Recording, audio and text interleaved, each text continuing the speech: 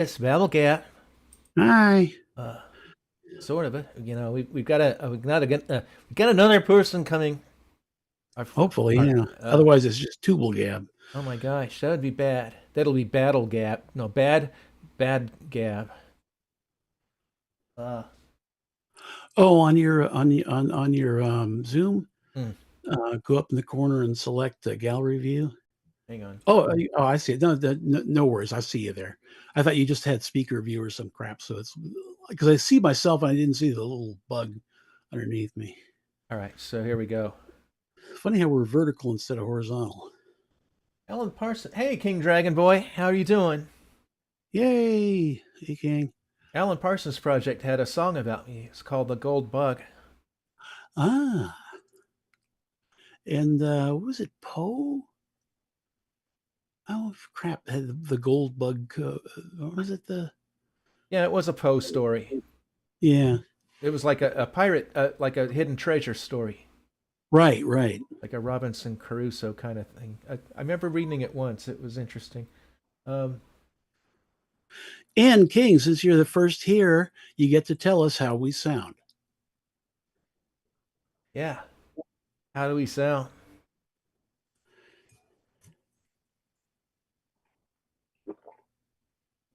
Well, while we're waiting for an answer, I was going to mention this to you, uh, Tony, before the show started because I was in that scene. I'm finished. She's officially a. He says, "I'm just doing for every heroes of the universe our role play story with the amazing Spidey YouTube channel and Aladdin Dragonson. I will check these guys out, Dragon Boy. Just give me a couple months to get this film done because I'm in lock mode. I don't do anything anymore. Um, but yeah, so I'm stuck in the yard. I can't leave. Had a flooding rain a couple nights ago, and it was, remember how it was September where the whole yard was a lake? Oh yeah. It happened again. See, you got to get one of those LBJ, the amphi car. I'd love to have one of those. That would probably work. Well, no, I would need like a something that could go through the mud, okay? Because the water is not that deep, but the mud, you know. So Ah, I did take the okay. Mustang to a car show Sunday, and I got it stuck on the way in the mud. Ouch. Uh, I did manage to get it backward enough where I could get a running start and get it out, but it's tore the shit out of the dirt that was put down there. Um, Uh, so I don't know. I'm afraid to even use that driveway now, the way things are going. But it'll work out. I'm just waiting for it to turf up. You yeah. know, I think Beach Boys had an album called Turf Up. Um, Turf up, something or other I can never it's remember. probably not worth remembering. It's like one of those songs that just the Rolling Stone magazine people love that nobody Yeah. else, because it's just like you would think a song from the Beach Boys called "Surfs Up" would be a fun song, and instead it's like, oh, we're all gonna die of climate warming and all this bottles in the sea, and I don't know. It was just a depressing Brian Wilson in bed song. Ah, Um, anyway, they're out back chopping down another tree. I've got two trees that are being one was a big one, like the centerpiece of my backyard. So I'm going to be ah, forever moving like bits of the trunk, and burning it, and then yeah. uh, I needed somebody to carve it into something. and Yeah, I think King's gonna abandon us here. okay, well, take care. Skyrim, good old Skyrim. So Tony, I was going to talk about the dragon animation Yeah, the things. dragon. So yeah, she's officially a dragon now. Yay. Um, so I'm trying to figure out what to. So as Terry says, "Hey, Dad, it worked. She's back to normal," and she gets pissed. At Terry, and As, huh? as usual. Yeah. So she grabs Terry, and she's like, "I bet you taste like an orange dreamsicle," and Steve's like, "Don't eat my son." and, so But anyway, so I wanted a little bit of exhibition for for the concert. I wanted one Ah, of them saying, uh, well, at least we won't have to deal with the Hogleys after tomorrow. They're going on the world tour, and then I want one of them to ah, say that that should be our world tour. yeah. I kind of want to set it up and let people know what's going to happen. Uh, but Ah, yeah. so we've got the. I don't know if it's better if if she's a dragon when they have that conversation, or if we do that because okay, so we're about to end it. Uh, Either she can shoot a lightning bolt as a dragon and ruin the well pump, or we could go with the original story where she goes, he's like a Le Mans race car or something, and goes out of control. I think that's kind of the original. That's probably what you want. Yeah. Okay, so we'll do that. Um, I was thinking kind of what was it, a Lola T17 or a T? What was that? T70, that was the Le Mans racer. Yeah. That's kind of what I was trying to think of the other week, and I couldn't think of it. Oh. Anyway, that's kind of what I was thinking, something like that. Mhm. Most of the time when I design a car, it doesn't end up looking like it's supposed to anyway. But uh, uh, Just, I think that was one of the best looking mid-engine, racer type cars. I think it is. I can't think of one that particularly looks better at the top of mine. Um,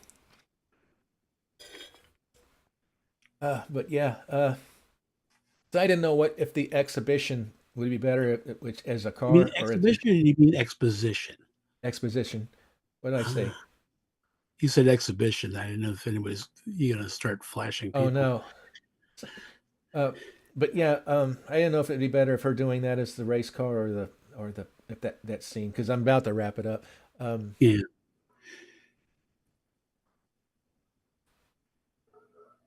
Stacy came over yesterday or the other day and did her lines, so Ah, that's one thing out of the way.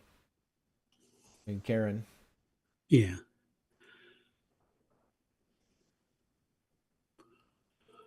I think I'm gonna have to break down and get a trim. well, yeah, you don't want it to grow forever. But Mm. like I said, like I said about a week or two ago, I think that's your a good length, you know. Just when I put a fedora on, I feel like I should get like a gold tooth. Eh, Kind of going for the Dr. John look.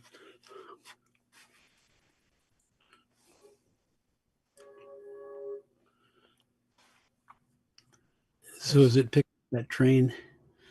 yeah, I heard it a little bit. It's not a big deal. Okay. The only thing I guess annoys me is with people where they're like blowing snot and doing different things like that. A little train in the background's not a big deal. Yeah. Um, anyway, I'm waiting for somebody to show up, or otherwise we're just kind of idling. Yeah. That's fine. I was going to talk about the film a little bit anyway. You can wait for Yeah. someone to show up before. Um, yeah, don't eat my son. So the thing is he was going to say, I've got very little left, magic left. Um, I can turn you back into a princess again, but I got to get back to work. And just as he's zapping her, and Terry says, and then make a sports car for, once he says that. And he's like, damn it, Terry.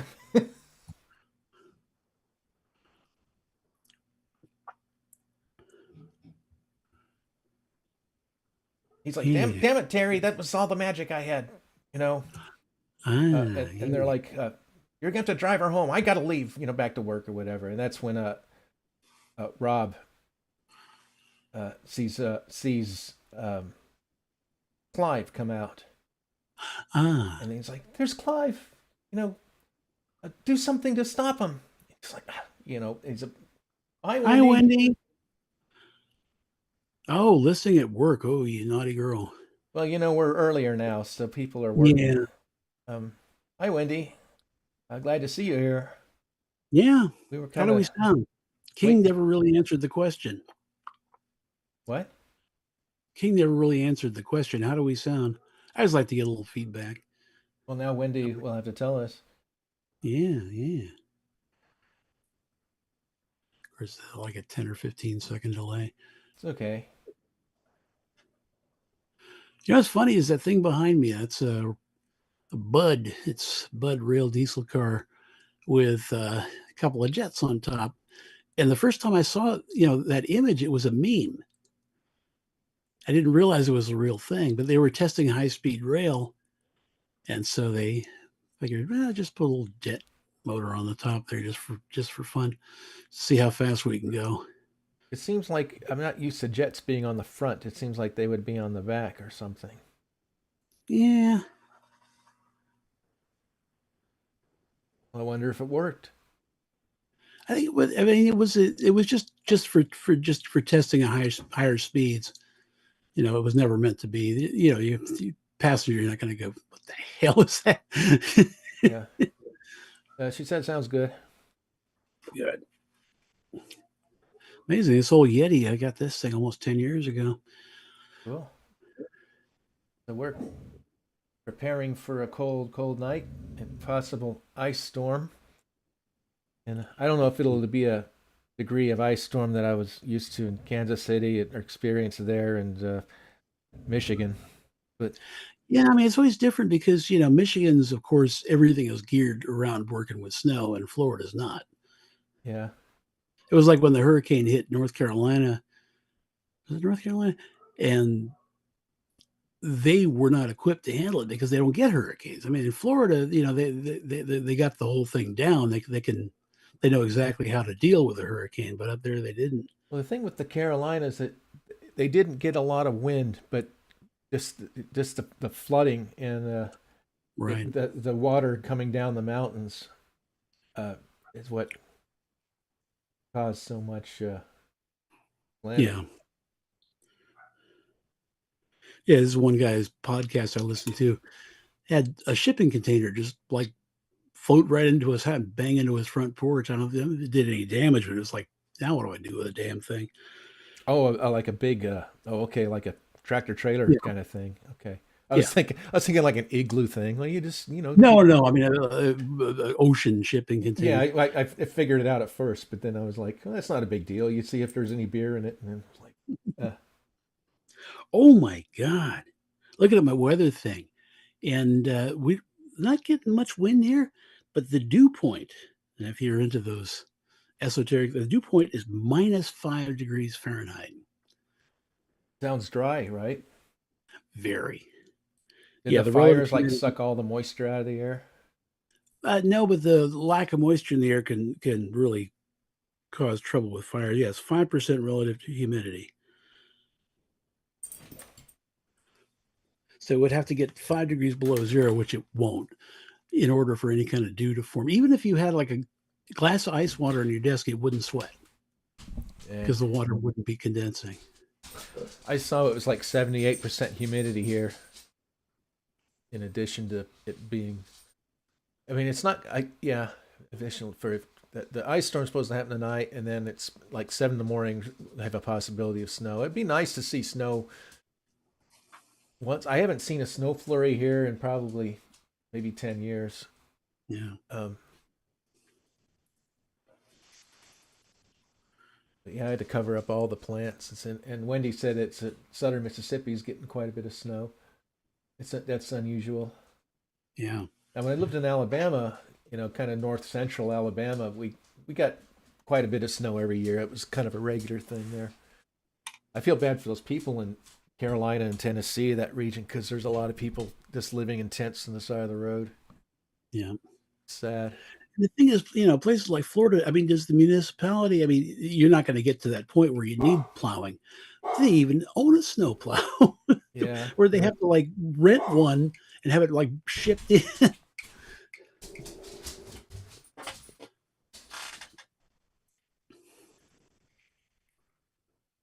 Because I used to see that up in Northern California, not snow plows, but just pickup trucks with a snow plow attachment on them, that were owned by the transportation department or whatever. Yeah. Well, the fires are over with. I don't think there are any new ones. That's what I was going to check. I gonna check and I kept forgetting. I don't know if I have Cal Fire. Captain Hush. Captain. That's a new superhero, Captain Hush. Captain Hush. I still want to make that TV show Captain Wapton. You know, the drama Yeah. about the. Let me zoom in here. She was asking how you were doing with the fires, but Yeah, I was just checking the website. Looks like they got a small one down in Oceanside, which is more towards San Diego. Oh, they got one in San Diego. What in the heck? Because ours, the one up in the mountain, the one I put the picture up a couple of weeks back, it's, I think, technically still burning, but they're just letting it burn out. It's, I think it's away from, I think they've dropped the evacuation orders and all that.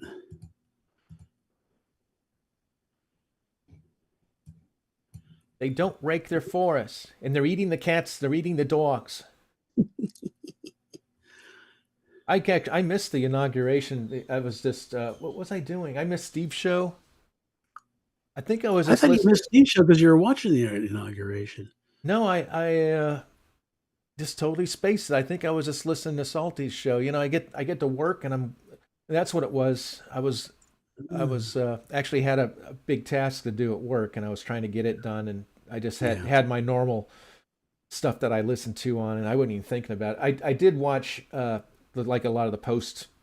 I saw the important part where he was signing all the executive orders. I watched that live, Oh, yeah. but am I the only? I guess I'm an oddball because I don't like that military marching band music. I just don't like it. I don't understand who does. I mean, sure people do, or they wouldn't do it. I don't get it.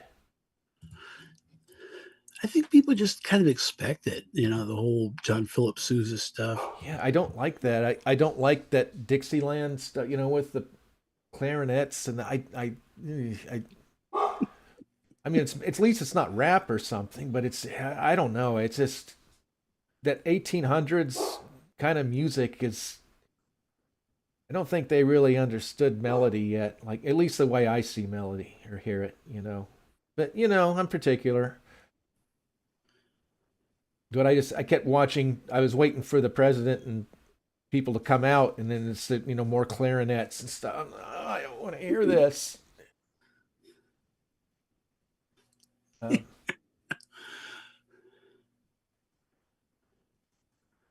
Yeah, I was actually watching. I watched it on C-SPAN too because that had the minimum amount of, no commentary, no talking heads or any of that crap. It was just pretty much a straight feed. Only trouble was the captioning didn't work. I had it turned on, but it didn't work. It's strange. hmm. But I didn't really need to hear. But I think everybody. I mean, it was Maddie was there and Phil was there and I was there, and we were all all watching the other stuff. Oh, how did Lauren fare with her house and stuff? Well, that was fine. That fire they took care of pretty quick. The evacuation order was lifted the next day.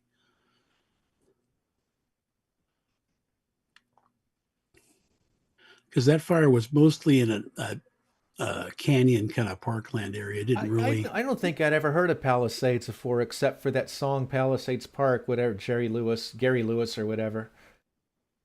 Yeah, and I think I don't even know if that's in California. I think no, it's in California. But the thing is, it has nothing to do with Pacific Palisades.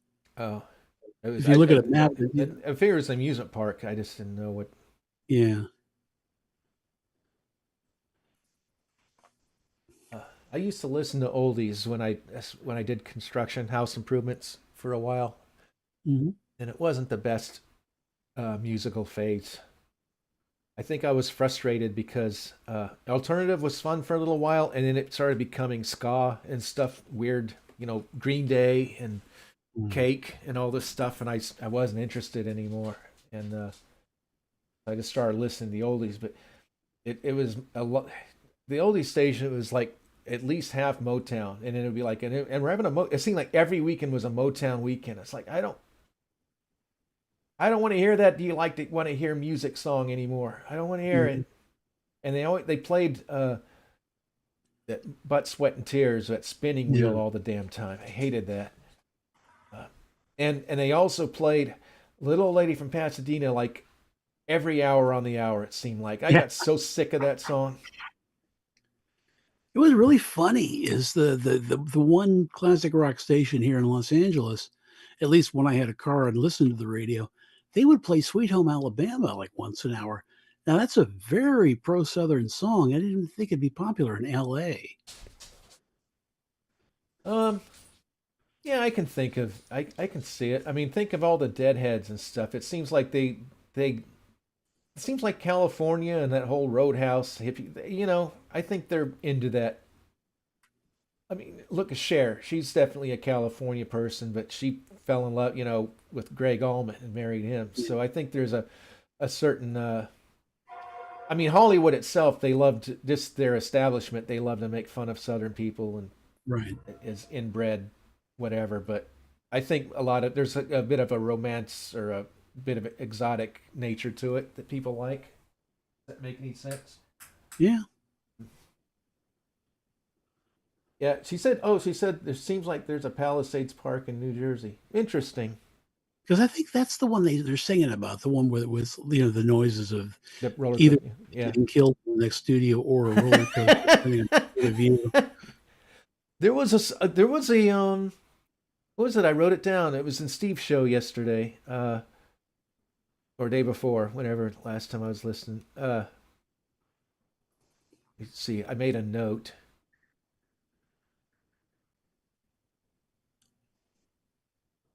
Those are always good. Well, it's good to do. It's good to make notes. Yeah. Because you never get our age, you never remember it. You know, right now. Um, well, shit.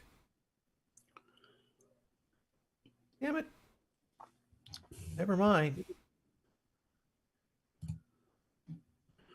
I had to I had to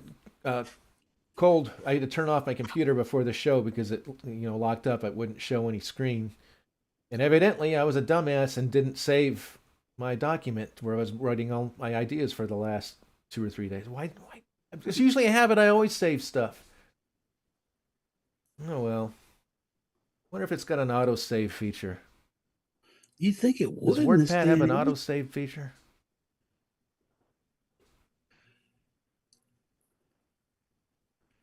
Oh, it probably made a little pop up as you were shutting the computer down and said, "Do you want to save this?" But then it disappeared too quickly. Yeah, because I didn't. All I did is hit the power button and hold it to shut the computer off. Oh well, kind of sucks. I don't think I've got any new. Um, I don't have any new. I just doesn't make any sense. I know I've saved it. Like I mean, I don't have anything new from like 2 weeks. I know I've saved it since then. Damn it, that kind of annoys me. Anyway, Steve played another song and it sounded like somebody floofed in the audience, just like before. Ah. Well, the famous one was Roller Coaster of Love, but Yeah, it's almost the same noises that you hear in the song Palisades Park. yeah, but the thing is, it's what people overlook. Okay, it's in the middle of it, and all of a sudden you hear ah. Yeah. The thing is when when the song starts in the introduction music, you hear ah. It's the same thing. It's the same guy doing. They said it was a keyboard player making that noise. Ah. That's all it is. Uh, I think in Palisades Park they actually used like a sound clip of the real thing or something. yeah, it sounded like a typical like screaming on a roller coaster thing. I didn't like it. I don't like any of those songs. Uh,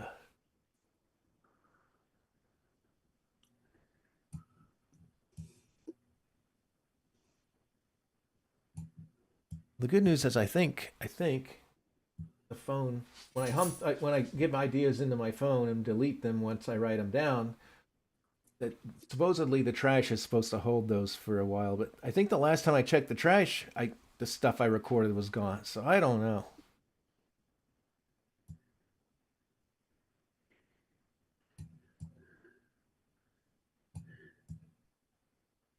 I wish Steve would show up.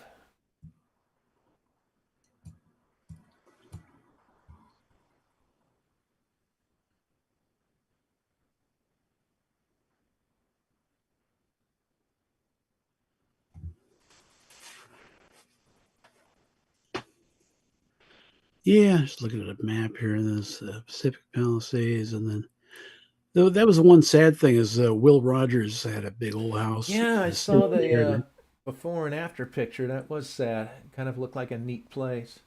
yeah, I think some of those are going to try and they have enough pictures and kind of views of it where they're going to try and recreate it. I wish I could recreate Judy's house if I was a millionaire. But It'd have to then be on that lot though, with that weird kind of dip in the middle of it. I like the dip. We used to Yeah. roll down the hills when we were kids and stuff. And they would sleigh down it. I don't know if I don't remember doing that, but I remember rolling down it. Um, but the dips, it kind of, I guess erosion Mm-hmm. made it much less dramatic now. The dip isn't is I made the picture I did. I mean, in the it was like it was then, but it seemed like it's like because I was telling them when I was in, I was like, these don't seem steep enough to roll down. Like, and they said, yeah, it's changed, over the years. But yeah, it used to be a lot deeper bank where you could roll down. And I remember one time I was a kid. Do you remember that when you were a kid? I was like probably 3 or 4, and I rolled down the hill like I was dying, like and Pam and all the and her friends, they're teenage girls. They grabbed me and put me on the front porch and act like they were all doctoring me. It was really fun.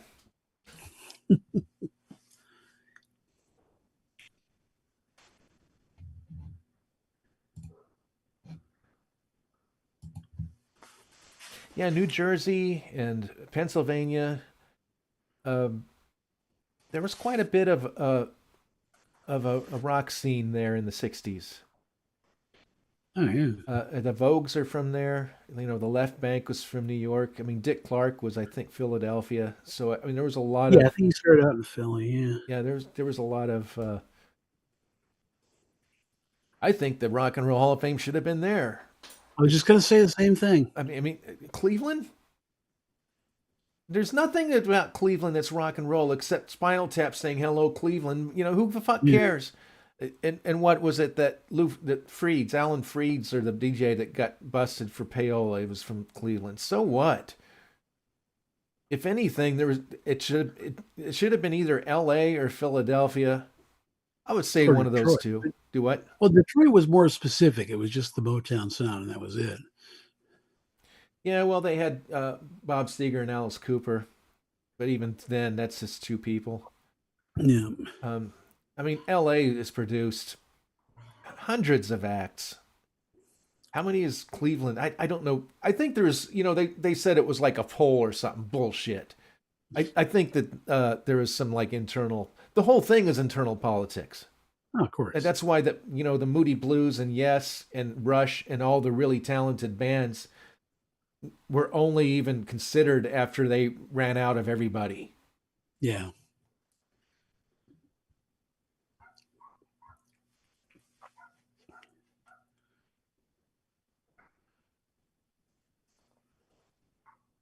Well, the thing with New York is, you think of rock and roll in New York, and it's all that kind of, Velvet Underground, Debbie Harry kind of stuff. Yeah, that's surprising that the Left Bank was from New York. Um, because they're very that the Baroque pop. Yeah, I said I thought they were French or something when I first. I guess because there's like a bank in Paris. Yeah, South. it's the River Seine. It's the because the left bank. I guess it's on the left as you go down the river. I'm not sure. That's what it is. The left. Wait, the Left Bank is the band, Yeah, or the but Paris is I it's a forget. I bank, but I forget. don't think it's the Left Bank on the Paris. The It's Rive Gauche. Yeah. I thought But there's interesting. definitely a good side of the river and a not so good side of the river. You want to be on one side or other. It's like the train tracks in some towns. Oh, You want to be on this side of the tracks, not that side. I just don't know when they refer to a left bank of a river If they mean it's if you're traveling down the river with the flow of the river, it would be on your left.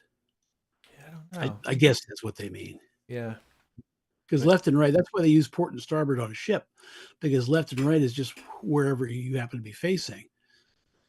they were women. I didn't like a whole lot of Left Bank songs, but they're, if it makes any sense, they're still one of my favorite bands. Uh, then I guess that's something that's interesting to think about. What if what if a band has, let's say every band has an average of 40 songs. Let's say a Left Bank, I might like 10 of them, maybe 7, but they left such an impression on me Oh that yeah. they became a favorite band, even though I think like a majority of their stuff doesn't register with me very well.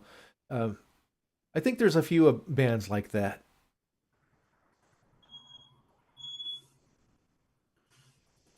Wendy's going to cook dinner, but we'll try to get back. Oh, you must be home. You must live Yeah. close to home.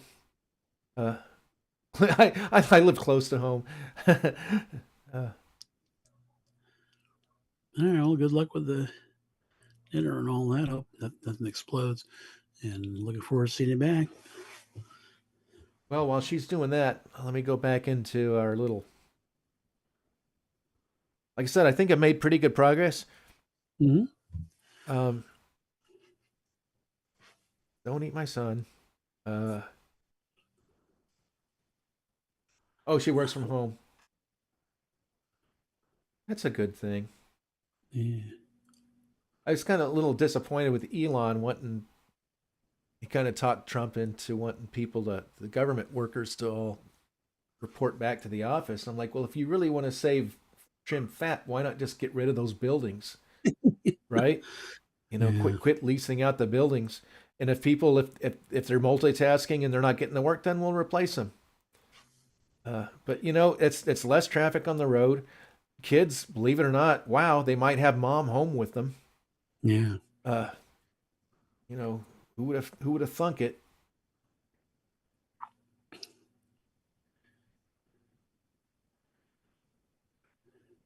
You remember that movie? Well, crap. Um, Alien Nation. It was a movie and then it became a TV series. I saw a little bit of it. Yeah, I think I'm turning into one of those aliens. I was looking at the freckles. It's just that they're getting more of them. I don't know. I just never noticed there were that many, and not so many on this side, but the whole crap ton of them on this side. So if you thought about, you do a full beard. No, because you know what happens is it grows 10 times as thick down here. That's what razors are for. And yeah, that's what I do now. Is cut it off. Well, I mean, what's the big deal? When you're shaving, you shave your neck. Yeah, that's fine. Okay. But that's not a full beard. Oh, I didn't mean a neck beard. I just meant cover up the freckles that goes up to your ear. Yeah. No, I hate neck beards. I never could understand that.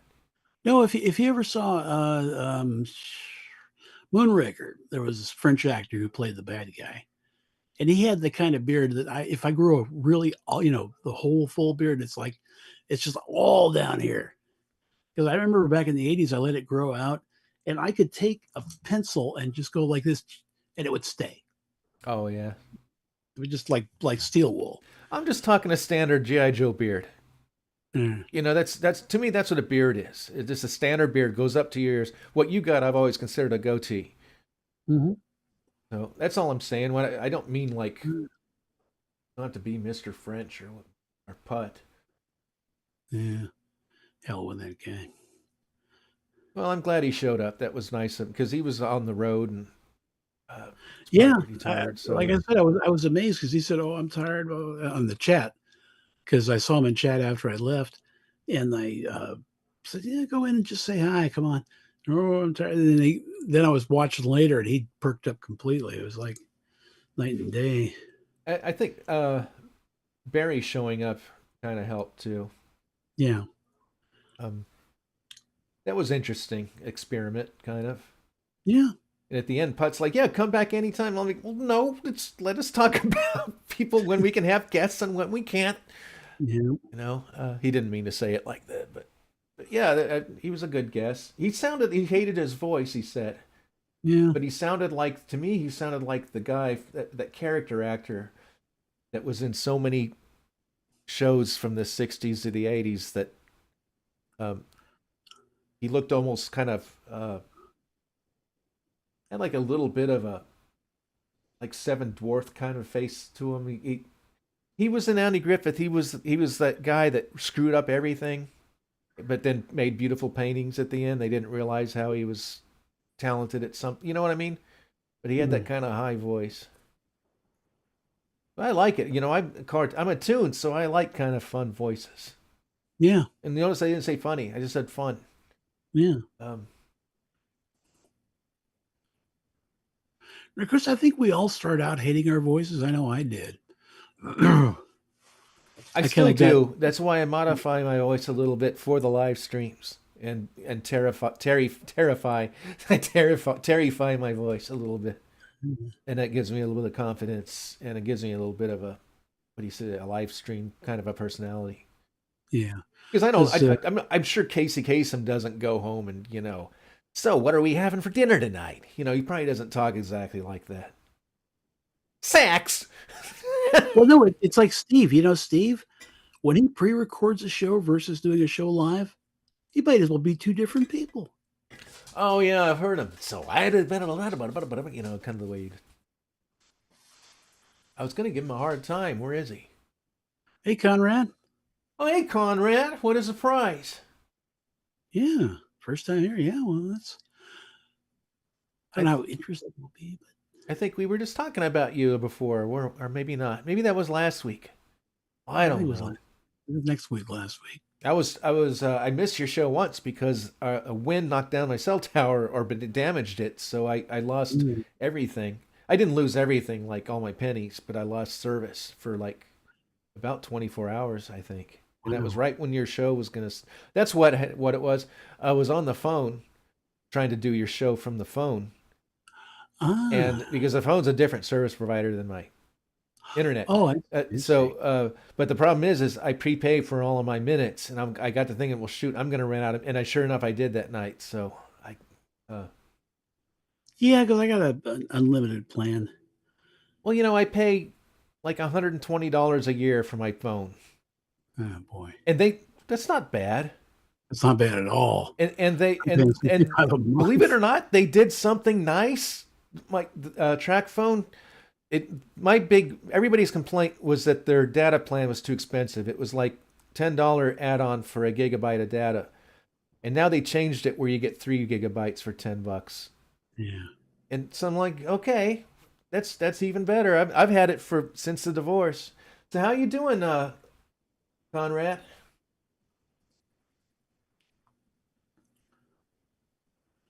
I think Conrad. Conrad plays Apology None more than Steve does, and Steve's supposed to Yeah. be my best friend. Uh, Well, where's Steve now? I know. Where is he when you? Uh, he says I'm unlimited for the same price. Well, tell me what plan you got, and I'll get it. Well, I don't know how they do it over there in Ireland, but A phone service is really expensive here. My cousin, they pay like $300 a month for their phone service. oh no, I was going to say, boy, I got to pay $65 a month. I've got like the senior old full plan, and it's unlimited data, but if I use too much, it'll clunk down from 5G to 3G or whatever, however that works. Hey Conrad, do you mind, Tony? Do you want to join us, Conrad? I almost could move to Ireland. My not my grandfather. I think my great grandfather on my father's side was born in Limerick, and then back about six or more generations. I traced it all the way back to the year 1710 in Limerick, and my sixth great grandfather, Bassett Dixon, was born there in 1710. Nice. Is that where they get limericks from? Now, they've never heard you. You try to tell Limerick and Limerick, they won't know what the hell you're talking about. I flew over Ireland once. I Ah, flew over a town called Cork. Oh yeah, they just had pins all over it, right? Didn't it? I don't know. It had holes in it. It was kind of brown with holes. Just big push pins, kind of just stuck Yeah. everywhere. I got to thinking at least if we crashed, it would be kind of soft because it'd be like a cork. Yeah, there you go. I'm a cork in the water. No, I'm not. Brian Wilson's was a cork in the water, Was and that what that? and Aerosmith was just a bug in the sea. 1710 in Limerick, 5:10. No, no, the year of our Lord, 1710. But my phone seemed to think I needed to know that Star Wars shocker Ryan Gosling to star in standalone movie. Now, why would you name yourself after a baby goose? Why not just be a goose? Why not just be Ryan Goose? Why Gosling? Because he was down with it. You dig? Get it down with it. Um, Goose. well, no, I just said I flew over Cork. That's all. But mine was a whole aside from what Tony was talking about. Yeah. But yeah, maybe you can if you want to join us, Conrad. I'm sure you can. Although we kind of have a rule where we don't just kind of uh, uh, do that without conferring. But it's just me and Tony, and Tony likes you because we're both at your show every week, or I try Yeah. to. Uh, we try to get people that are fun, and you're a fun person. Conrad did a cameo in the last page of Summer Film. He was the guy in the Jaguar convertible with the bullhorn going Terry, going by. You remember that? Oh, yeah. No, no, Conrad. I know it's his name. Maybe it's his name. I know it's his name, but just what does it come? What does names come from somewhere? One of your great ancestors might have been like a shoe salesman, so your name is shoe salesman. But was his great great great great great great great grandfather a Gosling? Or maybe he was a goose rancher, if there are such things. I don't know. Do they have goose ranches? I think it's more interesting to think of how people just came up with names, surnames. Was there like a form people just fill out and write things down, like when people are trying to come up with band names and they just write them down and people choose. How does a name come about, like a Well, I surname? mean, for hundreds of years, it was the church. You would just say, "Okay, here's the kid. Let's throw some water on him," and you write down in your big book that his name is shit that I can't even freaking read. Well, he said maybe it started from a nickname. That could be possible. Yeah, Oh, he said he can't join us, but oh, that's fine. I just don't want to be rude. yeah. Uh, we were trying to. We were. Oh, Jack is another one because there are people whose legal name is Jack, but it's also considered a nickname for John. Like people called John F. Kennedy Jack Kennedy, and my dad called me Jack because my first name is John, but he was the only one who ever did. I'm kind of a traditionalist with names, and I get a little annoyed with the newer generation, and get off my lawn. But I do get annoyed that they're naming kids not they started naming kids surnames, then they started naming them after states, and then now they're just like giving them dog names. Yeah, Fido. I mean, I got a cousin, bless her heart, and her name's October. It's like, come on, this what happened to John Is and she at least Cindy is she and a redhead? Brenda and Veronica and Ted? What happened to just names that were Yeah. Is she a redhead? like the Archies? No, Um, I was thinking of redhead October. oh, Hunt for Red Hot. Oh goodness. Uh, I don't know, but she likes Apology None. She likes the new film. Her favorite scene, at least from what I showed them, her favorite scene is when Terry is on the kite and falls off and lands in the melon truck on the bridge. Ah. That was her favorite scene. Wanted to see it over and over. I think. Conrad says I'm cool, Timmy. Oh, thank you. Hey, I'm Irish and got called Conrad. Mhm. But What? then again, what's funny is some people would end up being called Connie, even though we consider Connie as a nickname for the girl's name, Constance. I So, just like, think of the Lockheed constellation plane. Right, and they call that Connie. But also Conrad Hilton. I don't know if anybody called him Connie. He was the hotel guy. Did you know I've got a few comments on that video with the constellation where people were so impressed that I not only did I do a rare plane like that, but I just kind of nailed it, and the Yeah. TWA logo and everything, because there's a lot of enthusiasts for the trains and planes that look at that channel and they're just like, I can't believe you did that. That's you really it was kind of cool.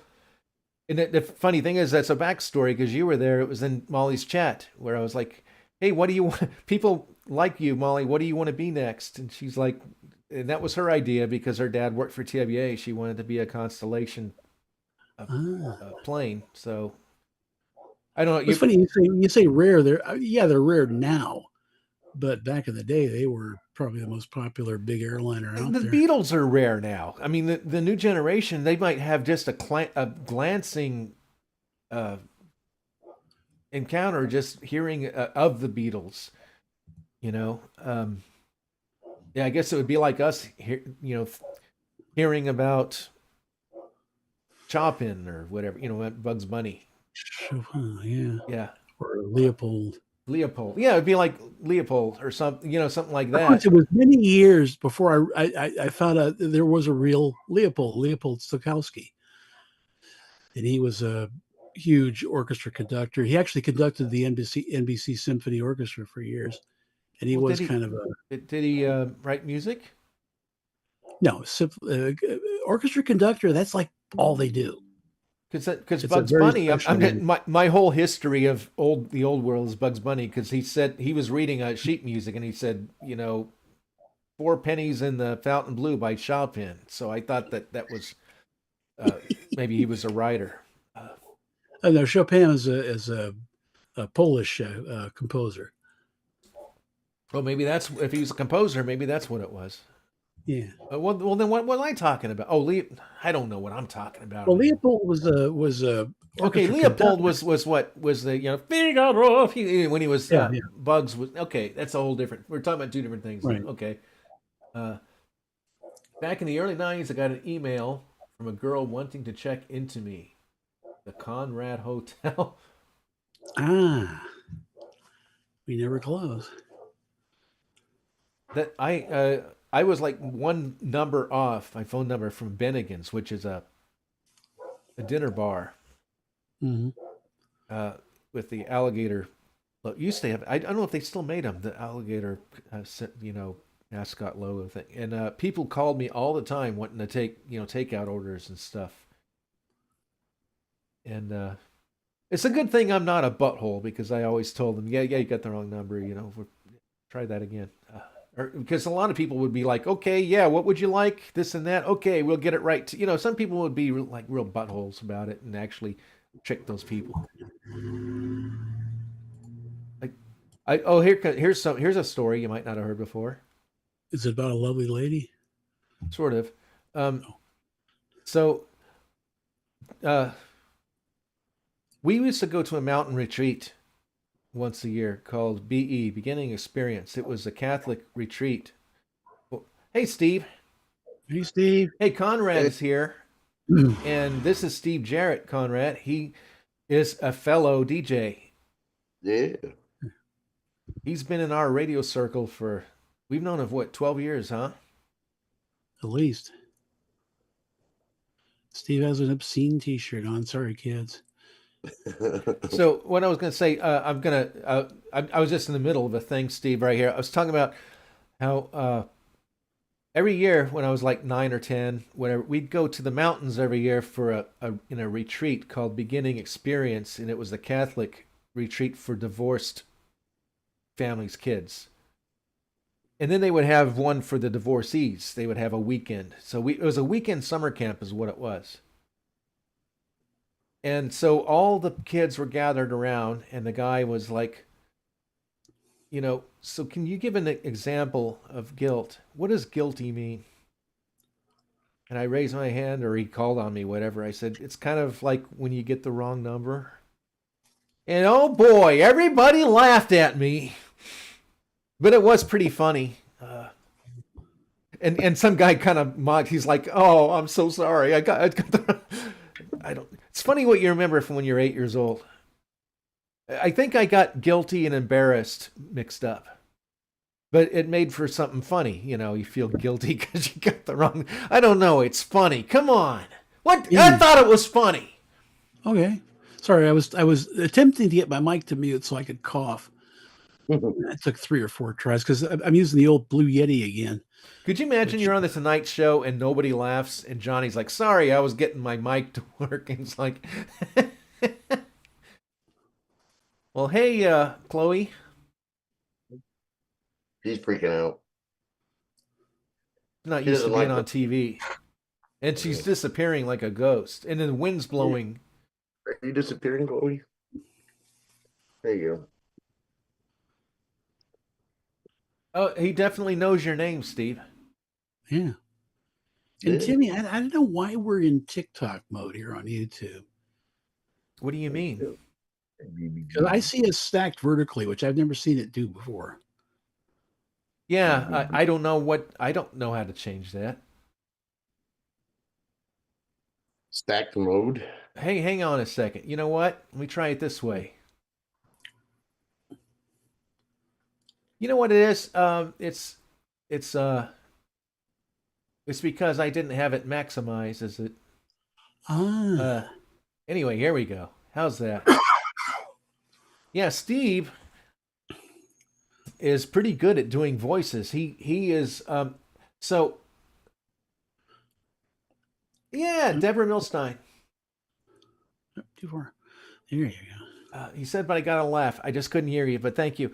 So anyway, Steve is in the Apology None movies. He played Don Heisler in The Last Page of Summer movie. Huh? The TV guy. Steve, Gotta give us be your coffee, Casey right? Kasem. Coming up on American Top 40, a long distance dedication from a dumbass to a dickhead. There you go. He can do Andy Griffith, and he can do not Paul Lynde. What's the other one that the Hoodoo? Oh, I forgot his name. Charles Nelson Riley. Yeah. Who sometimes comes out like Don Adams. Well, that's just, you were out of practice there. Yes. So it looks like the new film is going to be done. Oh, go ahead, Steve. No, I was just saying I've been watching some of Match Game lately and trying to get Charles Nelson Riley's calm demeanor down too, not just his hyperactive.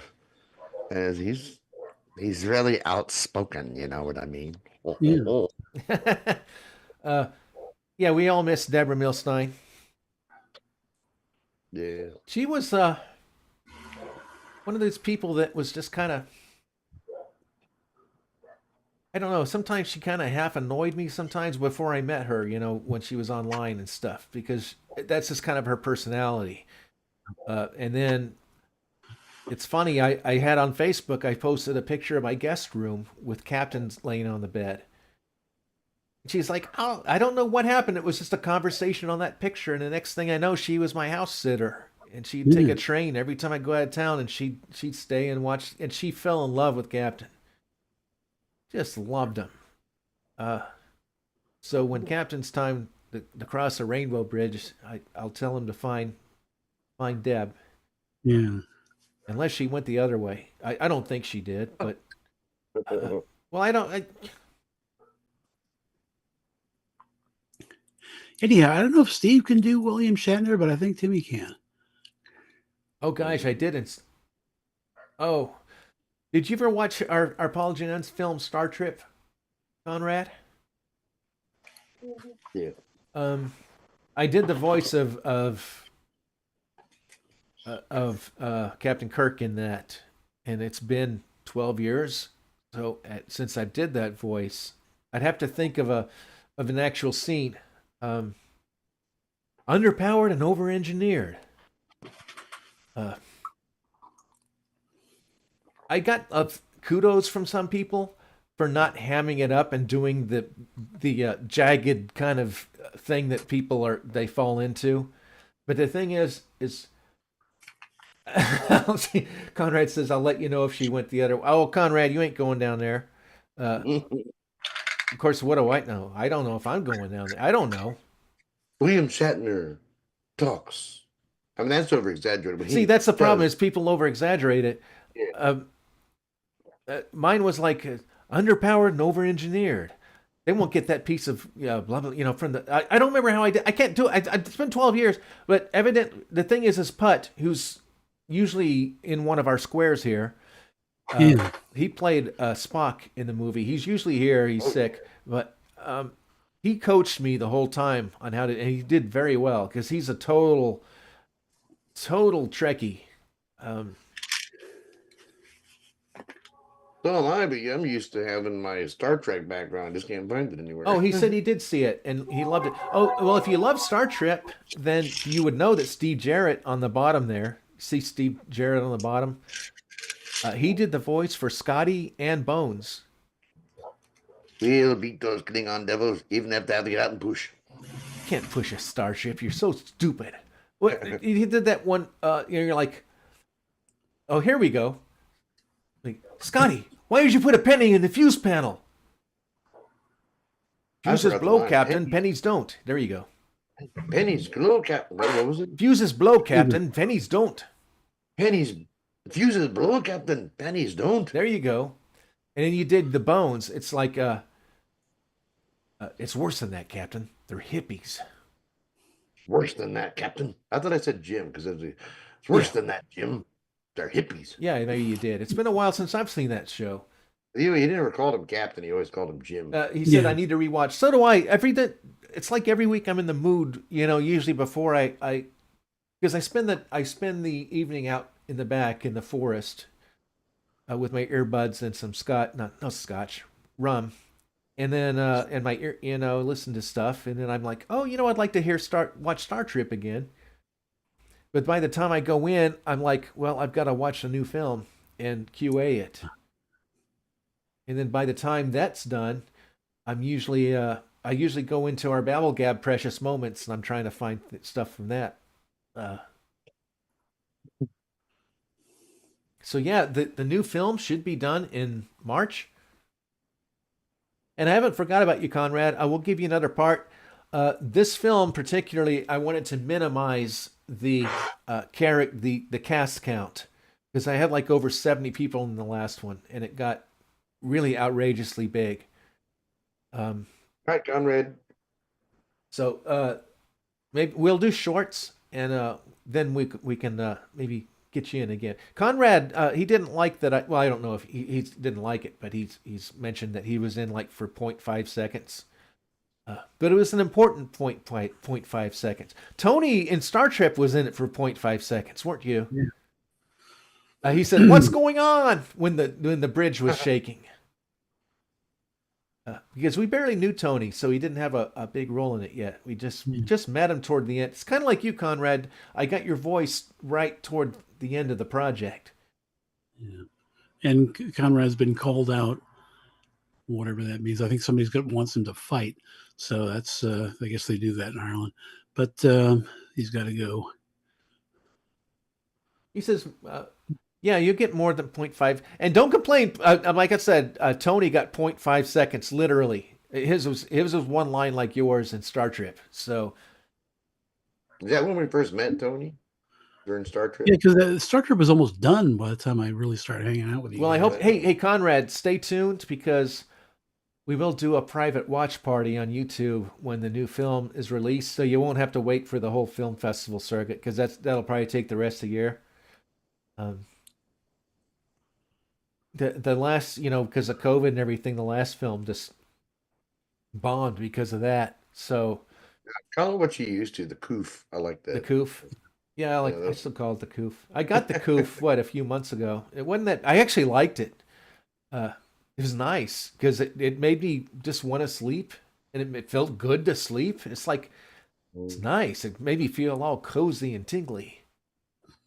My throat was sore at first, but the doctor took care of that. So Yeah, Oh, he's supposed to be in the kitchen. Well, go to your family, and hey, thanks for hanging out. And we do this every Tuesday. So just click on whatever Facebook link I put up, and we hope to see you. Yeah. See you, Conrad. See you, Conrad. We'll see you next week.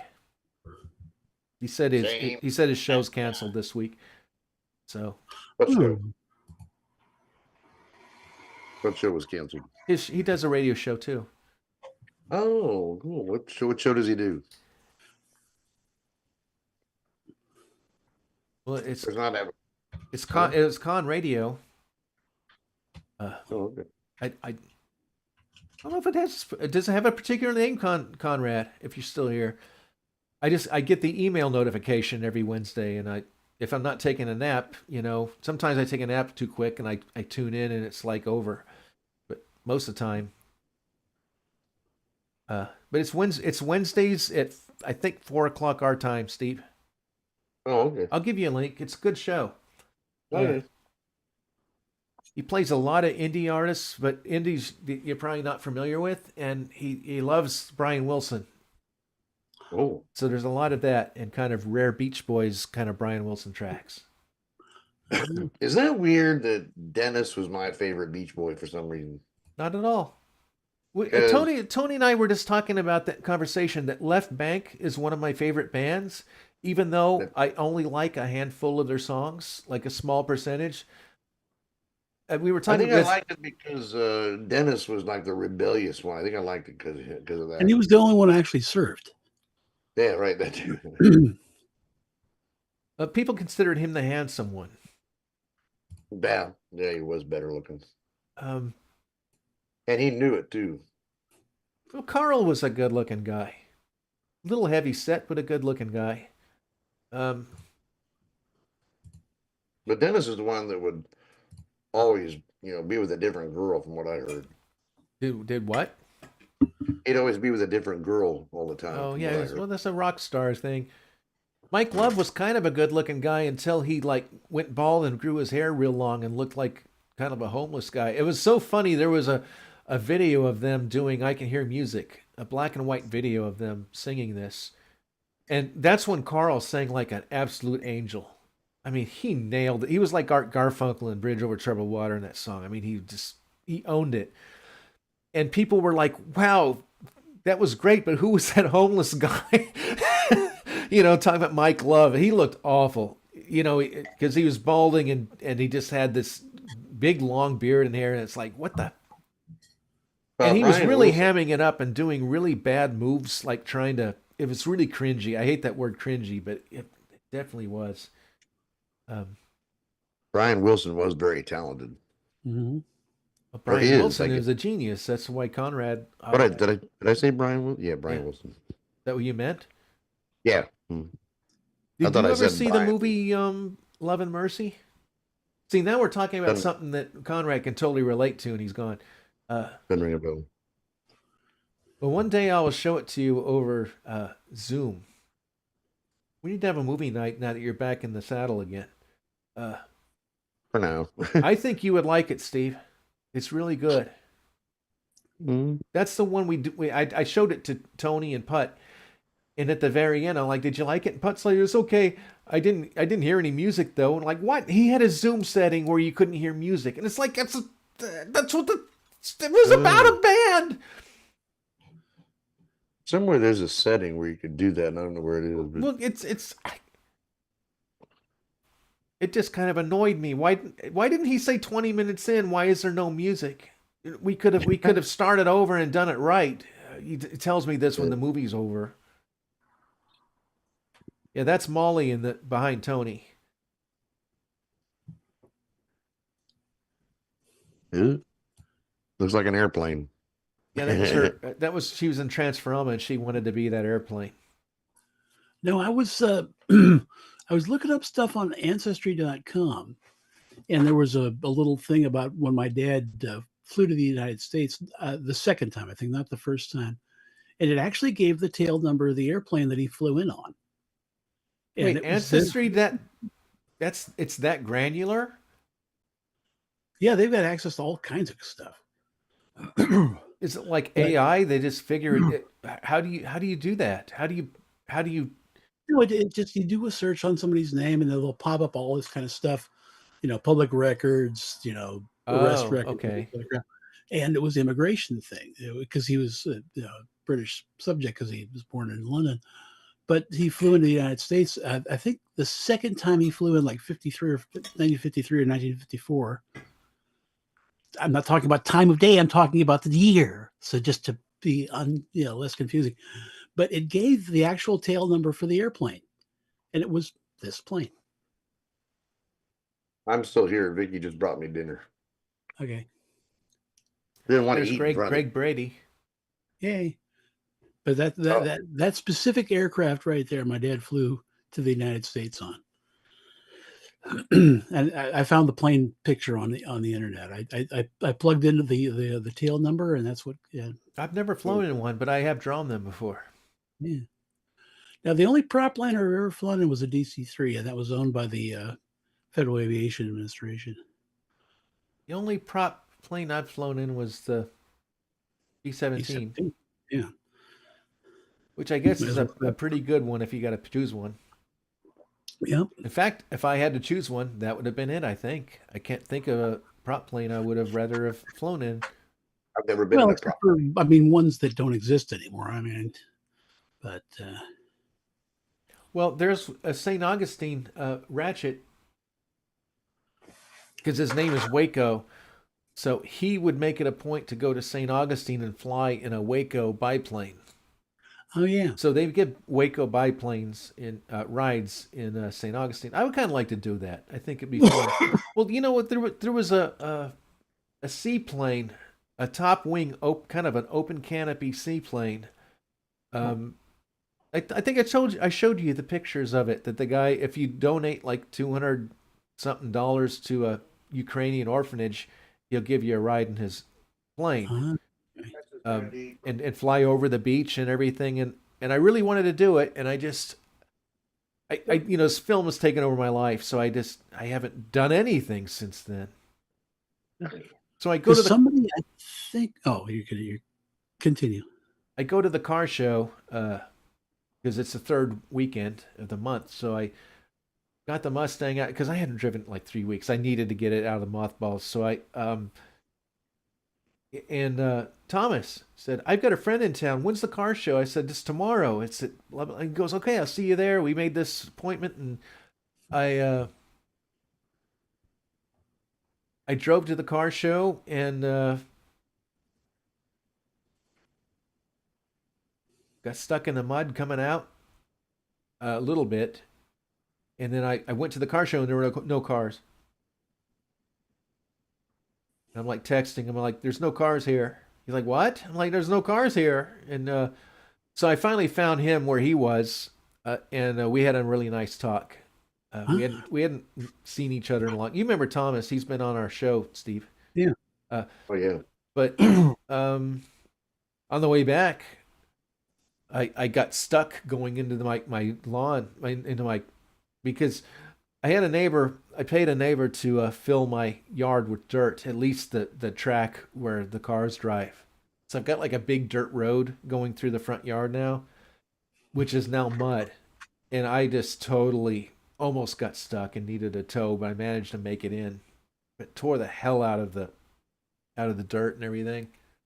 And now it's raining again. I mean, it's raining. It's going to be near freezing tonight. It said freezing rain, so we're going to have an ice storm, I guess. And possible snow in the morning. We'll see how it goes. I went and covered up my plants before the show, all the desert plant, the agaves and century plants, and I guess I must have a major hole in one of my boots because I was walking into the water to get to one of them, and it just instantly filled with water. In fact, I was at least smart enough to take my socks off and get back into the boots again so I didn't ruin my socks. And that was a good idea because as soon as I walked in there, it just filled right up. And so we'll see. Probably nothing will happen. But it would be nice to see some white. That's racist! That's racist! Yeah, it would be nice to see some white people around. You know what they say? Black snow matters. You know, you go to New Colorado York for that, City. Denver. That was one of the things that I thought was gross because people are like, "Oh, Colorado, the snow's so beautiful." Well, yeah, it kind of is, unless you're in Denver, where I lived, and it's like the buses and all that diesel and everything in the air just turns the snow black before you even can sneeze on it. Well, that was a line in Betty Davis Eyes, wasn't it? She's pure as New York snow. Oh, that's disgusting. That must be like a backhanded compliment or something. Like it's like you're as pure as baby powder and cocaine. I don't know. That wasn't nice. Well, I don't think that song was cared too much about being nice. Like Really? always a Was woman to it me. backhanded that song? I don't know. I knew that Marty Feldman's eyes was. It was kind of a. Yeah. It's like Billy Joel's Always a Woman. Oh, I hate that song. She'll kick your butt and step on your toe. She'll steal your coffee. And it's like, She'll okay. she'll report your income to the IRS. But I wanted to kill her. I wanted to floofy her. I think everybody did. Nobody could stand that bitch he was talking about. Yeah, that's why he divorced her, I think. You think he was talking about Christy Brinkley? Because she was pretty hot. I don't know, because the last one he was saying about, and what was the other one? Is don't go changing to try to blah, blah, blah. I love you just the way you are. And that was the wife he had before he dumped her and hooked up with Christy Brinkley. So speaking of Billy Joel, there's a guy out there that I found on YouTube that he kind of looks like Putt, and he's got several videos. I don't think it's all that he does, but he's got several videos, I guess, from Popular Demand about rock stars that wear wigs or have had hair implants, and he like analyzes everything. And there were some rock stars that Billy Joel's one of them that said his hair fell out because he was using all of these tonics and doing things to his hair all the time. And I'm like, and that guy said, that's bull. He says, yeah, that could make your hair fall out, but it's temporary. He said it's all hereditary. It was interesting. So he talked about all the people. It seemed like the people that were the worst culprits were Kiss. It's like all of them. In fact, I think that the lead singer guy with the star on his eye, his name, Chris? Well, the guy with the star on his eye, I thought his name was Chris something. he's the lead singer. Shit. Was either going to be the. Yeah, there was a Chris in the band, but I can't think of any. I can think of Gene Simmons, Ace Frehley, Peter Criss. That's the drummer, or the Paul Stanley.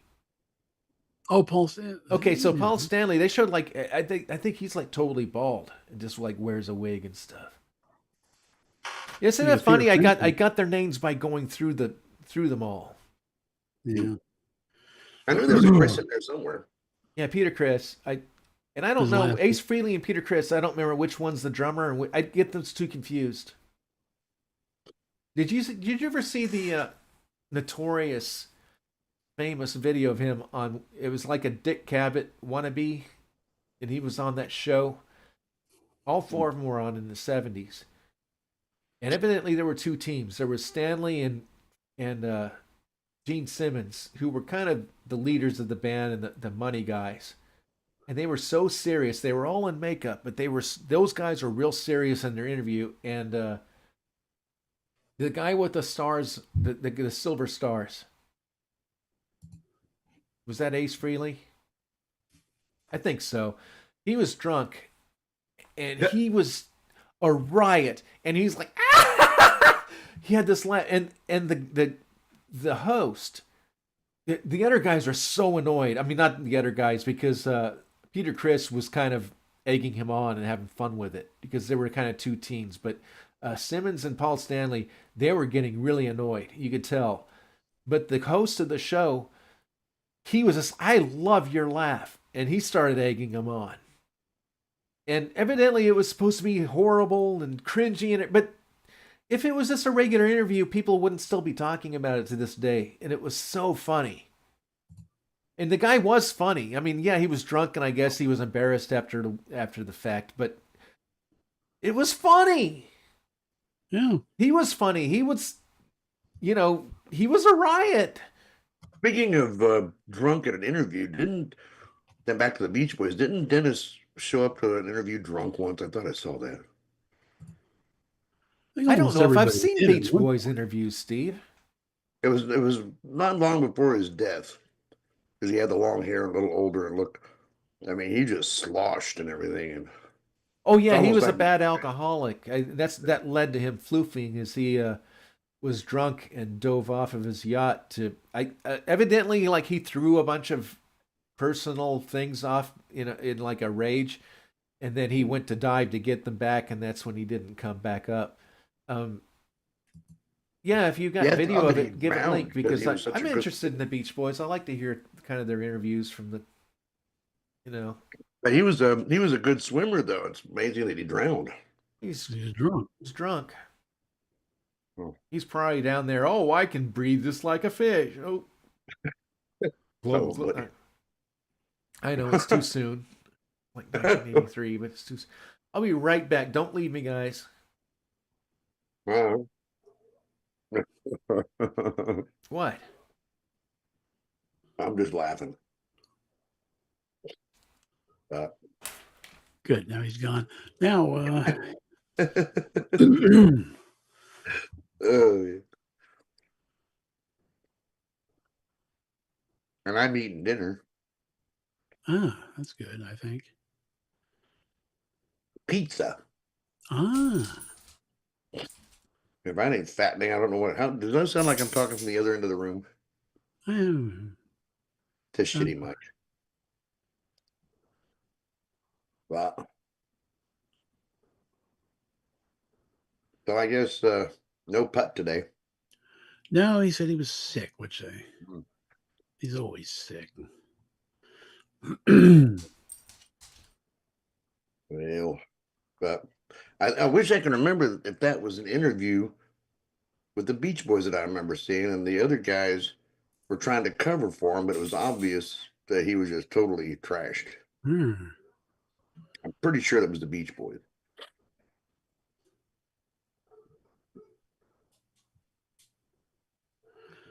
Uh, are all of them still here except for Dennis?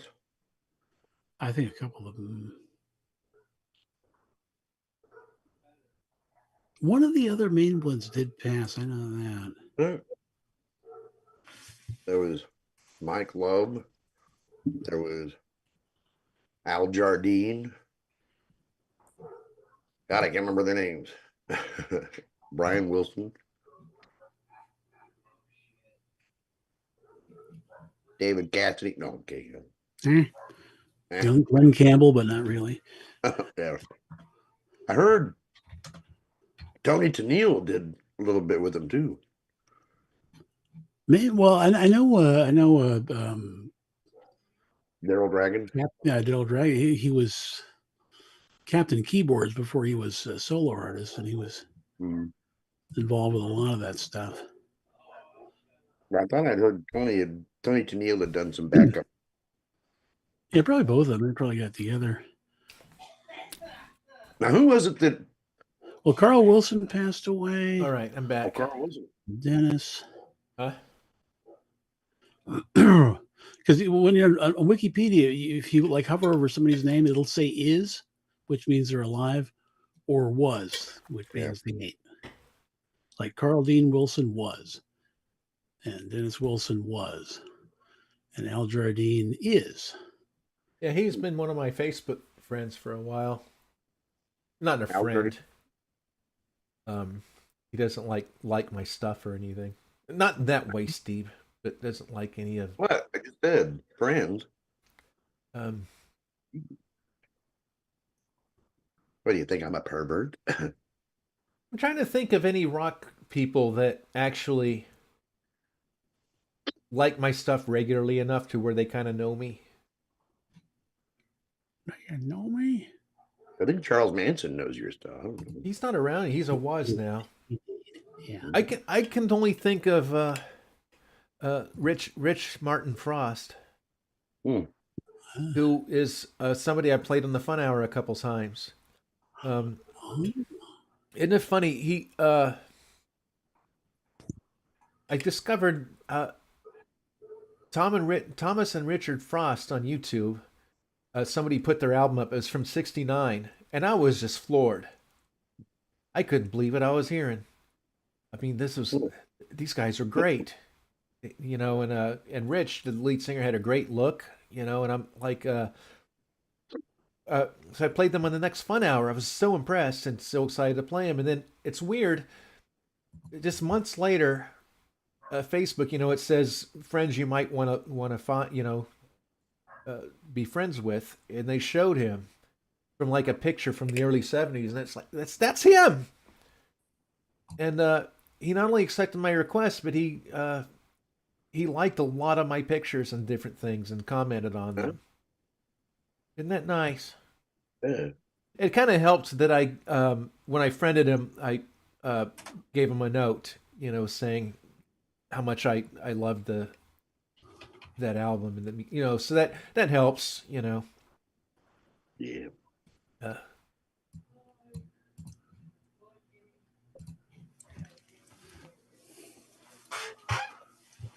I'm gonna get some coffee and be right back. Gonna poop, get some coffee. That took it to the. I'm glad we didn't say that in the. Poop, get some coffee.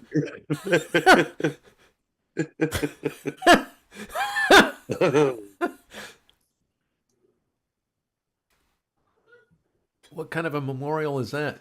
I see the Beach Boys with their surfboard there. That's where their house was. Wow.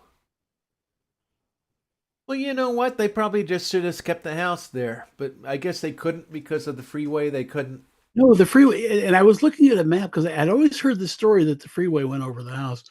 It actually kind of took a little jog, and if you look at the map, it's just that little piece of road where the Beach Boys' house was that got covered over by the freeway. Oh, that sucks. Like they almost did it deliberately. I'm not sure they didn't, but they had reasons for. But it was just kind of because the rest of the neighborhood's still there. It's just like one house. Really? On the corner Yeah, of because in the movie he like goes down the street to show her his childhood home, and it's like not there. Yeah. Yeah, because I think this thing is fairly recent that they put it up there. Just Well, that's nice. It doesn't look very surfy. I mean, it's holding the surfboard. I mean, the surfboard does, but the whole kind of facade doesn't look. Yeah. Like I would think that they would. I would have had something a little more California. I think the bricks have names on them, so maybe it was like those are sponsors. Oh, okay. Yeah, that makes sense. I guess. They do that a lot. Had to. There's a similar memorial. I took a picture of the Shenandoah crash. There's a memorial in Ava, Ohio, where it crashed. Isn't that neat? It's probably that size. It's a nice memorial. Yeah.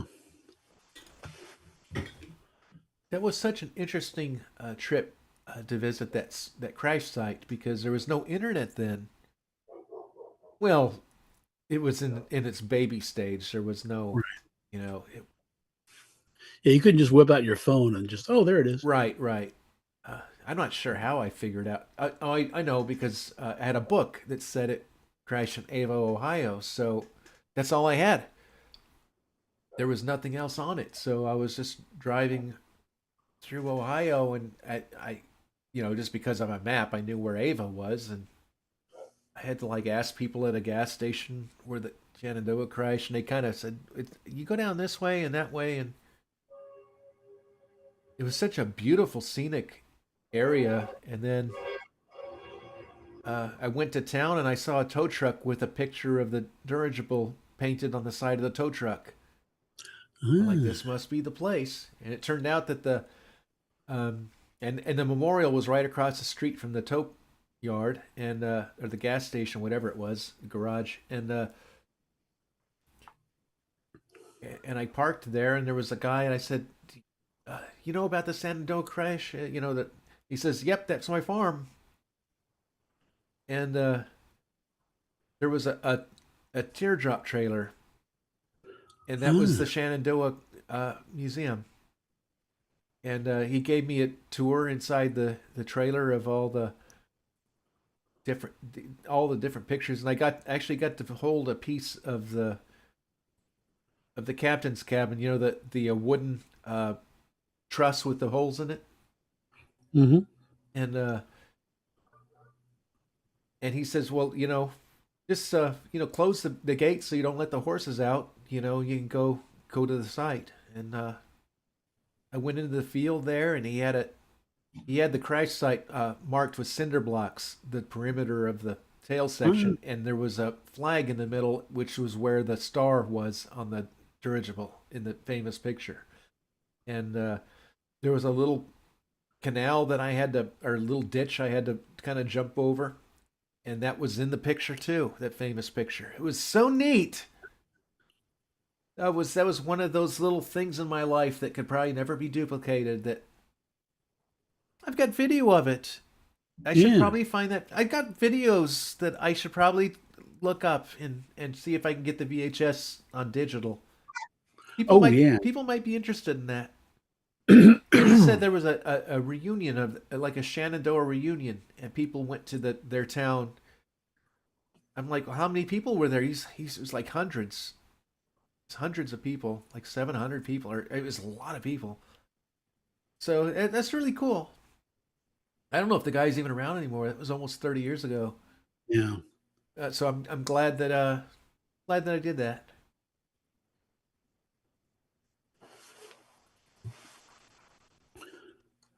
Yeah, not too many people with memories of that time period anymore. It'd have to be like 120 at this point. What, of the 90s or of the Shenandoah time? Oh, the Shenandoah, obviously. The only thing that kind of takes the romance out of it is, you remember the famous picture, right? The tail section. Yeah. Well, right behind, between the dirigible and the hill behind it, is like I-77. So you can actually go down I-77 and look off and see the flag. So it's that took a little bit of the romance out of it, that there's now a freeway running through it.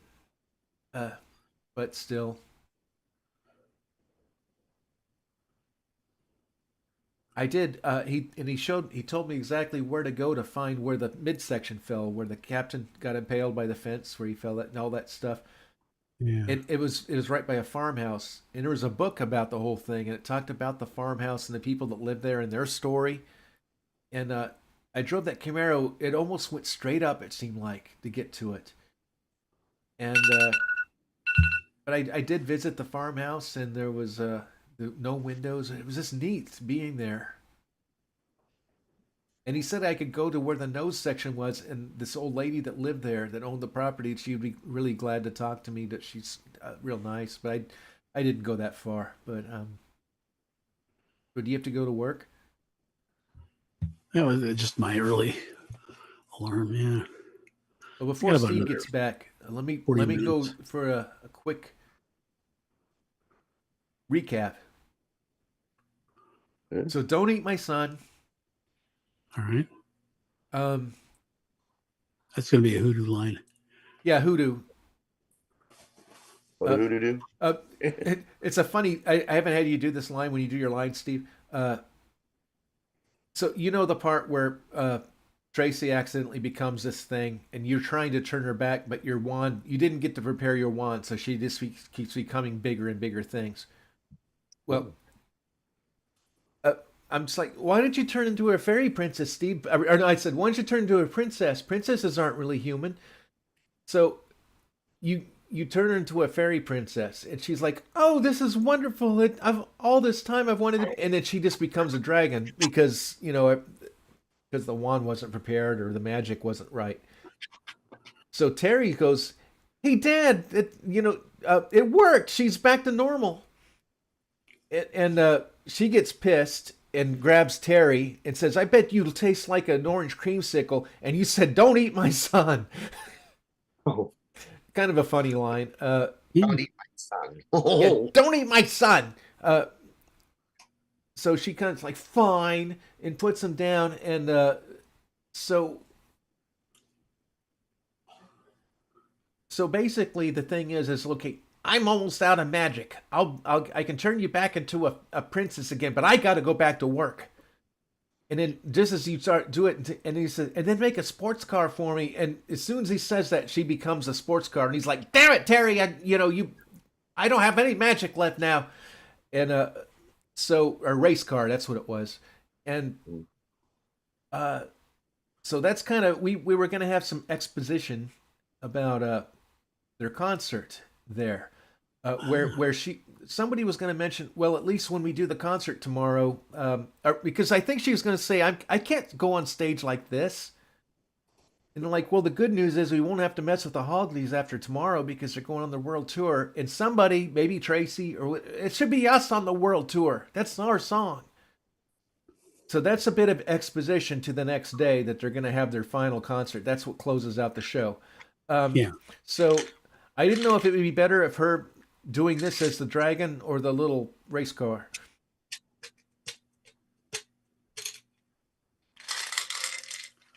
The exposition part. Would it look better if her doing it? I kind of think the dragon, but Yeah. because there's a part when she becomes the car. Steve's like, because they're kind of consulted. Zen's like, I kind of like her better as the car anyway, and you're like, well, fine, drive her home because I've got to go back to work. And Steve's about to go back to work, and that's when Rob says, "It's Clive, the bad guy that stole their tape." You listen, Steve. He said, "It's Clive. He's leaving the casino. Steve, stop him. Use your magic to."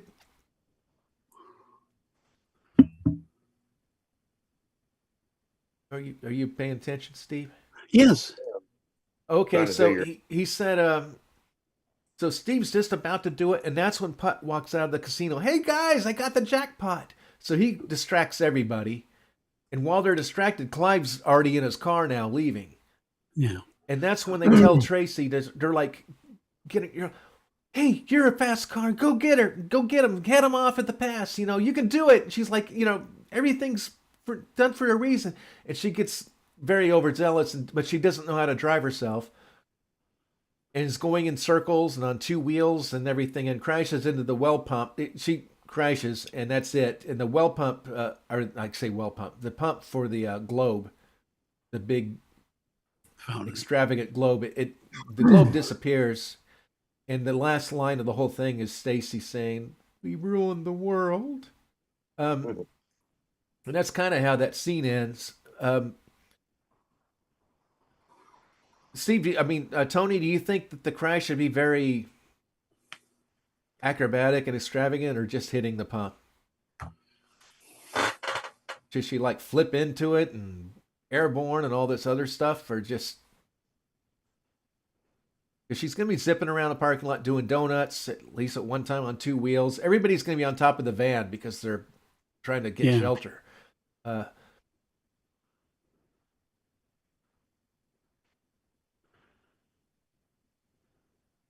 That's a good question. I just think kind of like sliding across the grass. Because like I said before, that little concrete block wall, those things get knocked down pretty easily. Well, but the whole scene has changed now, because when I was worried about the concrete wall, she was going to back into it as a T-bird and then go around the parking lot after that. Oh, I see. So this, if this is her last hurrah, she could totally bust apart hitting the wall and flip into the air now, because that's the end of it. The cliff thing isn't going to happen. So that's why I was wondering, should it be really, well, people do like extravagant kind of, because that's the thing that nails that scene, right? It's the it would be a climax. Yeah. She like flips over and over after hitting it just kind of lands in the well pump, and that's when the water. Anyway, that's kind of an aside. Okay, that's good, Tony. My question, Steve and Tony, is because The reason I'm saying it is because that's where I am now. She's now the dragon. Good looking dragon.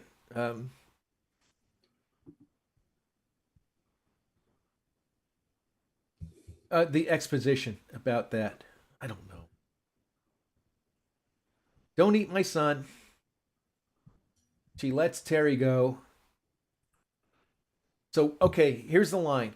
How can I go on stage looking like this? She could either be the little sports car or the dragon. And they're like, well, the bright side is the Hogleys, that'll be their last night before their world tour. Well, it's supposed to be our world tour. I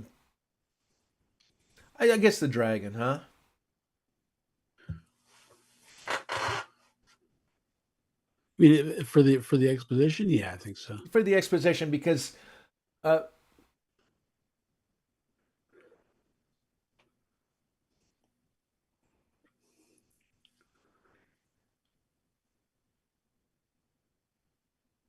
oh yeah, she gets mad and breathes fire. Yeah. So now she's a danger. And Terry's still. Oh, that's what it was. That's what I'm missing. Terry was held by her. No, that I'm. Quick, Dad, change her back. And he's like, okay, I'm gonna make you a fairy princess again, but I'm almost out of magic. I got to get back to work. And just as he does it, and Terry says, and then make a race car. And that's when she becomes the race car. And you yell at me, Steve, like, that was my last piece of magic, you little brat. And so they're trying to kind of console her. Well, I like you better as a car anyway, Tracy, if that makes any difference. And then you're like, well, fine, drive her home. I got to get back to work. And that's when that's when Clive's leaving, and then we get Putt and all that. I think that's the best thing. I think her exposition should be as a dragon. Yeah. It makes more sense because it seems like if she's angry and says that should be us, that's perfect. That should be us on stage, not them. And then she breathes the fire. Perfect. Okay, thanks, guys. Steve he hasn't even heard any of this. I have. I'm trying to put it together. What don't you understand? What don't you understand? I know there's a lot not to understand because you haven't really been in the loop and haven't seen the rushes of what's going on. Yeah, it's all kind of in pieces. Well, you gave her sunflower hair, right? Have you seen that part of it? Oh gosh, there's not even. I can't even fill you in on it if you haven't seen the film. I usually try and. You kind of know. You gave her sunflower hair because she talked back to you in one of your gigs, right? Mm-hmm. So she's trying to do this big 007 kind of thing, disguising herself, and her sunflower petals pop out behind her wig. So she's panicking. She goes to the parking lot. She summons you, and you did these lines before. You kind of know.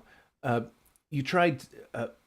She wants you to turn her hair back to normal, and you said not until you apologize. And she's not willing to apologize and grabs your wand. You said, don't grab that. You're not qualified to use it. And she uses it on herself. Her hair becomes blonde again and regular hair, but she turns into a 57 T-Bird.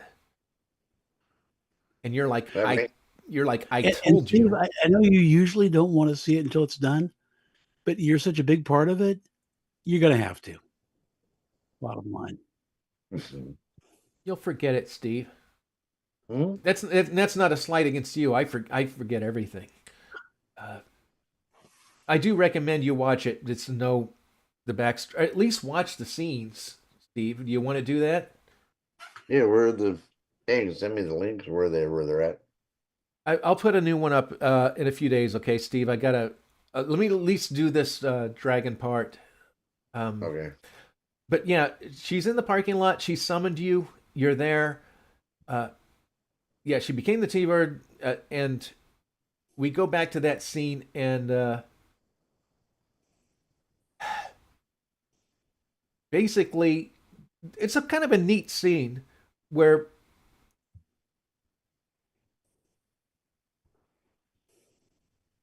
I don't know, she's talking to Terry because you turned Terry into a little boy and spanked his ass because he was talking back to you, which was kind of funny. But she didn't realize that you were my dad, and nobody really did until this film. she's like, Dad, why didn't you tell me? He's like, I tried to tell you, but you wouldn't. I tried to ask you who you worked for, and you wouldn't tell me. She goes, because I didn't want you to see me get humiliated. And that's when you said humiliated. She says, yes, you do all this stuff, and it hurts my feelings, and people laugh at me. And you're like, look, Tracy, you're the best assistant I've ever had. And that's our heartfelt moment, Steve. When you said I got to do it more. Yeah. And in fact, we need to work on that a little bit. But that's kind of what I want you to see it, to see how it goes, because you were kind of an asshole in the whole movie tour. But I want people to realize that you weren't being an asshole, that you were just doing your show, and that you kind of picking on her was part of the humor. Yeah, but I'm good at being an asshole. So. Yeah, but I'm just saying, and we're throwing Hoodoo a bone here, kind of a tender moment where so she's like, basically they kind of make up, and she says, well, I'll still be your assistant if you turn me back. And he's like, I can't turn you back. What? Only God can create human beings. It just has to wear off. Well, how long will that take? It could take up to a couple of months. And Terry... Yeah, that's what's... Oh, go ahead. And Terry says, hey, Dad, well, why don't you make her something more human-like, and it'll be easier for her to turn back? And you're like, good idea, son. Here's a lollipop. And basically, so he tries to turn her back, and she becomes this suit of armor, like a knight suit of armor. Which is kind of the right direction, but she's like, I can't put on my makeup like this. I can't do it. And he's like, no problem. And you hit the wand again at her, and she becomes a diesel locomotive train. And he's like, that's a problem. And he's basically, you try to do it again, and she becomes a shrimp boat. And Terry's like, make her smaller, Dad. And he's like, I can't. I didn't get time to prepare my wand. And so basically that's the whole thing behind it. He didn't prepare his wand, so it's not working right. So after the shrimp boat, that's when he goes, well, it should be okay. Now hippies can go on a granola cruise. And she goes, we're not hippies. We had to put that in there.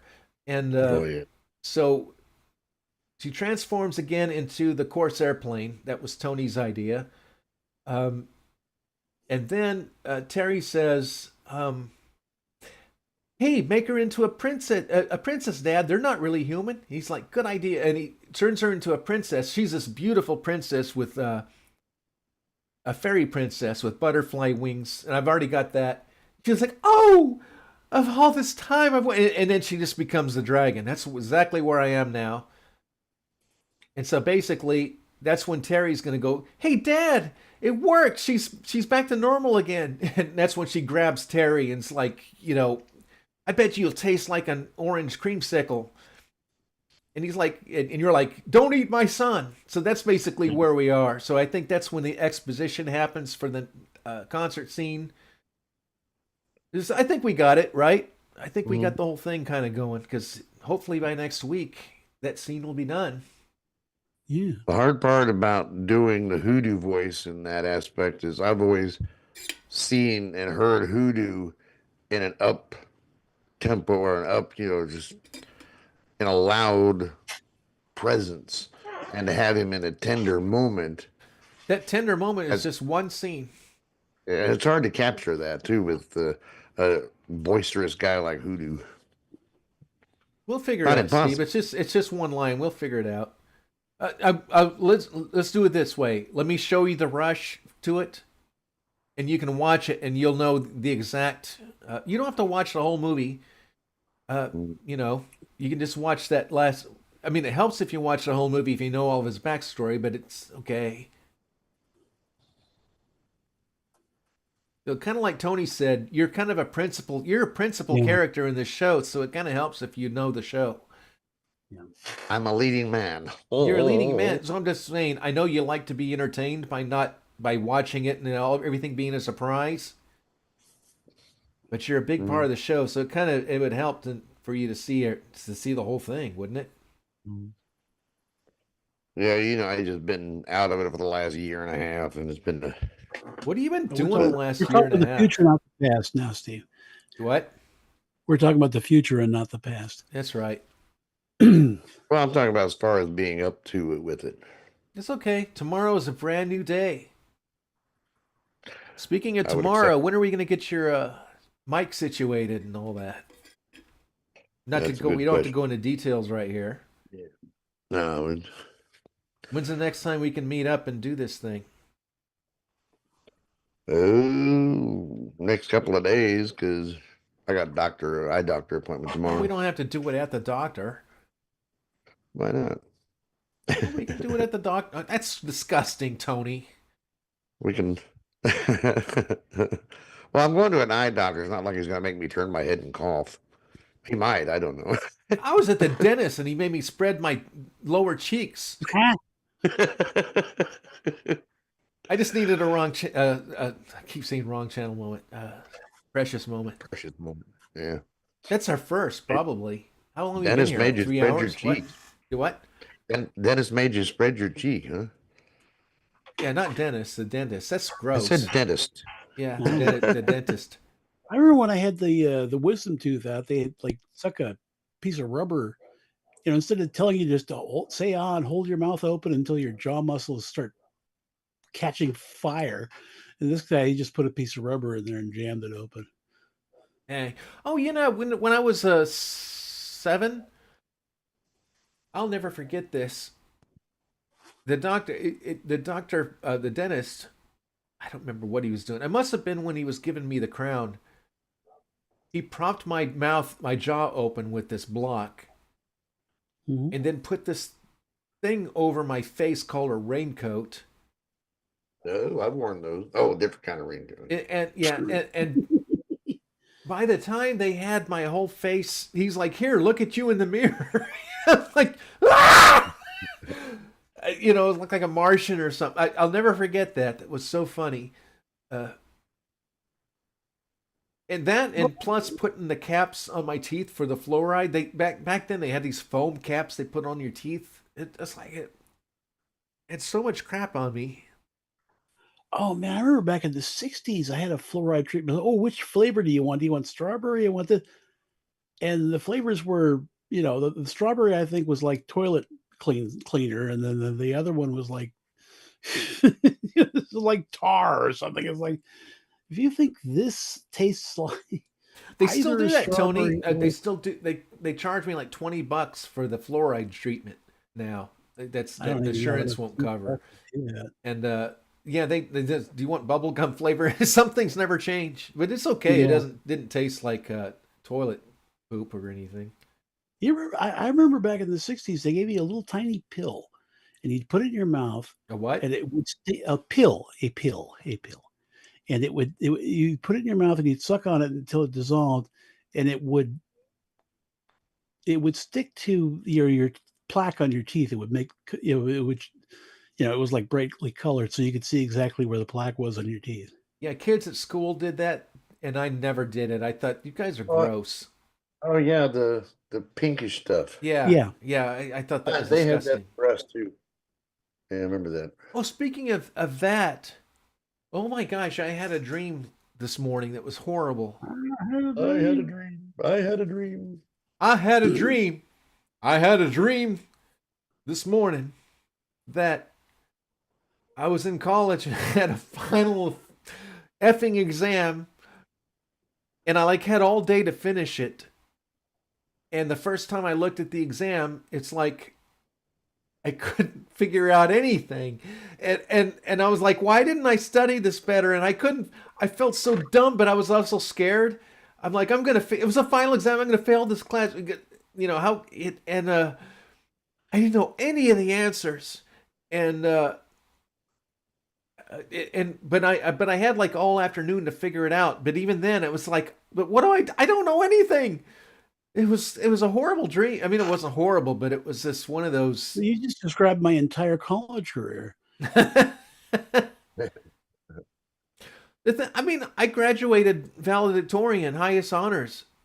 And that kind of gets me out of the dream. It's like, well, I've already graduated highest honors, so I guess I don't need to take this test. So, if anything, that certificate helps me out of those horrible dreams. I still have dreams that I have to finish the 5th grade. I still have those dreams. I really do. Like I missed 3 months and didn't get to graduate to fifth grade, and I've got to officially take those classes, and I've got to like go to fifth grade as. And the only thing that makes the dream cool is I can take my Sur-Ron little motorcycle there to school. Yeah, that's like, oh, that's pretty cool. I get to drive this. Because I have those dreams about high school. You know, it's like, oh, it's like I graduated high school. I don't need to do this crap anymore. Yeah, I used to have the dreams about high school all the time, and then I would think, I have a diploma. I can leave you all. Fuck you all. And I'd leave Sandalwood with its no windows. It's that prison. And I figured if I go to college, that those dreams would went away. So I did, and now I just have college dreams in addition to those about the math tests and now I've got the fifth grade dreams coming back. Oh, the only dreams I have is my 18-wheeler days. It's been 20 years since I drove 18-wheeler, and I wake up every once in a while thinking, "Wow, I'm 10 years behind on my logbook." I freak out. I actually come to almost wake up panicking. Yeah, it sounds natural because you did it for a long time. Yeah, 20 years, 20 some odd years. Supposedly, that's what the Robert Plant Big Log song's about. It's a trucker log. That's what he said. It's not about a big piece of poop like we all thought it was. The thing is, it's a great. I mean, I don't know about y'all, but I love that song, and I hate the title. Did he even say the word in it? Did he say the title? I don't know. I heard the song. I'll play it. My big log is a freeway. I do know that Zeppelin had a song called Four Sticks. Nobody has any. I like that song, Four Sticks. Sticks. Huh? Sticks. Four Sticks. I like the song. Oh, okay. Tony, prior to about 4 years ago, I never knew what the title of that song was. It's because I played it on the Fun Hour. So there is a reason that it was titled that. Because it had two drummers? Close. Bonham played the drums with four sticks in that song. Like two sticks in each hand to get the sound. So they probably didn't have another name, so they call it Four Sticks. So at least there's a reason. Kind of like Black Dog. They called it Black Dog because there was a black dog that was walking around or in the studio at the manner that they were recording. They do actually say Black Dog in the, if you hear like near the end, it's okay. But also Winston Churchill, that he would get bouts of depression. He would refer to his depression as the black dog. It says the black dog is here with me now. You guys ever heard of that or seen the video of that mad drummer on YouTube? Yeah, I subscribe to his YouTube channel. I mean, it's so cool to watch him. Yeah, that's one of those videos I used to watch just when I needed to smile. Yeah. Because that would always make me happy watching him. He doesn't look like that anymore. He's still funny. He's a funny guy, but he doesn't have that look anymore. But yeah, he's an interesting feller. That they got that band or him. You remember the guy that introduced him? Oh, vaguely. It's been a while since I've seen it. Well, at the beginning of that famous video, there's a guy that they're all dressed the same, and he's like, "And here we are, blah blah blah," and he gives this hammy thing, and he walks off stage. Yeah. There's another video of them doing Wipeout, same session, same concert, and both of them are amazing drummers, both those guys, and they were doing this thing together, throwing sticks behind each other, and it was a circus act. Yeah, I think I saw that. Yeah, I mean, so basically it wasn't this impromptu thing. And they ended up like touring. They did a gig in Russia and Germany, those two guys. So, and like the drummer did he was on The Office on an episode. But yeah, that was really, it's a really good, feel-good video. I'm glad that somebody at least got it recorded. But yeah, he does these video blogs on YouTube that are fun. I'm still here. I'm part 2 of dinner. Oh, where you snort the cocaine? Yeah. Well, you are a 70s guy, late 70s, early 80s kind of guy. Mm-hmm. How much cocaine have you done, Steve? Got You know, I've actually never done this stuff in my life. How about you, Tony? No, nothing. How about you, Tim? It's Timmy. Timmy, I'm sorry. Forgive me. I've never done that. I've done pot, and I currently do gummies. Gummies. Gummies. Dummies, yeah. I've done pot a few times, You but big dummy. Have you, Steve? How'd you like it? well, it's okay. I liked it. I mean, smoke has killed basically all of my relatives and friends. So, and plus I watched Josh get addicted to it, and my band get addicted to that stuff. It ain't no fun. So that's not. Yeah, you're gonna have to face it. Huh? Gonna have to face it. You're addicted to drugs. What? So, are you talking about they got addicted to marijuana or Yeah, cocaine? yeah, marijuana. No, and I'm not rich enough or popular enough to know people that do cocaine. Well, no, that Mexican guy in Treble Clef, Little John, did that stuff. He got me angry one day because I was with Gracie and Treble Clef had already quit Treble Clef, but he joined us at a bar somewhere. We were at a back table, and he was like, I can tell Gracie, I can get you set up with this. She was a recovering cocaine addict, Oh, gee. And he's like, I can get you set up with this. It's like, shut the fuck up, The hell. Did he know she was a recovering addict? Yeah, that's when the conversation was. Oh my God. There was this. I would love to get Treble. You would love it if Treble Clef was guests on this show one day. Because we did this one show. This is legendary. Where Little John, a little Mexican guy, he was on the keyboard, and they said he was this white as a sheet and froze. They thought he was going to die. He like OD'd on something. Oh, gee. And it was this weird. And then he got back into it again. But I missed it. I didn't see it. But it's just legendary that they were. I'm up doing the work. I'm the only one in the band that actually worked. I'm just kidding about that part, but no, I was in front, so I didn't actually, the front man doesn't really see it doesn't mean that they disrespect the keyboardists. It's not in that line of sight. So I didn't see that part of it. Well, we got that. Huh? Oh, dropped a piece of pizza until we got it. A pizza. Piece of pizza. Yeah. That was a funny thing you did at Ann Griffith in one of my fun hours, where our van was stolen in the fun hour, and I got a call from Andy Griffith, but it sounded like there's an echo. It's like, it's weird. I hear you on the phone, but I hear you. He's like, yeah, I'm downstairs. I've looked under your couch cushions, and that's one slippery van.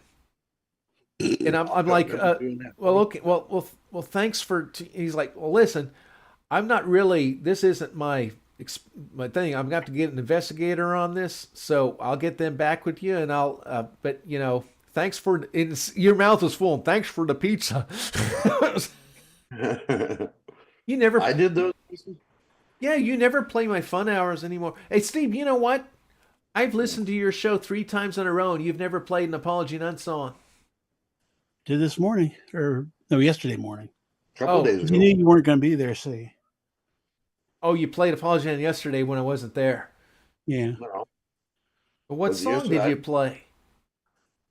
I played those 2 from the new album. Oh, the 2 you played before? Mm-hmm. That's cool. Well, I got accused of playing too much. So. Hey, those 2 songs that you picked, those are good picks. Those are 2 of my, if I've got like 5 favorite songs from that album, those are 2 of my 5 favorite songs. So it's good. The only songs I think, I mean, I don't mind if you play any song on it because I like them all or they wouldn't be on it. I think the only songs that would kind of hurt my feelings if that's the only song you played would either be the instrumental ones, obviously, or the Neil Diamond one where I was trying to be Neil Diamond because it's not me.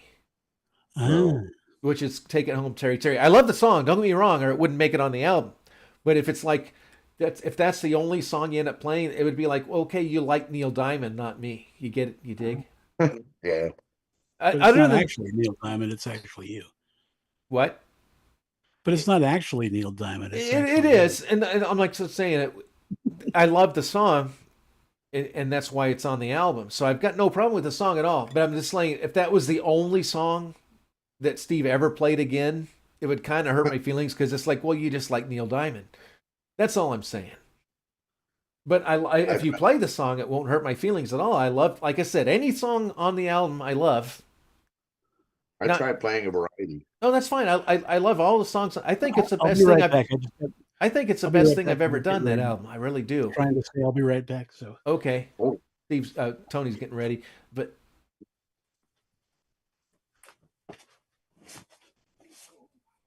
and I probably play before really too much because I've liked it. I don't know. well, I hope you listened to the new album, and I hope you liked stuff of it. This is the only album, Steve, that I played everything on it myself with no guests. Nice. And no, so it's because I got my own drum kit. So I did everything myself. So this is kind of a special album to me. It was like, this was, I'll live or die by this album. I mean, it's like, I can't blame anyone but myself if it's good or bad. It's the first one you did everything. Exactly. I did everything on the album. No guest musicians at all. No Gracie, no drummers. See? I mean, just me. I mean, since I'm kind of learning the drums, I'm not a drummer, but I'm learning the drums, and so yeah, so it kind of made it special to me. Mm-hmm. And I'd never had that kind of a renaissance before, where I Mhm. came up with that many songs in such a short. Because it was like every time we would show up a new week, I've got a new song. It was just like, it was crazy. Yeah, I can't wait to play more of it. Go play it or listen to it. Mhm. I think you might dig it. I think the Mhm. Gummies were involved. The dummies. The Gummies, I think they were involved in it. Yeah. That must be code for something. Huh? What did you say, Tony? boy, that mic is really working well. It's always so hot. Everywhere else in the house is freezing. My room's hot. Oh. And I'm trying to get dressed for. Oh, I know you are. I was Not just to telling. mention that it's not so much the ride to work; it's the ride home. At least you're not here where it's 30 degrees. But yeah, I was gonna say the Gummies kind of. Well, yeah, they're basically pot pills, Steve. Oh, okay. I kind of figured it was code for something. It's not code for anything. They're actually candy. They're gummies. Oh, like the gummy bears. They're like gummy bears, but they're cubes, and they're basically pot cubes. And you don't get high off them, but you get the other effects of seeing a little deeper into your mind, or getting a little closer to like a happy, like a happy dream, like a sentimental dream, or things that you remember when you were a kid. Look at it this way. It's not like pot where you feel like you're rising up and just in that kind of, it's not that kind of joy, but it's more of a, like the first time I did the Gummies was the best. I was in my kitchen and I was looking at my cabinets over the sink, and it looked like I was imagining it being like a medieval bridge with guards on it and stuff. It's that kind of thing. It really like peeks into your imagination. So I think that kind of helped me write music again. That's good. It lets your inner talent come out. It kind of does. It takes you to a different part of your brain that's kind of blocked otherwise. That's the best way to describe it. That part of your brain that you only really visit in like dreams, like good dreams and stuff. Because it's really funny, and it makes you appreciate things you wouldn't normally appreciate. Because a night when the gummies really take effect, I'll know because the next day I'll take screenshots. Because sometimes I'll take screenshots of a beautiful landscape or something, but then I'll look and I'll have dreams. I'll have screenshots of pill bottles and different, not pill bottles, but just things that are a little more mundane. That's like, oh, that's nice. Pill bottles. Not like that. Not a pill. That was a bad example. I didn't mean to say pill bottle, but just something. I like that picture of that parking meter. I think I'm going to save that. It makes you appreciate things that you wouldn't otherwise. But it also makes you really lose track of time. Yeah, dude. Speaking of which, before Tony leaves, I'm going to take a quick bathroom break. Yeah, take a quick bathroom break because I got to do it too, but I didn't want to leave you alone, Steve. I'll be right back. Gosh, we haven't had anybody in our chat today. It's good that Steve's here with us. Yeah. Well, Conrad was here, and It was very nice having Conrad visit. I hope he comes back. He's must be 4 or 5 hours ahead of even me. So yeah, it's like 11:37 over there now. Which is, when our age, that's pretty late. I can't believe I finally went to Molly's show for the first time in a long time. Because, sometimes I am awake at 11 p.m., but I just don't have it in me to stick it out for a show. You dig? It's like it's 11 o'clock. I could go to Molly's or I could go to bed. I think I'm going to go to bed. And Molly went to the East Coast to visit her dad. Mm-hmm. And this was this last year. And she told me, she's like, Timmy, she had to do it herself, stay up till 11. And she says she finally understood how hard it is to do. So I'm glad she realizes that.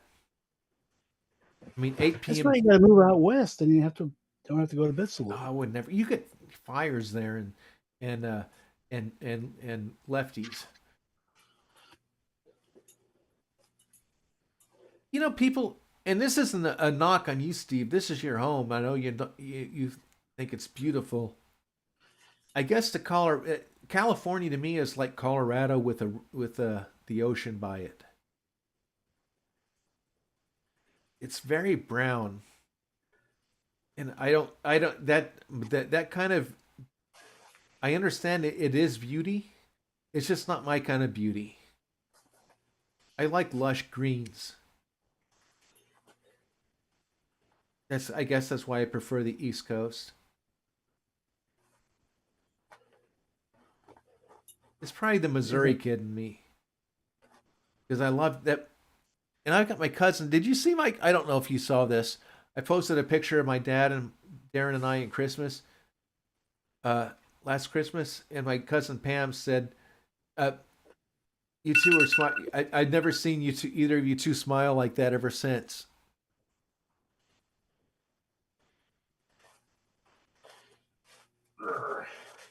Kind of made me sad. I'm like, I think I've smiled like that since, but I don't know. I don't know what part of California, but you got to remember that California is as long as Florida at least. So it's, I guess Southern California. California. It's like me saying, "Oh, I've been to Miami. I hate Florida." It's not that. You remember Junkman? Because I look around, all I see is green. Really? Okay, you remember the Junkman, that movie? Yeah. It's like, think of the whole movie. It was all brown. Everything was brown. Everything was brown in the 70s. Yeah, I know. Well, it was the 80s, but still, it was just, to me, that's...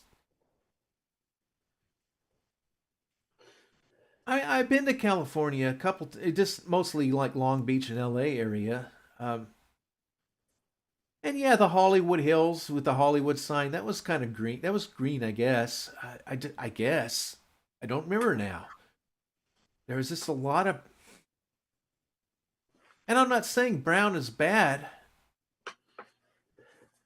Just brown people.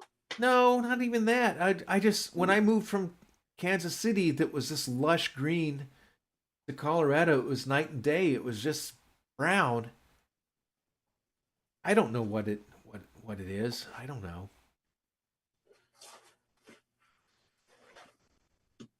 I think the green in California is the trees, right? The pine trees. But not really the grass. Well, there's a lot of grass, but it's a pain in the ass to keep maintained. I mean, we've kind of given up here, but I guess that's part of it. I like the green grass and well, you can concur where you live. That's kind of one of the nice things about Florida is even in the wintertime, the trees are still green here. yeah. I mean, a lot of them lose their leaves, like the oak trees, but there's still enough green where it doesn't look like Chernobyl or Gorky Park. Uh, It's weird here because most of the trees around here are evergreens, but we have this one tree right in front of the house. And I swear that damn thing drops 3 trees worth of leaves in the fall. I mean, if you park under it, you have to like try to find your car under all that crap. At least you don't get tree sap and the bird poop. I'll be right back. I gotta pee. I can taste it. Go ahead, go. Give me a second. Don't talk about it. Let's talk more pee.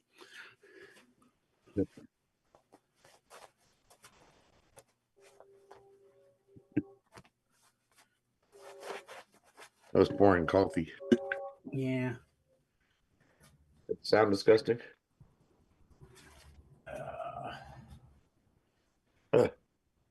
I just dripped coffee all over me.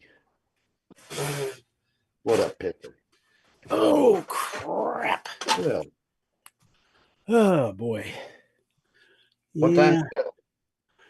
I had to put blue jeans on, long pants on, which I don't really like wearing those on the bicycle because I don't like stuff flapping around the pedals and all. But It must not be raining there. no, the opposite. There is no moisture in the air. We'll send you some of ours. Raining. And it's cold. But Well, I yeah. mean, because I'm kind of, I got like a t-shirt Oh my on. gosh, that was nice. I got a t-shirt on underneath and then the flannel on the top and long pants on. Oh, how cold is Because it there? I know you said the dew point was low, but what's the temperature? right now it's 70. Oh, ain't man. The trouble is, when I look at my little app at 8 p.m. when I head home, it's going to be 57. And 57 for somebody who's used to California is cold, Wow. Gotta see it here. I think especially it's on a bike. 50 something here, I think. Yeah, the dew point is -2 degrees Fahrenheit, 5% relative humidity. And unlike the low humidity actually makes you feel the cold more.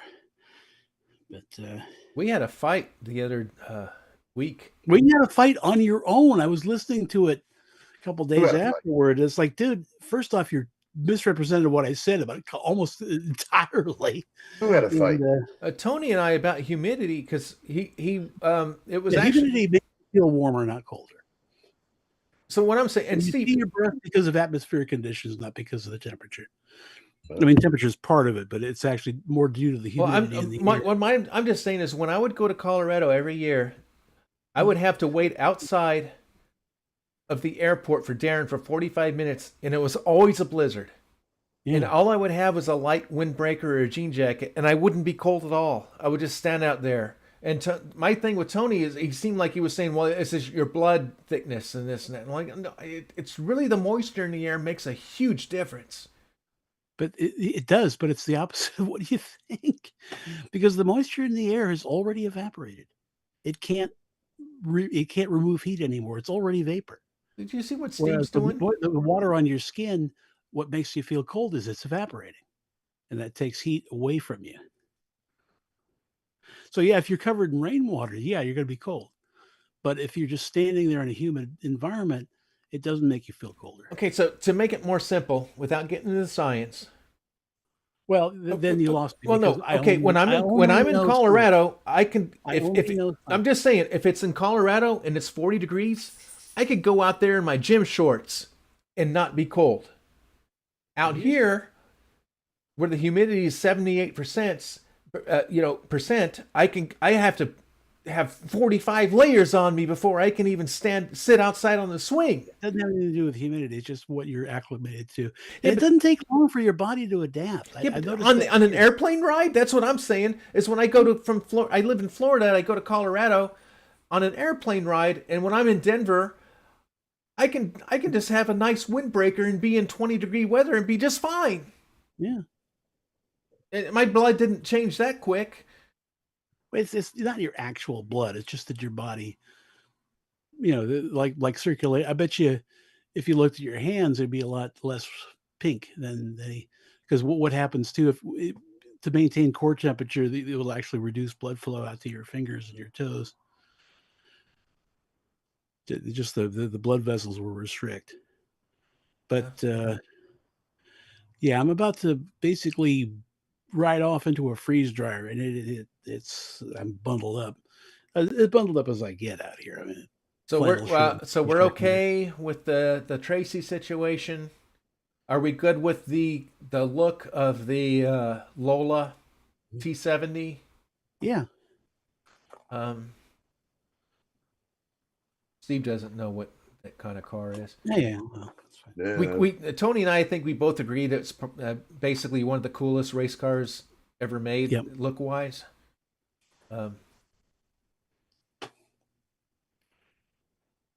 Were they metal or I don't want to know if they're metal. She's going to be metal because makes cooler crashes. So I don't know if. I mean, carbon fiber is fun because it busts and it just shit goes flying everywhere. But I don't want that. I don't want stuff to be flying everywhere because that kind of because.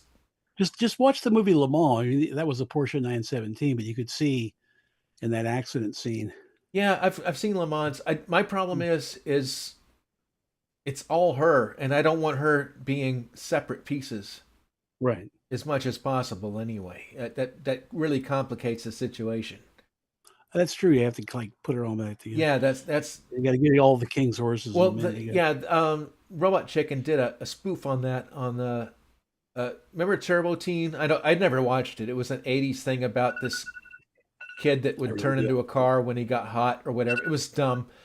But Robot Chicken did a thing where he became a Mustang, and he ended up being in a ghetto, and they stole his wheels, and someone threw up in him, and they crashed him into a pole. And when he became human again, his feet and hands were missing, and he's like, ah! So basically, I don't want that kind of scenario. Yeah, no. But yeah, he can be aluminum. Anyhow, goodbye, folks. And you got control of the OBS and everything else, so all I need to do. See you, Tony. See you. I wish our chatters would come back. Yeah, well, maybe later. You never know. So let me click end. And not end meeting for all. Leave meeting and assign a new host. So goodbye. Bye. Have fun, Tony. Be safe. Tony started all those fires in LA. You know that, right? Did he? Yeah. I believe it. I believe it. Who was it? Was it Putt? He said he had he had a T-shirt on that said, "I want to burn LA." I'm just kidding. No, I'm not kidding. Putt said that. It was like a precious moment thing. So, what you been up to, Steve? I got my Star Trek back. Ah, good. Like old times. I miss having you here, Steve. Yeah, me too. I miss having me here too. But well, we're friends. The other one I usually have is a video where the machines flash and everything behind me, but it's just a still image for now. All right, you don't need all the bells and whistles. That's what they called it on Star Trek anyway, bells and whistles. Yeah. In fact, there was a parody once, Kirk saying, "Can we stop all that damn noise?" Oh, I was thinking for a second. I was thinking he really said that. That would have been funny. You know, you saw that somebody made that.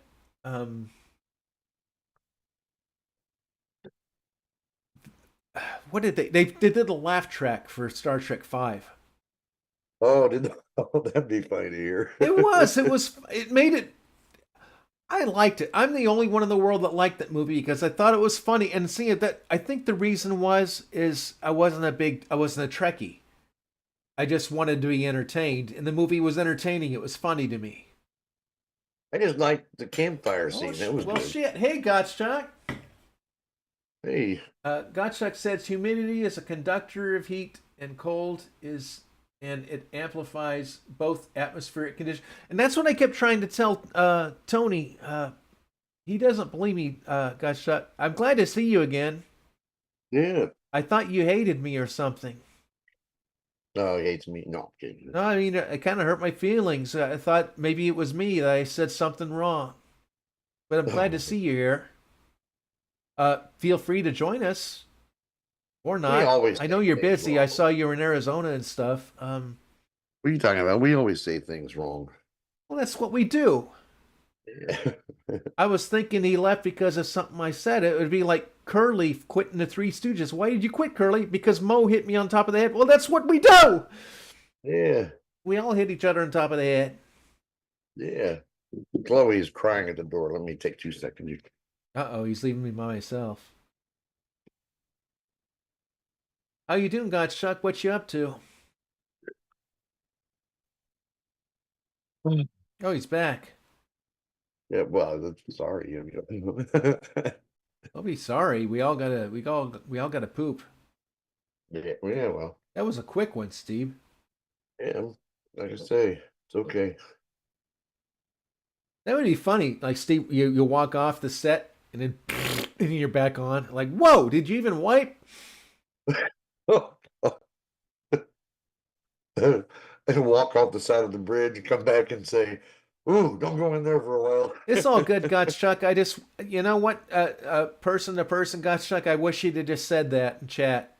I wish you just said, "Hey, guys, I need to take a break from this for a while," and we just said, "Okay, come back when you need." But kind of disappearing like that, it hurt my feelings. I really thought it was. I thought it was me. I thought I did something wrong. But I'm glad to see you here, Gottschalk. I'm hoping everything is okay. Yeah, I'd love to have you back sometime. Well, yeah, definitely. It's really nice to have Steve back. I never thought it would happen again. Well, these things happen. Oh, my ankle.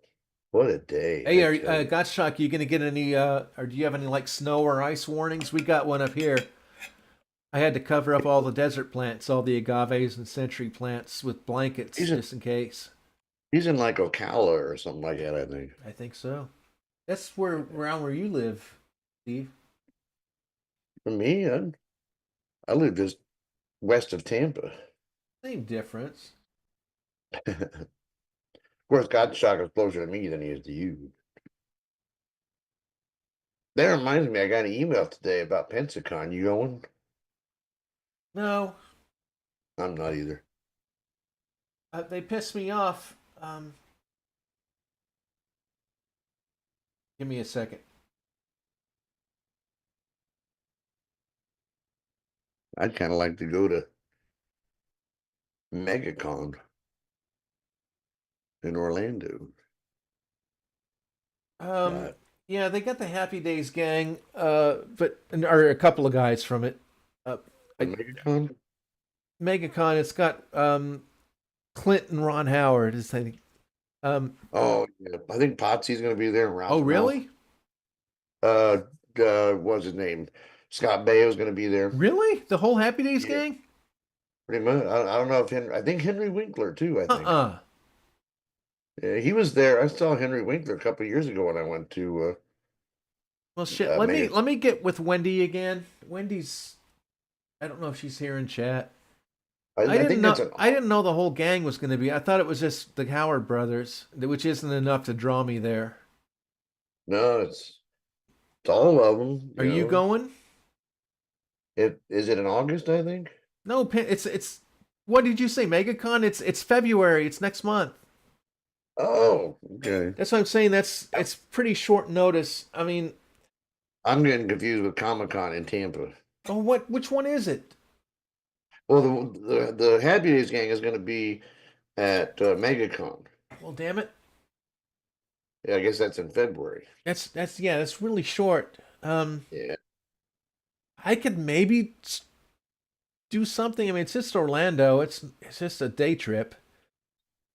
Yes. Wendy and I, when we went to the last Orlando one, I dressed as the Gator and painted myself green before I left, and it became a problem because I was just wearing I was wearing my shorts and like a t-shirt, so I had green arms and legs and feet. So it was like it made me embarrassed to like go to a rest stop to have to go to the use the restroom. Oh, Um,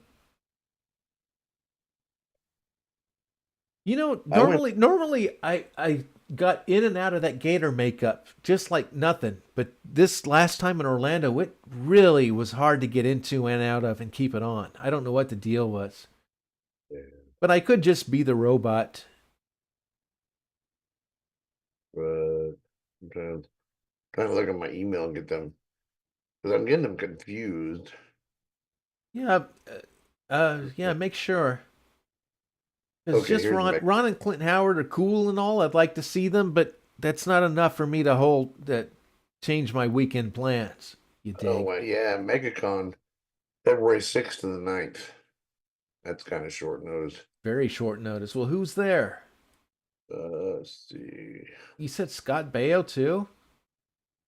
Oh wow, the cast of Doctor Who's gonna be there. That'd be See, I cool. wouldn't mean anything to me. I don't know any of those people. Okay, let's see who from Happy Days. Okay, Anson No Williams. shit. Where is it? They have a different order. Donnie Most? Clint Howard. Where are they? They don't have them all together. Well, listed right. Let's see. There's Donnie Most. Wow. Shit. I know there's. I know there was. Henry Winkler. No shit. Well, maybe I'll can reconsider it. Hey, Wendy, if you're still here, if you're interested in maybe going, let's maybe look into it. Steve, are you going to go there? I don't know. That's awful close and tight on money. So Well, so am I, believe me. But I mean, I thought. how many other times are you going to get to see a Happy Days reunion? Where's I know Scott Baio is. Where's Scott Baio? Oh, there's Ron Howard. Uh, I know Scott Baio was on the list.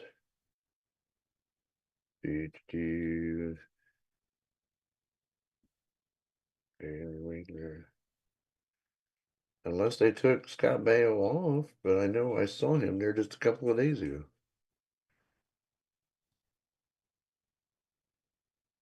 Hmm.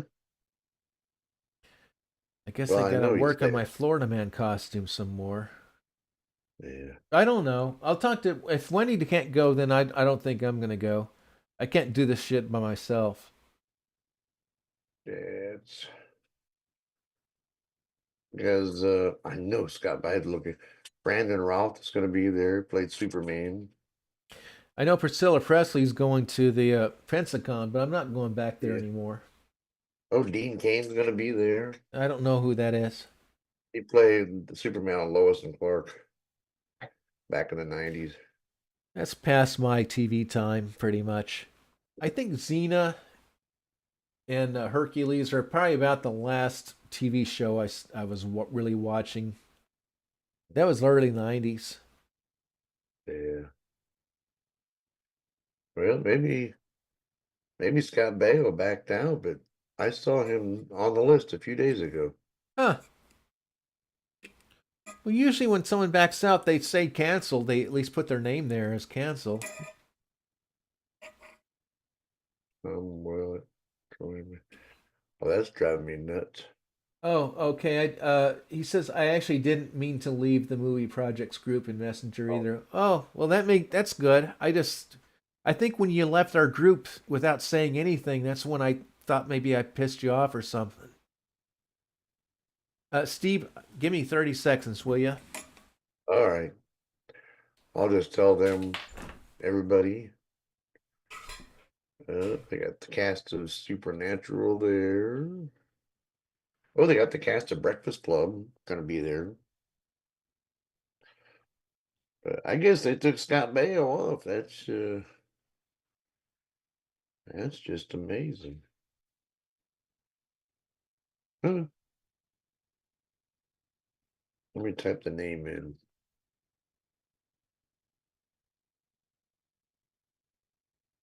Huh.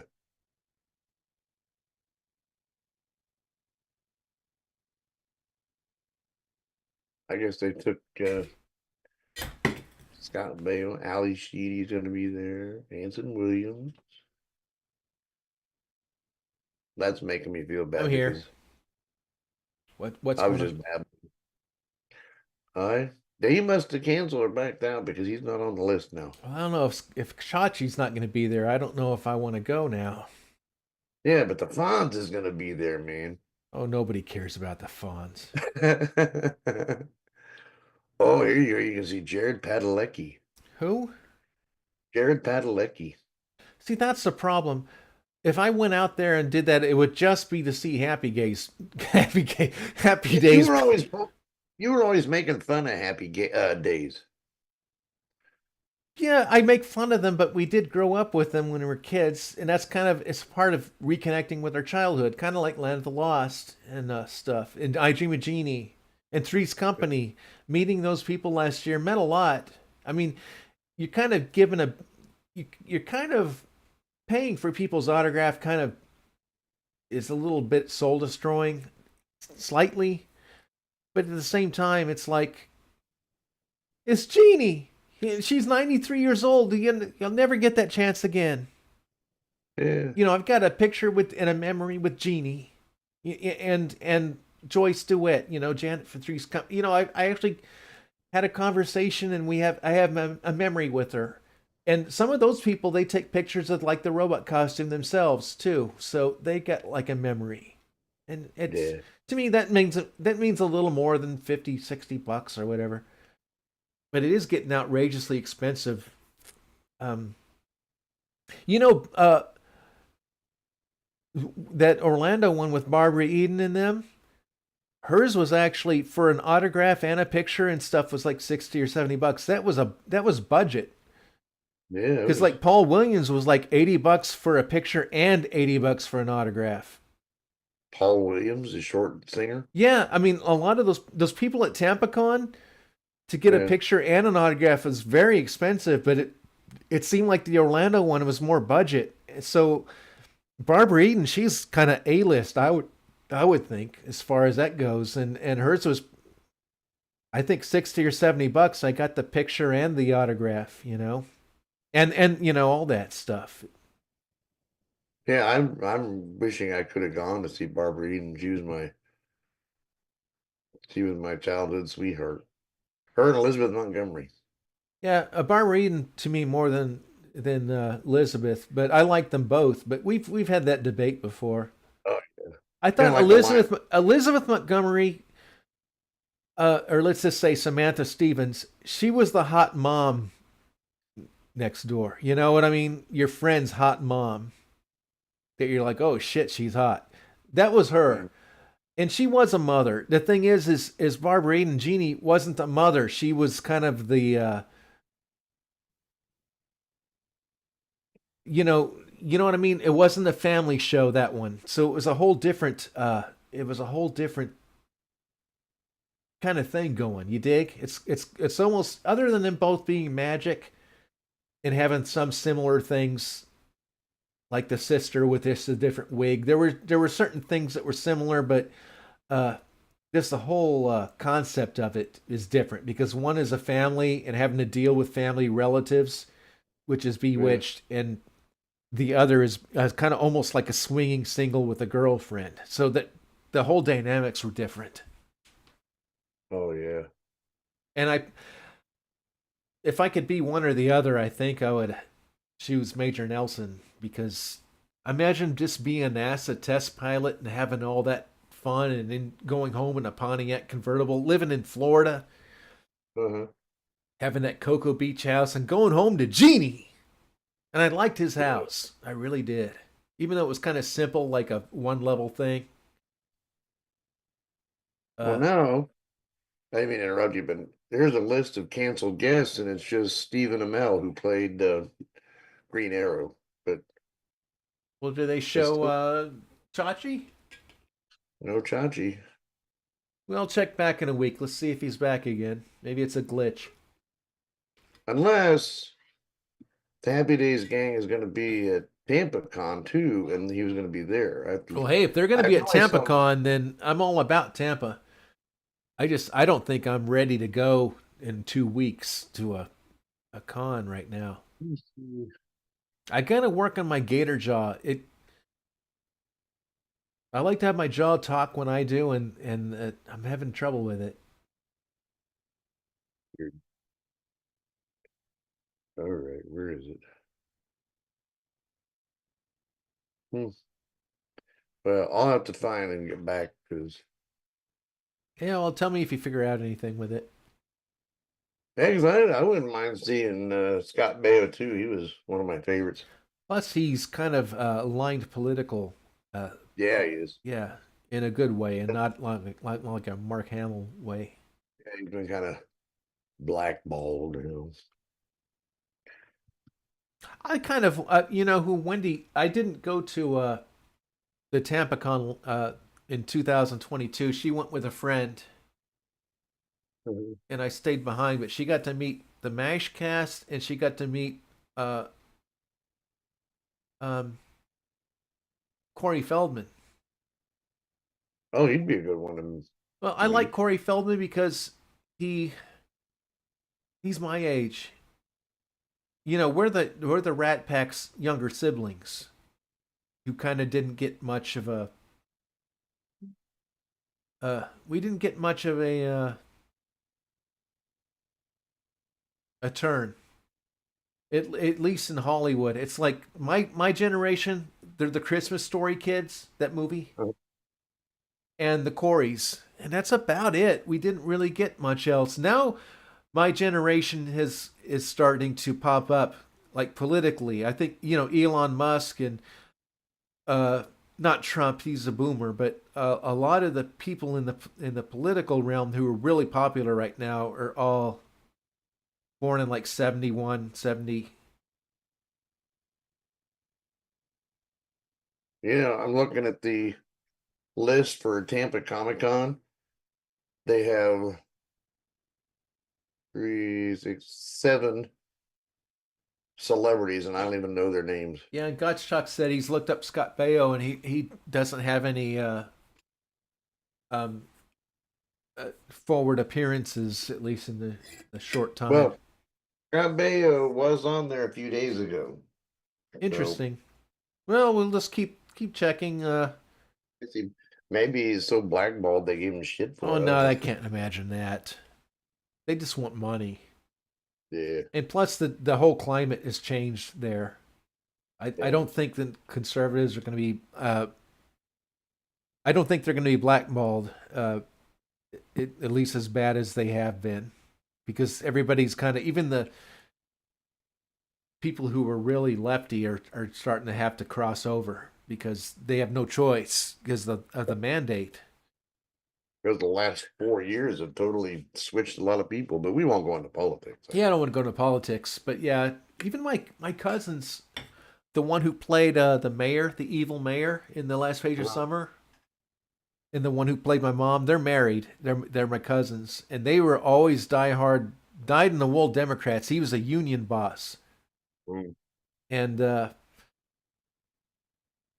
and in 2020 when I went and visited them at their lake house, we started talking a little bit about politics. I was afraid to because we always knew they were Democrats and kind of made fun of them after, a little bit about behind the scenes, but they're like, we're no longer Democrats, Timmy. Because the party went away from them because it was kind of a working class thing and it wasn't anymore. It became just this fringe weirdo stuff. Mhm. So they were kind of more Trump supporter by then, So That's why this is the first time in decades that Republicans took the swing states. I really think people say this is the biggest political comeback in history. I think it's the biggest comeback in history since Christ. I mean, I really think in the last 2,000 years there hasn't been a story like this before. Well, Americans have woke up. Not just this is world news. Everybody in the world's been paying attention to this. You know, everybody has. Trump, I mean, they knew Trump would put a.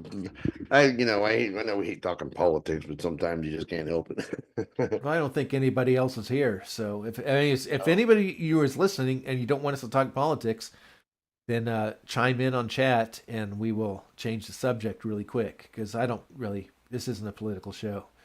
We don't want to alienate anybody. But it is most current event. It's Trump current taking event. He was inaugurated yesterday. It's a very current event. Yeah. But his inauguration speech was hilarious. It was like a jab at Biden and Kamala that was sitting right behind him, and Kamala rolling her eyes. I'm like, where's your cackling now? And I, whatever your side is, can you just admit that last guy in the White House is a piece of shit?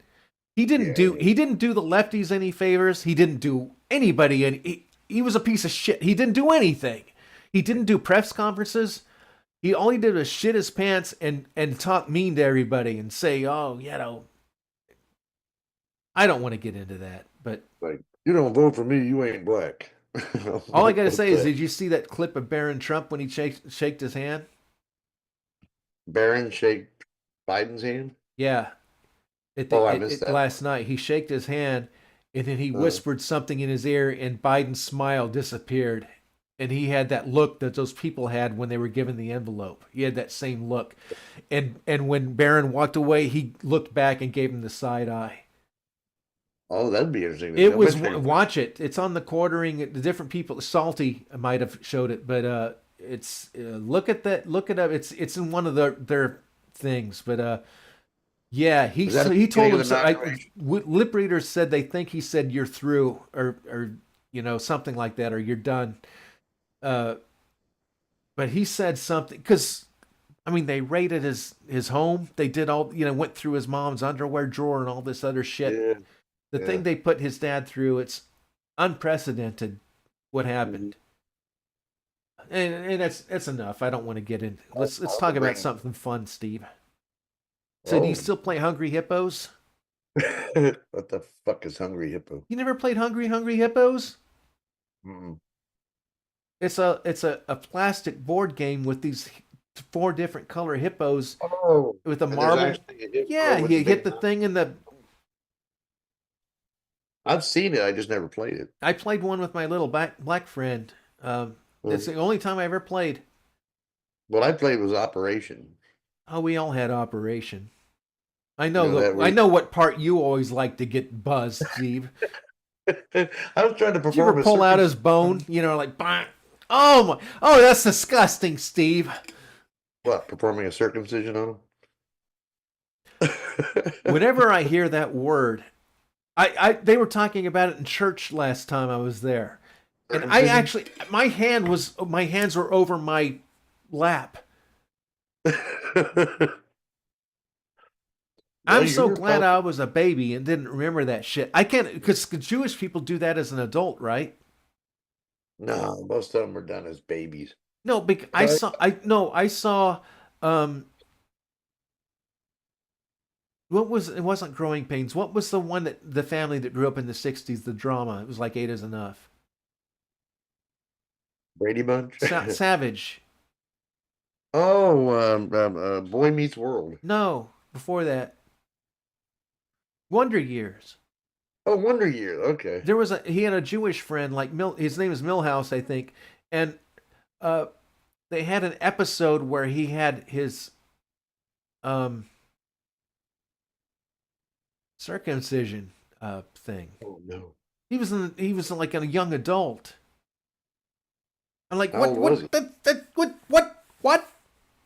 it like late teens, early 20s? He was teenager. I'm just like, what? You. That's gonna hurt. What? The doctor numbs it. Oh, do they? I hope they. Oh, covering my lap again. Oh, they probably knock him out and deaden the area. Do you think they really knock him out? I don't know if they knock him out, but I know they deaden the Oh area. my You don't gosh! feel. Ah! I wouldn't want to watch. You wouldn't want to look down when they do. Oh my God! Oh, you're doing this guy. Ah! Then, because I saw a video. There's some video where this teenager. I just saw it this morning. He was something and wanted to get a circumcision. You see the doctor there examining him. I mean, you don't see anything, but the guy says, "If you do this, you won't get an erection for 4 days." What kind of stuff are you watching, Steve? This is on you. This is on YouTube. I know they show everything on YouTube if you watch certain like Russian videos and stuff. Uh-huh. Yeah. Oh my gosh. Let's change the subject. Hey, paper planes. Do you like paper planes? This is Joey. Hi, Joey. Say hi. Who looks like Bluey some. You Yeah, What? go. Ba. I'm bad. You go. Have you ever ba. talked to a wasp before? Look at him. He's talking. See? Hi. See, yeah, yeah. Oh, it's me. I thought it would be funny to make an animated video about wasps. You know, like make them look realistic, like me, Yeah. but even scarier, and have them on the nest, and then have the funny dialogue. See? Yeah, see, he's talking. Yeah. Have you ever seen a talking wasp? What's your name? Joseph. Jeffrey? Joseph. Joseph. Hi, Joseph. Say So hi, if you Timmy. ever see a wasp like me, don't like kill me just because I'm a wasp, because some of us are nice. Are you gonna swat a wasp if you see it? Mm-hmm. Uh-huh. Yeah, okay. Guess I didn't do any good. Yeah. Oh, don't mess with the microphone. No, You want to talk to Timmy? That's Timmy. Say hi, Timmy. you're not talking. I was talking to you. Hi, Joseph. Is that was his name, Joseph? Well, we call him Joey Joey? or Joe Man. There was a song, Joey, I got. from Concrete can't Blonde. see. Huh? He's watching because he disappears. Disappear. He's gone. Are you? Oh, he's just looking at himself. He'll be a Hollywood star one day then. You're gonna be a Hollywood star. Yeah, You're gonna be hired. Hollywood star.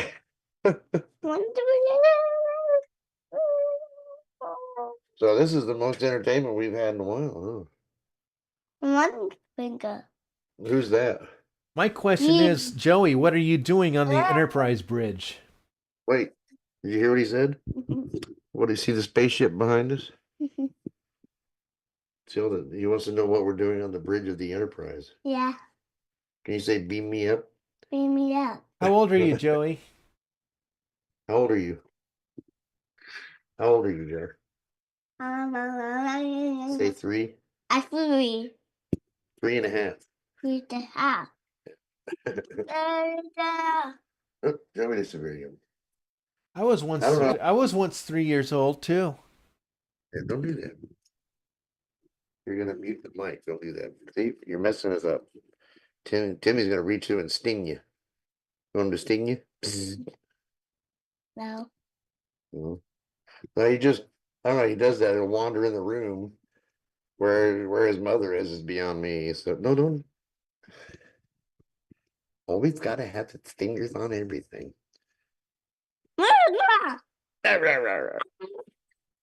Don't scream. You scare the wasp away. No, it's not. That's not a wasp. What? He's not a wasp. I'm a wasp. You're a what? I'm a wasp. Yeah, see the wings? Mhm. Where's his stinger? Right there. And right there. There. That's behind him, I think. The stinger's on my butt. Yeah. Can you say the stinger's on the butt? They're on the bed. Don't mute it. No. Where's your mom and grandma? And not here. Where'd they go? They leave home? Mhm. Yeah. You think people want to hear you? Huh? Yeah. Come here. Give me I just got another the second, camera. Steve. I gotta Right there. empty the Okay. recycle bin. Give me a second. Right there. What is that? Mouse. That's a wasp. Oh, Oh, who's that? Who's that? The lady. The lady. Right there. Scary one. Scary lady. scary lady. The scary lady. Now we know, Tim. Now we know. Quit scaring my baby. No, it's a scary lady. Like I said, quit scaring my baby. He's not there. He He went went to to the recycle bin. because he's getting Tim was getting freaky because we were talking about You want to just look at me? who's that? That's me, yeah? Who's that? You. Who's that? And it's the scary one. Scary monster? Uh-huh. His name's Timmy. With Timmy? Yeah. He talk. He's, Yeah, he does. he went pee pee. He went potty. Potty, baby. Oh, don't mess with that. You No, make all don't kinds of- touch. Make all kinds of noise.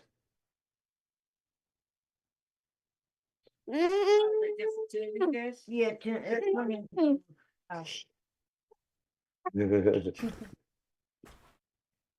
Okay, we're gonna show people how there how you have a baba. There you go. Drink the baba. No. Then burp the baby. I'm back. Who I is, got a cracker uh-oh. in my mouth. Oh, What happened to? I ate a What- cricket. that picture of you in the long hair and everything, and the blue, the sword and everything. Uh huh. He called you a scary lady. I kind of do look like Carly Simon there. He got the sword. You got the sword. There's the wasp. Yeah, Steve actually see me as that elf creature before. Yeah. Okay, why don't you say Okay. goodbye, everybody? Goodbye, everybody. Bye. Thanks for the visit. Vocabulary. Oh, I don't know. you all might want to leave because I have to fart. I kind of like that word, vocabulary. Kind of Vocabulary? nice. It's I always hated it it's because kind of complex and Mhm. elegant. vocabulary. I like that. Yeah, vocabulary. His teacher said there's something wrong with his vocabulary. He doesn't, That's Miss Vicky behind me. By Hi, the way, Vicky. if you didn't- by and by, I gotta go do the dishes. Well, Oh. he's 3. We can get away with that when we're 3. Yeah, Now, I if he's know. like 17 and still has a problem, then well, yeah, that's when you. And we're waiting for his circumcision when he's 16. Oh, geez. No, I'm kidding. Oh, okay. We're still waiting for your kid to have one. I'm glad I don't remember mine. I remember having the catheter pulled out. That was bad enough. Oh, I've had that happen too. Oh my It's gosh. horrible. Yeah, it stings. It's Oh my god, it burns. Oh my gosh. I didn't. In fact, I had appendix out, and I didn't even know they'd put it in when I was under. Well, yeah, And I you wake up- don't. Yeah, well, and that is, it's not fair doing that to a guy down there. Well, I have a friend of mine who was awake when they and I guess unnumbed when they put it in. Oh, he was awake when they put it in. Yeah. Ugh. How's that for a topper? Oh my gosh. I don't want a catheter. Only if Witchy Poo is putting it in. Well, when I was talking to the doctor about the colonoscopy, he said, "Oh, why do they have to put you under?" Because he said, when you wake up, it's fine. You don't feel any pain. Well, then why do you have to put you under then? He's like, we tried it once with somebody not dead, and they were like, "Stop, stop!" So he's like, "Yeah." And I had a sigmoid it's kind of like a colon, but they like do it when you're awake.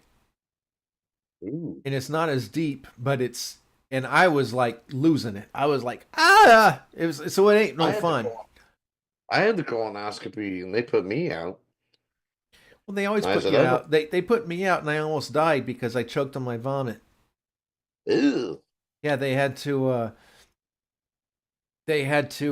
give me oxygen and suck it all out of my lungs and everything. It wasn't, they said my oxygen level went down like 70. It wasn't good. Welcome to BabbleGab. Hi everybody.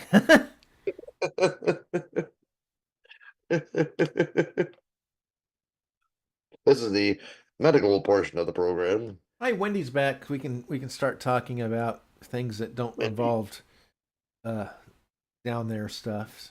Yeah, down there stuff. Welcome to down there stuff. We were talking, Wendy, about because he said the whole Happy Days gang was at MegaCon this February, but he thought Chachi was there, but I guess Chachi's not going to be there. But I guess Ralph and Potsy and Fonzie and the rest Richie. of them, huh? Richie will be there. But I saw it not 2 days ago in my email that Scott Baio, his picture was there. They must have taken him off, but I don't know why he's not listed in the canceled. I was going to say, if the whole gang's there, that might be almost enough to get me to go, but I'm still on the fence because, I wasn't going to go there with Richie and his brother. So why would I go if Fonzie and the rest were there? I don't know. Clint was Gentle Ben. Remember that show? I prefer to remember him as Broomhead in The Wraith. Remember The Wraith with Charlie Sheen? I don't remember him in that. That's been 40 years since I've seen that movie. Well, he was the one that was the brain, that one that was in the bad guys gang, but he was kind of the nerdy kind of. He was the only one that didn't floofy at the end. He had that that tall hair. He played a good character. He was one of the actors there that did a good job. There were a few it was a mix of really bad actors and really good actors. It was a strange mix. He was one of the good ones. Mm-hmm. I like that movie. I have it. That's what I was talking to you about Xanadu this morning. The storyline was weak, but Olivia did good, but they chose a weak leading man. Is it Fred Astaire or somebody? No, you're talking, that was Gene Kelly. He wasn't the leading man. Some guy, Beck was his last, I don't know. I had never seen him before, and you could tell he was reading a script. That's bad. It was horrible. We can talk about it, Wendy. I don't know. It's kind of up to what you want to do. I can go either way because I got to finish this film. So but I don't want to mess out on life either trying to finish the film. But I don't know. But so far, Tampa Bay Comic-Con has got SWAT for celebrity, but it's still early and it's in August. Pretty early, yeah. Definitely not going to Pensacon. They keep sending me emails, and I'm like, I told you fucks I don't want to go back there again. Yeah, I got email this morning from Pensacon. I have to walk up a damn skyscraper to get down again. It's a bullshit. Oh, that's crap. I won't go just because of that. Yeah, that's the reason I won't go again. And then they wouldn't let me use the handicap door. Yeah, Wendy almost watched me fall down the stairs last time, and after that, I mean, I didn't. I kept my balance, but barely. And I'm like, I'm never doing this again. This is bullshit. That's the stupidest place to have a convention. Well, the first year I went there, they didn't have that rule. You could go in through the front door. It was just fine. Some asshole said, no, let's let the peasants have to go all the way up, and that way they have to spend $300 on a VIP ticket to get through the main door. Bullshit. That's a fire hazard for one thing. And Steven, he has a bad back. She says, I don't know. It seems like I have something going on every weekend. If we did it, it would be for. Oh yeah. It would just be a day trip like the last one if we did. Oh yeah. It kind of depends on Steve if he'd make it. I think. Uh, I, gotta- huh? I don't know. That's kind of close. Pretty close. I'm still trying to get my sound right on the computer, and Well, we need to talk about that, Steve. yeah, we'll talk about that. I don't know. It seems like I have something. Oh, you just read that. Okay. It's okay. We'll figure it out. I'm not gonna be crushed if I don't make it there to see Happy Days, gang. Uh, I was never a Happy Days. I watched it periodically when there's nothing it else was a better. part of my childhood. I would it would be cool to see them, but that adds up. If you got 5 actors, that'd be a lot of money to meet all 5 of them. Now, Tom Bosley is gone. What about Marion Ross? Is she still around? Yeah, but she's probably 100 years old. I don't think she goes to any of those things. And Erin Moran, she passed away. Yeah, so she's gone. So it would be Richie, Ralph, Potsy, and Fonzie, and of course Clinton Howard, Broomhead. Wait a minute. I also saw. Well, I must be living in Mandela effect here because I think I also saw something about Pinky Tuscadero, Susie Quattro being there. Now Susie Quattro, I'd like to meet. Not Pinky though. Leather's okay. Not Pinky. Yeah, Susie was leather. Pinky just Tuscadero. seemed like a skank. I never wanted to have anything to. She ruined the show. Wasn't Pinky Fonz's girlfriend? I don't know. Or was it, I don't know. She was like a less pretty Flo from Alice. Yes. And she floofied. Alice floofied last week or the week before. Yeah, a week or two ago. Yeah, Linda Lavin. So who's left? It's just Flo, right? Polly Holiday, yeah. Vera's gone. Alice is gone. I liked the chef, Mel. Yeah, Vic Tayback is gone. He was one of the better. Tommy's gone, the kid. Oh yeah, Tommy McKee. I don't know if it was my mom or my grandma or both. They thought that I looked like Tommy when I was a kid. Oh, That we looked so much alike. And I can see pictures of me when I was 8 when that show was on, and I could see it. yeah. But He had kind it's of a just very small role. Wouldn't he just like go in once in a while and do a one-liner, kind of like little Richie from Dick Van Dyke? his last name was McKeon. He was the brother of Nancy McKeon from Facts of Life. Well, who's Nancy McKeon? She played Joe on Facts of Life. Oh, he was Joe's brother? Yeah, Interesting. his first name something McKeon.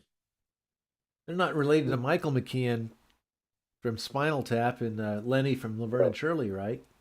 No, I think his name was Scott McKeon. No, not Scott McKeon. I'm gonna kick myself when I find it. Anyway, I wonder what he floofied from. I don't know. He was young. I don't even think he hit 50 yet. Really? No. I know he was older than I was. He, what was his name? Let me look up Nancy. Because we're talking 3 or 4 years ago, maybe, when he floofied. And All right, Nancy McKeon. Because Nancy.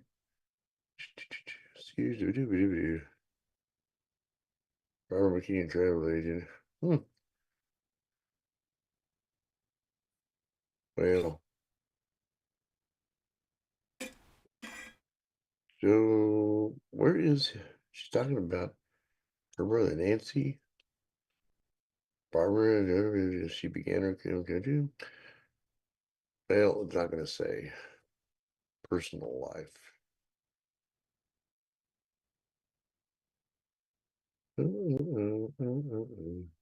She dated Nancy McKeon dated Michael J. Fox for a while. now she was the one with the Bounty paper towels, right? The Rosie's Diner. Alice or I'm thinking Nancy Walker. yeah.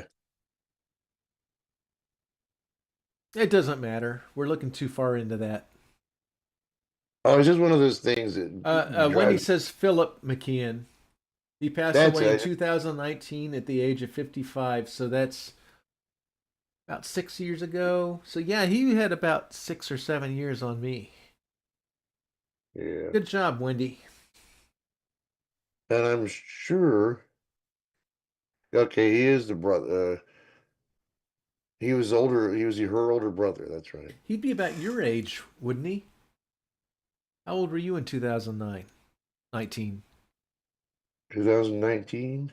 2019. How old were you, Steve?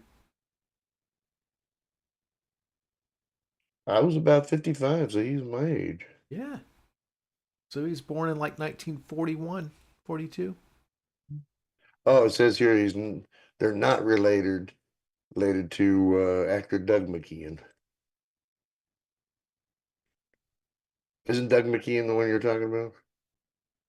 I'm just talking about Tommy from Alice. I don't know. I know you mentioned Lenny. Yeah, Michael McKeon. Oh, it's Michael McKeon. Okay.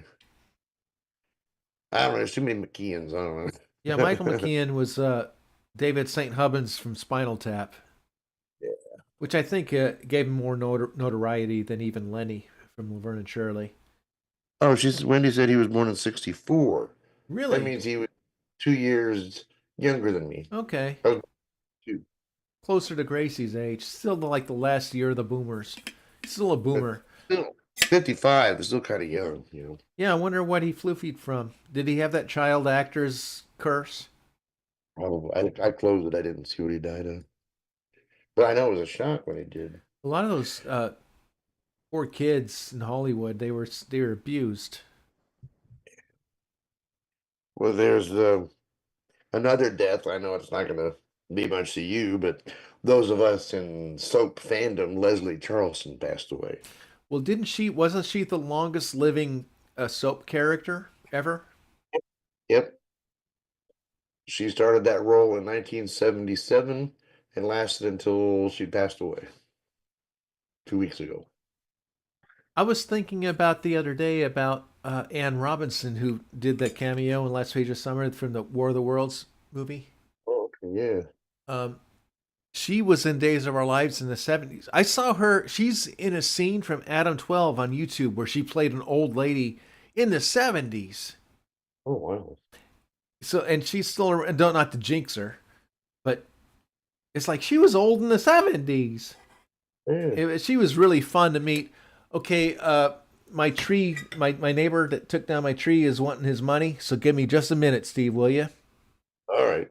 Just entertain people. Give them a story about your. Give them your Casey Kasem story or something fun. Okay, I'll be right back. Well, it started back when I was just a wee bit boy. By the way, I am Sheriff Andy Taylor, and well, I thought I'd come here and crash this BabbleGab.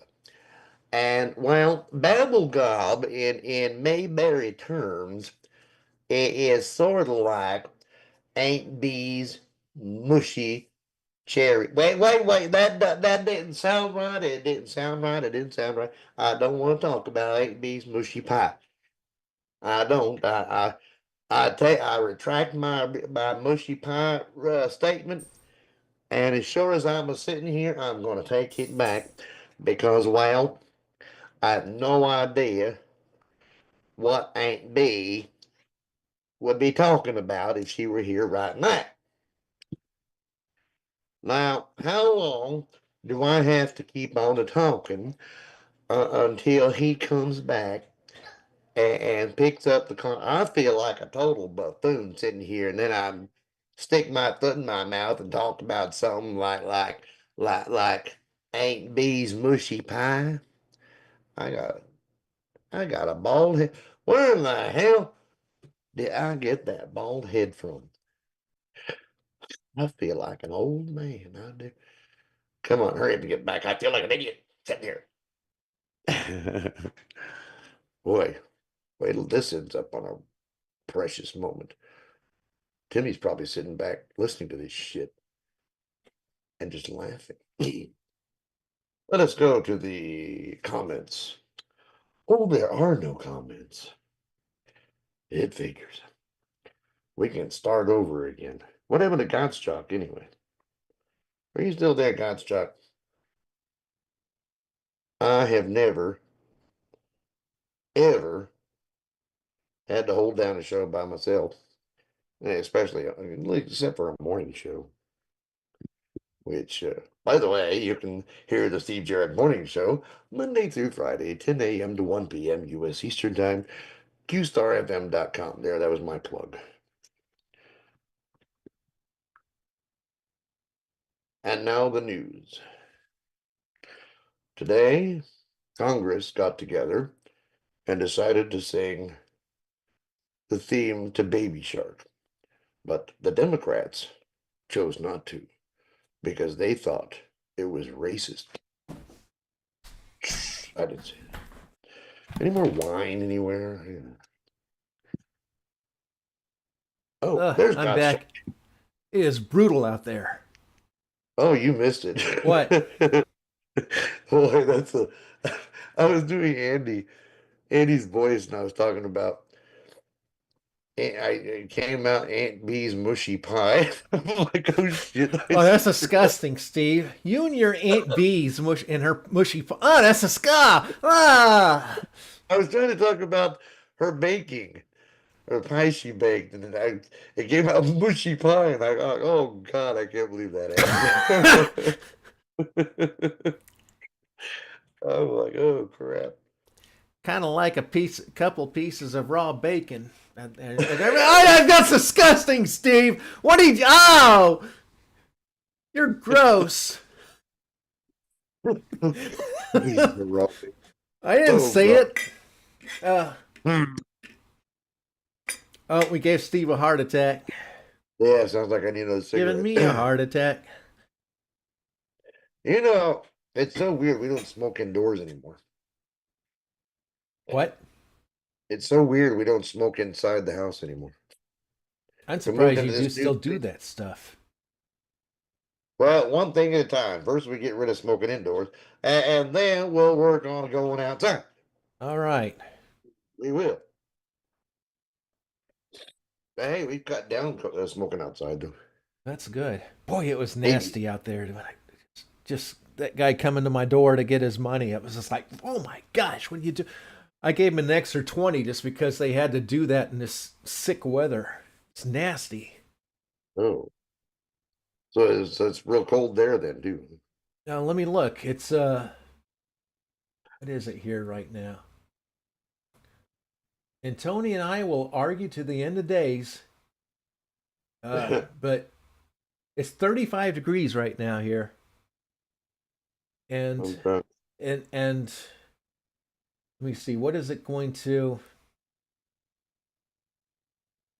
It's 35 degrees. It's going to get down to 29. And we're looking at freezing rain late, some icing possible. And if last I saw it looked like possible snow by 7 a.m. I would like to see a little bit of snow, not the ice. Wow. I think that's pretty universal. I think people like the pretty snow, but not, even in Colorado, I was sick of the pretty snow. Fuck snow. Like Putt's song. Yeah. So that was nice of him to show up.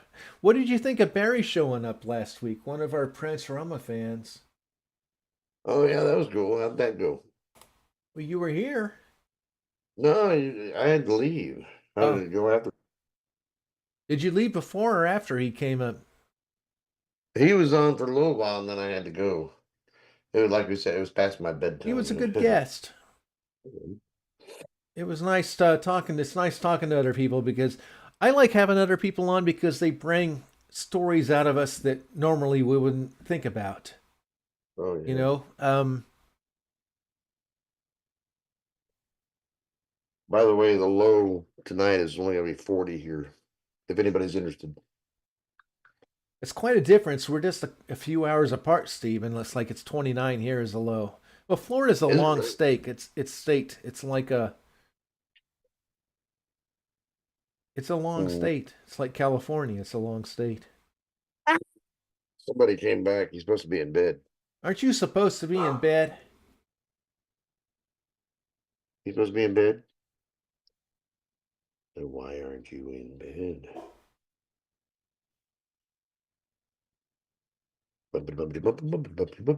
See, look, you're rubbing your eyes. You're so sleepy. You see the spaceship behind me, Joey? Mhm. See the spaceship behind me? See? Yeah. See that door right there? Mhm. You're supposed to go through that door. Yeah. Gottschalk said it's time for a BabbleCon. It's time for a what? A BabbleCon. Well, we Oh, can I only like- have a BabbleCon if you show up, Gottschalk. I understand stuff's going on and you don't have time, but we'd love to have you back. In fact, I talked to our friend Thomas Sunday. I went to a car show that didn't exist, but I did get to see my buddy. And he said that you're his favorite BabbleGabber, Oh, Gottschalk. nice. And he misses you. So hope you make it back. Okay, Joey is officially going to bed. Say goodnight. Go to bed, Joey. You hear that? Mhm. Say yes, sir. Night. Very good. Isn't he adorable? Yeah, just like you, Steve. Oh, I'm adorable. Chip off Hey, the are old you- wart. He walks out and he goes, "Yeah, I'm adorable." So do you. You said that in your play. That's why they fired you, because you kept saying that I'm adorable. And they're like, they're still doing the play. Can you do Well, any never mind. line without leaving the stage saying I'm adorable? I think speaking of that, I pretty much put the theater behind me. I think. Me too. It was a fun phase in my life. But Well, they got so tiffy about things, you know. It's people would complain about jokes back, you know, questionable jokes backstage. But I told the director about some of the crap I heard, which is 100 times worse than what I said. So, you know, like Steve, whatever. theater people, actors, they're all artists. And artists are the most crazy, unstable, unhinged, wackadoodle people that you will ever meet in your entire life. And that's what all theater people consist of. So just keep that in mind. I've had to, you know, that's something I had to kind of, I'm that way too. I'm an artist. And I'm crazy as hell, aren't I? Yeah. Yeah. You know what did it? The one girl turned me in for? We were backstage and I told her to hold out her hand like this. And she did. And I went like that. And I said, that was a Vulcan kiss. And she was offended. Apparently. I think the weirdest thing I ever experienced like that was, I'm going back well over 30 years. Mhm. There was a job. I did a lot of temporary work, temp job. You like work for a temporary company and they just call you and say, hey, someone so and so needs work, and you go out there to the so and so. I did that for years. And there was this one place that was reoccurring. I would load, all I would do was throw mail bags into tractor trailers. Mhm. And it was an okay job. I would get filthy, and it was hard work, but it was okay. I didn't mind it. It was fun. Yeah, that back when you were young. Yeah, I was like 21. So I was in the canteen, you know, just eating my sandwich or whatever, a cupcake. And I'm back loading mail again, and the manager comes and kind of puts me aside and says a woman complained that I was staring at her. Huh? I'm like, what? He's like, yeah, I know, it didn't mean. I got to tell you, you know, just please don't do it. I'm like, the hell are you talking about? I didn't know who he's talking about. Some woman in the break room said I was staring at her, and he wasn't mean or anything. He was doing what he had to do it as a manager, and nothing came of it. I wasn't reprimanded or anything, but I'm just like, what? I was by myself. I was probably just zoning and just staring in some direction, just eating my cupcake. I don't even know who he was talking about. So there's people that have been probably arrested and their lives ruined by nothing. You know what I mean? Is all I'm Oh, saying. yeah. It's really some really weird shit. Like someone taking your joke wrong. Yeah, what was wrong? What was wrong with the Vulcan kiss? That's all that, two fingers together. I could have done the other one and said, hold your hand out, and then I could have done this one because that's actually considered Vulcan foreplay. Hey, what you should have done. Well, I had a black friend. I told you about him earlier in the show. Mm. They played Hungry Hippos with. So there was a thing we would do together. It was his idea, not mine. But if you put your palms, your hands together and cross fingers with a black kid and a white kid, you can make a butthole. You can either make a white butthole with the brown hole in it, or you can make the brown butt with a white hole in it. And that's something I learned from it. It depends on how you crossed your fingers together. Hey, to me that's like unity in races that you're having fun. It was just a fun thing we did. I don't know. That's funny. People get it. Yeah, he's a Facebook friend of mine. This is funny as we haven't talked till I was like 12 years old. And we're Facebook friends, but neither one of us have had the nerve to actually talk to each other. But we'll like each other's posts, especially like ones like show us as little kids and stuff, because that's when we grew up. But I think Seinfeld made kind of a funny thing about it. It's like, what do you say to somebody that you haven't met since you were 10 or 11? Because you really want to talk to them, but it's like, so do you still have the Hungry Hippos, or you still have the ping pong table? It's like, I think that's funny. Yeah, I ran into a guy on Facebook I used to ride bicycles around the neighborhood with. I ran into him a few years ago on Facebook, and that's the first thing I remember saying is, "Oh, I didn't say it. You still have the bicycle, but do you still ride bicycles around? What the hell do you say?" Well, you know what? I actually worked on me once because my cousins, who I used to hang with when I was a kid, I hadn't seen them in decades, and I was at their parents' renewal of their vows in 2017, and I was there at the big banquet, and I saw them for the first time since I was, 16, 17 years old. And I saw Brett. I'm like, hey, Brett, how are you doing? So do you still do the model rockets? And it was a way to break the ice.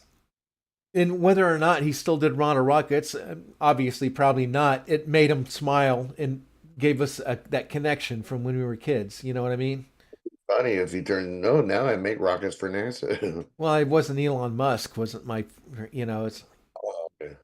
Well, that reminds me, Vicky's daughter is actually working for NASA and did a lot of construction work on the rocket they just went up a few weeks ago. I didn't know NASA was still doing rockets. I thought their whole thing was to make people not bully Middle East people or something. I thought that was, remember that? That was their number one goal now, was to make Middle East people feel better about themselves. NASA? I don't know. I'm serious. I'm not joking. I think that was an Obama administration thing. I don't know, but they sent a rocket up, and I didn't know they were capable. I'm not trying to belittle her. I didn't know NASA still did that. I'm really honestly, I didn't know NASA still did that stuff. I thought it was all SpaceX now. I don't know, but they launched it, unless that's part of space. No, she works for NASA. I don't know. It's all I think top they secret, might still launch satellites up there and stuff, I guess. But not I think if she took more, she'd have to kill me or something. I don't know. And I'm not a Musk fan, believe me. That guy scares me, actually. Yeah, something strange about him. I don't Well, know. he's autistic or has got to ask for, that's fine. He freaked me out when, well, for one thing, I'm not interested in electric cars. I'm not interested in Mars exploration. I'm not interested in the same things he is. And when the H-1B controversy came along, and he bought Twitter saying he wanted to bring back free speech, and when people disagreed with him, he deplatformed them and stuff about the H-1Bs. And I'm like, well, you're no better than the people that you replaced then. Yeah. And that kind of scares me. And the guy seems like he could possibly be a very unstable person in a very important situation, a place who's Yeah, I, he I, does. I like Trump. I think he's level-headed.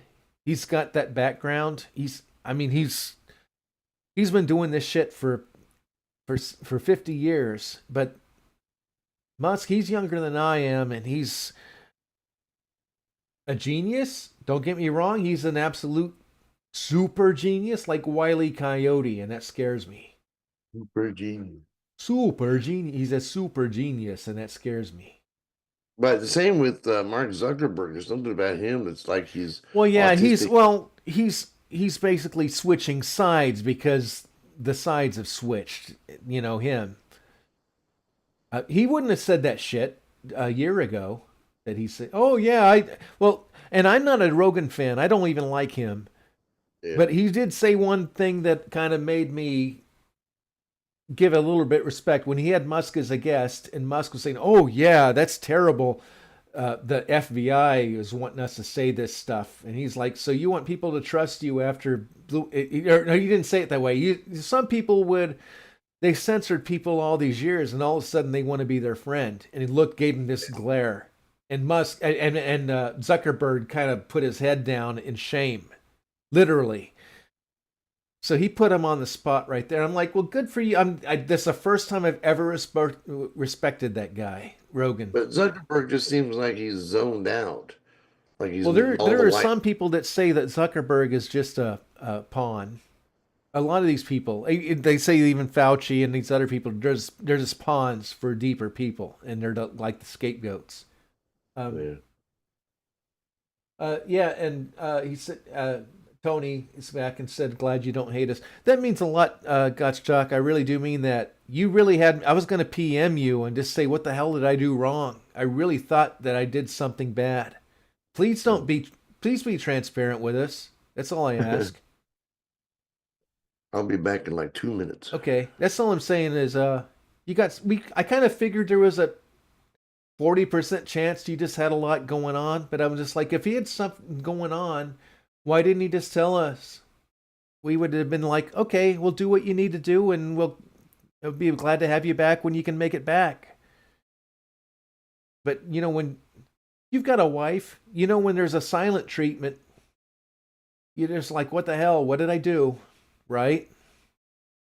Well, I don't know. I'm not saying what you believe. I'm just saying when I had a wife. Well, that's one thing about Gracie I can say is she didn't give me the silent treatment. She let me know when stuff. She said never go to bed angry. So let's never go to bed angry, okay? To be honest, it was more that I hated myself than all.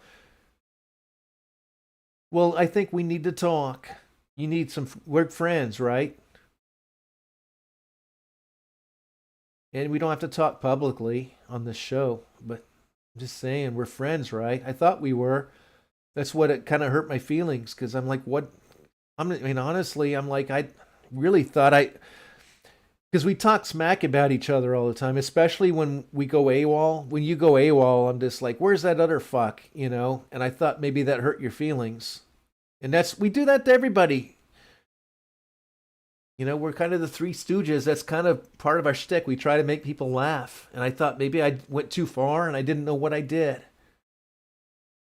But yeah, it kind of hurt me. I was thinking about it a lot the last couple of weeks, or a few weeks. But I'm glad to see you here, Gottschalk. I even found pictures of us from when we were teenagers in the backyard with our little makeshift swords and stuff I was going to show. And I thought, and Putt disappeared at the same time.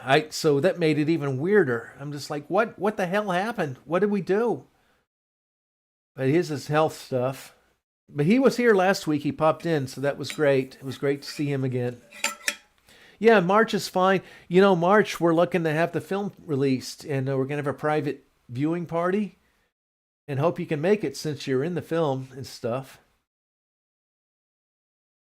And Greg Brady there, I'm just saying that because Steve looks like Greg Brady there. He's in it. You think that looks like Greg Brady? You don't think so? That's Greg. Go ahead and just say, I'm Johnny Bravo. Clowns never laughed before. Clowns never laughed before. Yeah, you're Greg. Ah! It was eerie. Beanstalks never grew. Clowns never laughed. No, it's I think beanstalks never grown before. I don't know. Was it clowns never laughed before? Beanstalks never. Ponies never pranced before. That's it. I don't remember it. You know, it's They made fun of that song in the movie. And I thought it was just, I really thought it was just the movie being funny. And then I actually watched some of that episode and he really did sing that. That was his lyrics in the Brady Bunch. Clowns never laughed before. Beanstalks never grew. Ponies never pranced before. What the? I never heard Greg say that in the original Brady He Bunch. did. And what made it genius was in the parody, Greg played the record producer that the Greg Brady in the movie gave us tape to, and he's like looked at him and it's like, this is bullshit. This clown's never laughed that before. was Barry Williams that played the record producer. It was. That was what made it funny. It was Greg Brady telling him that was his laughing at his demo tape. That was Greg Brady that he played. I don't know. That was genius to me. Kind of like they should have done little Bobby Brady and older Bobby Brady in the hall monitor situation. They That did would've in been the fun. Triple X. No, what it was the cafeteria scene in that movie. Some bully, the next door, the Dittmeyer bully was bullying Peter Brady in the cafeteria, and like the teacher or whoever was the cafeteria was Michael Knight. Yeah, Christopher Knight, who and he was like, he stopped him right there, and it's like, and I didn't know that the black lady teacher, the counselor, was a dude in real life. Yeah, that was RuPaul. I knew that right off the bat. I didn't. I thought that was a black lady. I thought that was Michelle Obama, the big Mike. No, that was RuPaul. Did you hear that maybe the reason Big Mike hasn't showed up to Carter's thing, or is because her and Obama are going through a possible split? I don't mean to gossip. She wasn't there. She was there for Jimmy Carter's funeral. No, she wasn't. She wasn't there for Jimmy Carter's funeral. Everybody else was. Even the Clintons. Did you see Trump and Obama were like smiling at each other, either talking to each other, but Big Mike wasn't there. They said she or he or whatever is in Hawaii on vacation still. That's not an excuse. Yeah, and then all of a sudden, Big Mike didn't show up at the inauguration either. Well, Trump didn't show up to Biden's for obvious reasons. Yeah. But yeah, so people are kind of wondering if maybe their marriage is on the, and I don't, shit, this isn't the Inquirer. I'm not here to do that. Yes. If you can get Obama on our show, Steve, because you're good at that, we can figure out what's going on, right? I did try and get G.W. Bush on once. You tried to get Obama on once. Yeah, I did, didn't I? I don't know if he ever answered. Yeah, you said that he was busy and couldn't do it. Yeah. Have you gotten to Wesley? Not lately, no. Yeah, I would have taken Obama on our show. That's fine. I don't care. Yeah. Anything that, well, I don't mean to be a whore, but that would have got us views, I guess, and it would have been interesting. That's a world leader, and it would be interesting to have world leaders on our show. Ask him about Mike. I wouldn't have used that name. The how's Big Mike? I wouldn't have said that like that. So, how's your wife? Is he doing okay? No, I wouldn't have. We don't want to. We talk about people behind their back, not in front of them.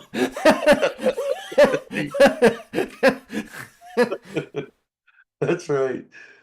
She says, Gottschalk says, I'll come back on if you can tell me what a daikini is without looking it up.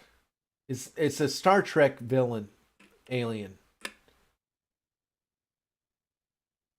Daikini isn't. No, I'm not gonna say that. I just know because of every Star Trek race sounds like that. Ends with an E and it starts with a D. What? I don't remember a race called Daikini. It sounds like a bikini that lesbians wear. I don't know. It's the first thing. Well, that's deductive reasoning. That's like you got the X and the Z and you're putting the Y in there. Yeah. He says nope. Daikini. Bikini. It's a watch. Is it? Well, that's my next guess because he likes watches. I didn't. He's a I don't watch know. connoisseur. Is he? Well, now I'm interested to know what a daikini is without looking it up. Well, that sounds familiar, a daikini. It reminds me of some like Star Trek alien. Yeah. So my problem with like the Next Generation, the Star Trek, it's like every alien from any other species, all it is how many crinkles they have on their forehead. I mean, I hated that. I mean, at least in the original series, you might have they were like, you could have like a little glowing blob on the floor. And to me, that's what aliens are to me. If there are aliens on other planets, they might be glowing blobs on the floor. You know, maybe insects like me. Do you think? Look at me. Do I look like any other kind of species on this planet? No, I look like an alien. I wonder if insects came to us from another planet because they don't look anything like us. Six legs and three body segments and compound eyes. If they did, they got to be pretty pissed off for all the exterminations we've been doing. I guess. Well, they didn't expect to be here so small. I think the biggest insects were in the coal age. The dragonflies were like as big as I think they had like wingspans of. Did they find fossils? Was it wingspans of dragonflies like 2 or 3 feet, maybe? Oh, I didn't hear about that. Yeah, I think dragonflies have been known to be giant in the like the coal age, but I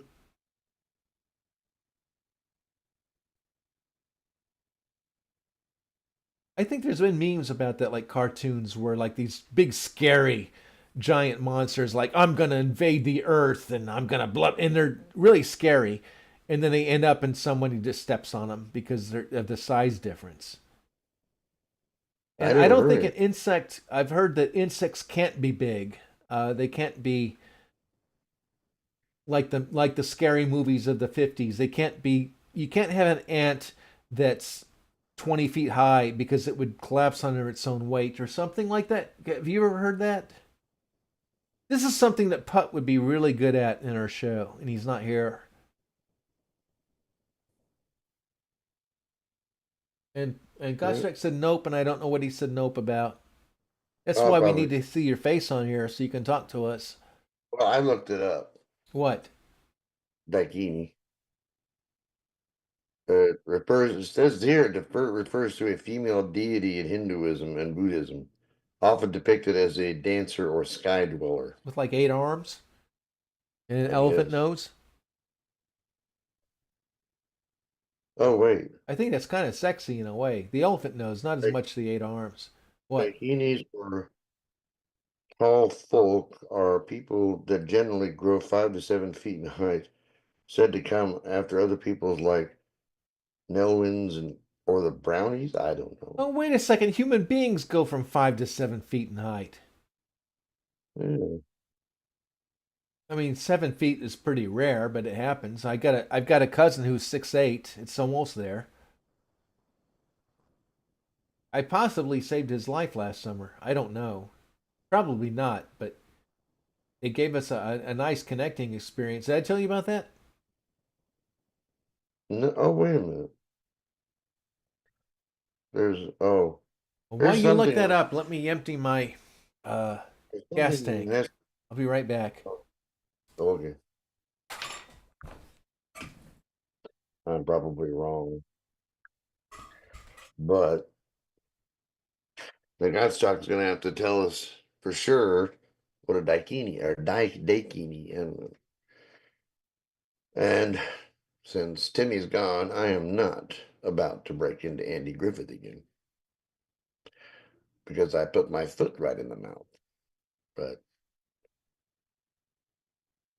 But yeah, what he said about the aliens in Star Trek, they all, Next Generation on forward to today, even they all got to put some kind of crinkle on their head. And yeah, I know they can only be get so creative to a degree, but come on, not every. I mean, we have no ridges. Well, I got wrinkles, but so they, I think there are more races out there that look more like humans. So that's right. You gonna tell us what a dakini is? Because I'm dying to know. See, I used to be able to do. I've tried to do Jack Nicholson, but I can't do it. I used to be able to. I used to be able to do Jack Nicholson. No, that's horrible. I'm back. Trying to do. Oh, Give me a I'm second. sitting here making faces like that. I was trying to do my facial impression of Jack Nicholson, but I used to be able to do it. I can't do it now. Oh, remember on your show when we used to do the jack off?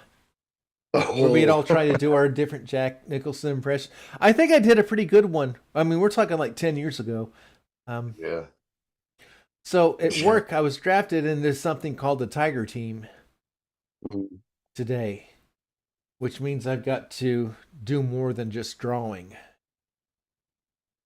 My boss, because we're kind of in hot water, and my boss asked, because I said, when are they going to get us a salesperson where we can get new gigs? And she's like, would you be interested in doing that? And I'm like, no. And then I kind of felt bad after the meeting. I'm like, well, I guess I should have said something. So I told her I can help with sales. I just said I'm not going to I can't do cold calling, and I'm not going to cut my hair. And she says, no, I don't expect you to do that, so we'll figure it out. But what were you talking about, Steve? What? When I was gone, what were you talking about? Well, I was trying to get Gottschalk to spill the beans on what a dakini is. Because I saw different definitions, so I don't know which. All I There can was figure one. is some alien from Star Trek, because they all sounded like that. You know how I am about Star Trek, and I don't remember any alien race called the Dakinis. Hey, maybe it's a gay person with a bikini, a gay woman. Gee, I wonder where I heard that one. I don't know. I probably heard it from like some tramp on the street or something. I don't know who else would have said something like that. Hey, do you like my feet, Steve? Look at them. Oh, they're beautiful. They're like suction cups, aren't they? They're pretty. Mm. Otherwise I'd have made a wasp feet. They're kind of like sticks with little jags on them. They're little burrs on them. They're not as pretty as this. Kind of look like a wasp made out of metal. Somebody in the previous, when we were on the Transforma channel, said you ought to be a metal wasp or make a metal wasp. And I've got a metal wasp. I've got a couple of them. I got a gold one and a silver one. We had a Transforma friend on here at the very beginning of the show, and then he left.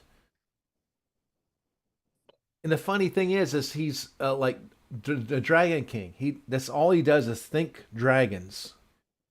And wants to request dragon. And as soon as he left, I talked about our dragon thing. And I don't know if he stuck around because he didn't. As soon as he left, we talked about our dragon animation going. You're talking about today's? Yeah, before you showed up.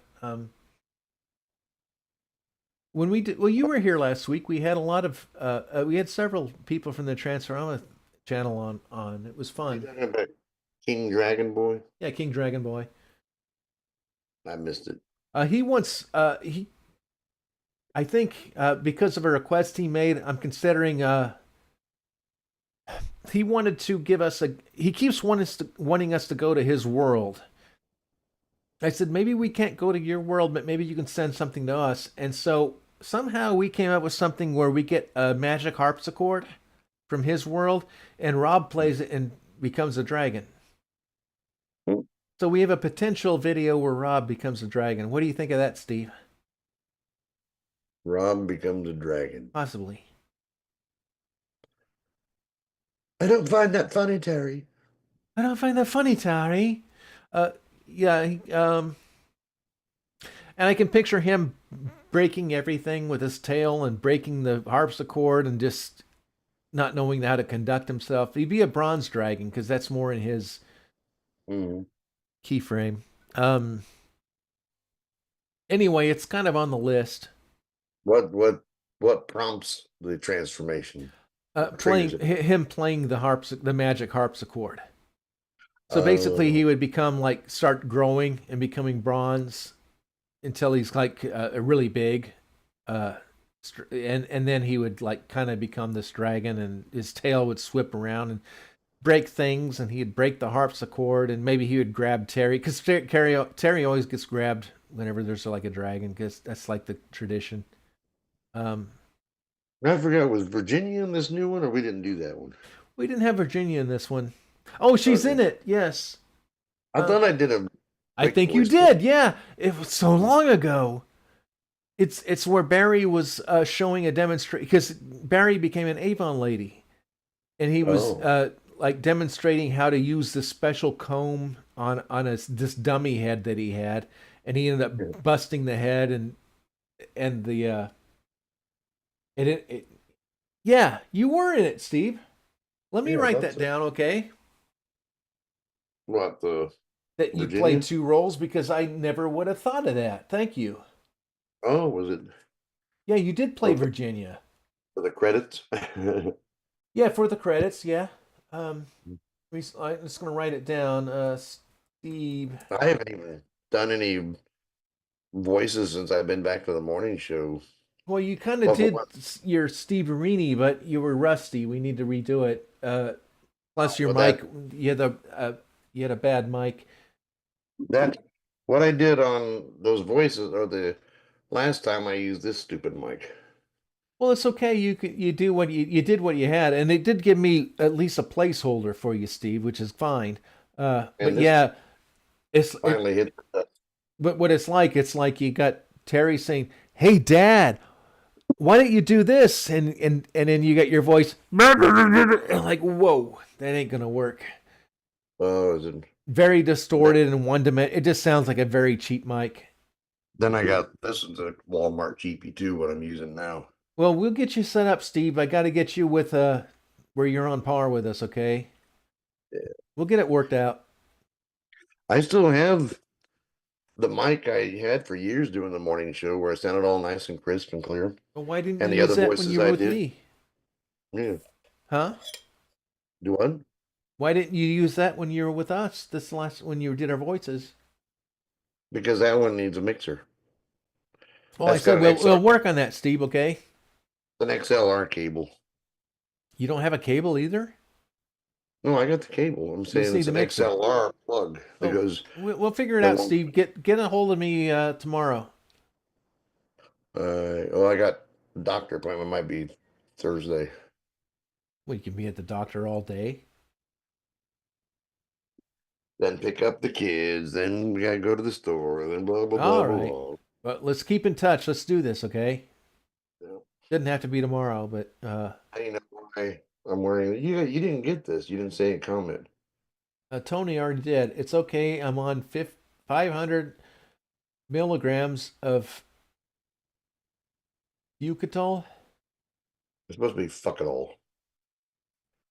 Do you like wear that in Walmart and stuff? Oh yeah, all the time. I get comments all the time. I got all kinds of these snarky T-shirts. What do people say? Oh, they love it. It's funny because this fuck it all is not spelled normally. I know. I was kidding. It's funny. Why. I went. I think the last time I was a spectacle at Walmart was I had clothes on. It was when I was. I'm glad. It was when I did that. I was in the pre-show for Cabaret, and I wore a tuxedo, and I even had the cummerbund and the bow tie and everything. And I was walking through Walmart after the play, totally dressed up. So I must have looked like Brad Pitt as a vampire or something with my long hair. And you know what? I can see what Tony's talking. I felt like somebody. Oh, because you were dressed up? Yeah, I really felt like I was. I felt like I was somebody. I know. Does that seem weird? It seemed weird to me. I'd never experienced it before. I'm like, Because whoa. you're dressed up and not used to it in a situation like Walmart. That's Yeah, why. I wasn't, and people were looking at me and smiling and getting out of my way, and it's like when I when after I checked out, I was about to walk out, and there were these employees kind of congregating, and one of the guys looked like, "Wow, you're looking spiffy." Yeah, I'd never talked to me before. I'm like, "Yeah, I'm on my way back from a play," and it kind of sparked a conversation. They're not used to seeing somebody not only dressed up but with the long hair, and Yeah. I I guess I actually looked all right. And it made me think, wow, do I just like look like a bum every other day? Uh, you know, so that's kind of a double-edged sword. It's like, wow, I felt like I was somebody, which meant that every other day I was a nobody. Well, it's kind of like I went to the Scottish Highland Games a few years ago up in Dunedin, and I had my kilt on and the family kilt and Were you a true everything. Scotsman? Hmm. No, no, I had underwear on. Oh, okay. I tried that once. It's so uncomfortable. You don't want to do that. I would be embarrassed. I would be thinking that what if the wind blows it or something? I wasn't worried about that. It was if I'd sit down, I'd sit on on a hot metal something. That's fun. That I did that once and I said never again. But I walked into Walmart with the family kilt, the kilt on and the whole Scottish garb, and everybody was just looking. Kind of felt, hey, I'm good shit here, man. Well, it's kind of the whole cosplay thing, isn't it? No matter what you Yeah. wear, any kind of I love that kind of thing. On the way to the MegaCon a few years ago when I was dressed up, pointed ears and everything, I had to stop and take a leak and get some coffee. And I don't know if you remember that long-haired wig I had on for the costume. That Yeah, I like that. Anyway, I took the long hair and covered the pointed ears so I can walk into the store long enough. Well, you So shouldn't have covered the ears. well, I just felt I know the feeling when I was green as the gator and didn't have the head and everything on, and it was just my arms and legs and feet and stuff. I was embarrassed. I didn't want to go into the rest stop dressed like that because if I had the gator head and everything, it would be a little different. But just being like half dressed up, and not being in a place where they know things are going on like that, just being at a rest stop, I was embarrassed I didn't do it. We snuck into a Burger King and nobody saw me. But yeah, I get it. And the bangs covered my slanted eyebrows too. I put the bangs down on the wig. Yeah, I understand. Just a scruffy hippie or something walking in. I was the draconian. You remember the draconian costume, the gold dragon? Yeah, I was like that once with Gracie. We were in a neighborhood, like visiting her dad and stuff. Oh. And all I had was under my loincloth was like I think it was one of Gracie's little tight, like her thong bikini panty thing. And that's all I had underneath. And I was walking down the street, and these girls were, saying hi to us, and the wind blew the back of my loincloth up. And I didn't hear them say it, but Gracie said, "Did you hear them?" They said, "Oh, he's his butt, he's naked under." And I was like, "No, I'm not." It showed off your butt though. Yeah, I guess so, because you couldn't see the thong. It was such a thong that you couldn't see it. At least it didn't show off your junk. Well, it did in one of the pictures, but it's not like something I ever put on the internet or something like that. Oh, well, I thought you were covered up there with the. I had the loincloth, but it was just like moved in that one picture where and never mind. I don't want to go into that. Oh, you chicken. Oh, you've seen it. What? Never mind. What? Seen your loincloth? Well, I've been that without the loincloth or anything. Oh, when you were in the mud. No, when I was painted gold. That too, same thing. Oh yeah, I remember that. Yeah, you still can't get me talk me into doing something, painting my whole body. That'd be Well, freaky. I think that's what kind of makes me weird. I don't mind being weird. Look at me. I'm gold right now and kind of like that.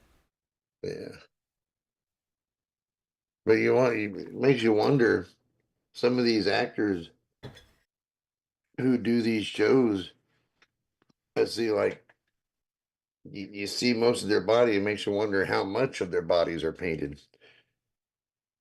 if they paint everything. Well, you weren't here last Halloween. We went through this last time.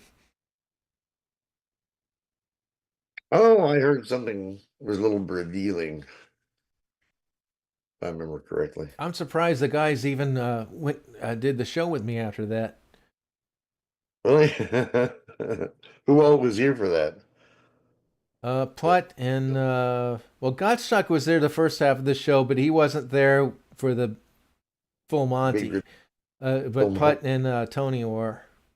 Wait, did the full Monty go over the air? Yeah, Oh no. Tony yelled at me. I kind of expected that, but it's Well, like we had a yeah. lot of funny things. We had funny skits, and when I go through for our precious moments, I look through them and I'm like, well, we can't really use that one because this is showing and that's showing. That on YouTube? Yeah.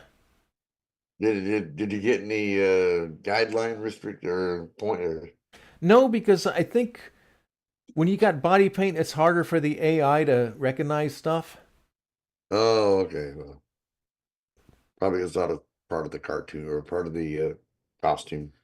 Yeah, I don't think it looked, the AI looks for certain tones and certain things, and I think with the gold body paint, it didn't do that. But But that's still up on YouTube. yeah, it's up on YouTube. I'll have to go back and watch it. That'd be kind of funny. I have to give you a link because it's on. I took it off the public thing, or it's still there, but it's like unlisted. Oh, just for safety. Yeah, well, yeah, I'm embarrassed about it now. Ah, well, yeah. Well, it probably wasn't intended. I don't know. I was just being me, and then after a while, I'm like, I shouldn't be me so often. Anyway, You're just a lovable exhibitionist, you know. okay. We've I all used to be fat and old. we've all got our periwinkles. Yeah, Uh,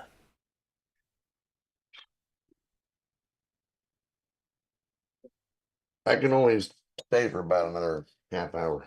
it's okay. We've been on quite a while, so yeah, we can knock off at 9. Yeah. Uh, You know how it is. You know how it is. I'm an old man, you know. we all have bedtimes. Is anybody even here? Oh no, I'm still waiting for Comstock to tell us what a Dalkini is. That's a weird place for him to leave on.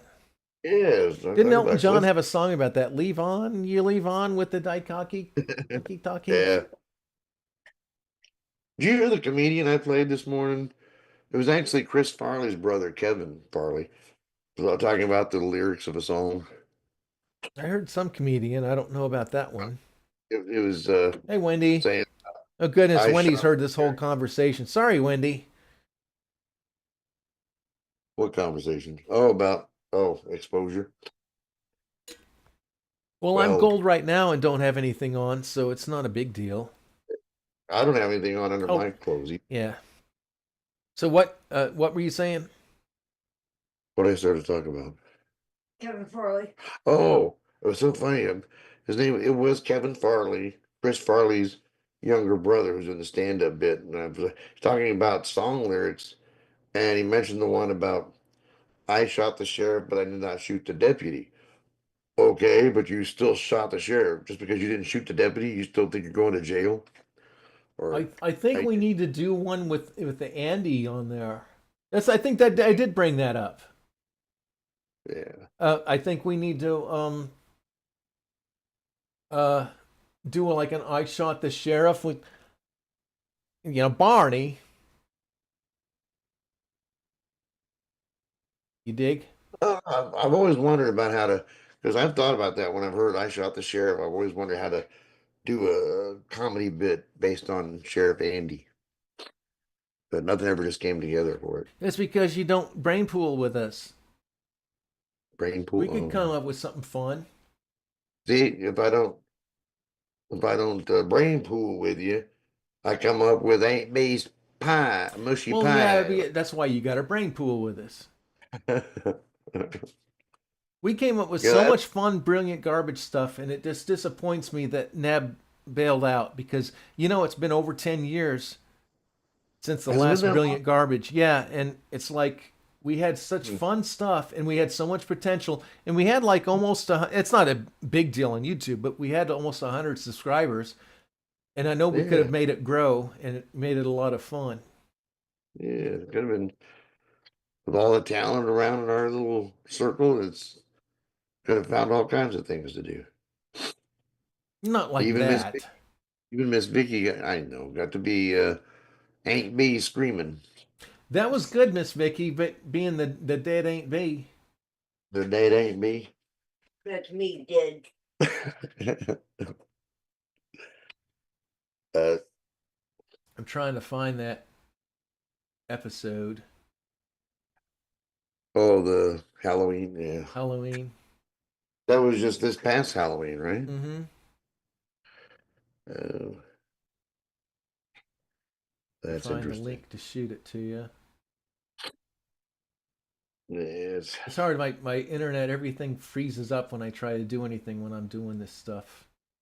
I can send it later. It's okay. Oh, I found it. Oh, okay.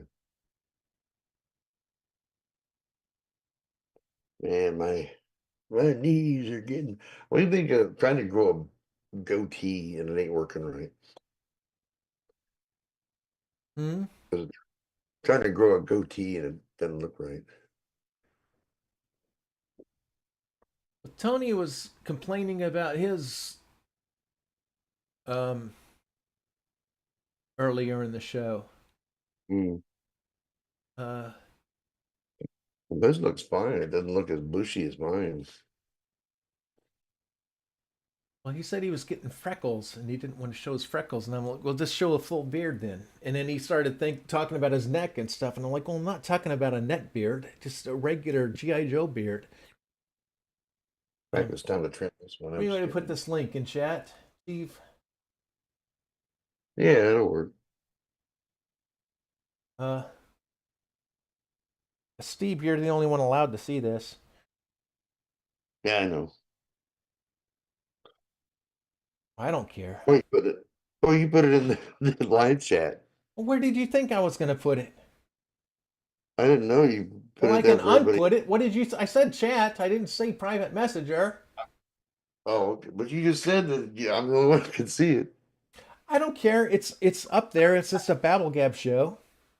Okay, that's fine. Leave it there then. I was thinking our messenger group. That's okay.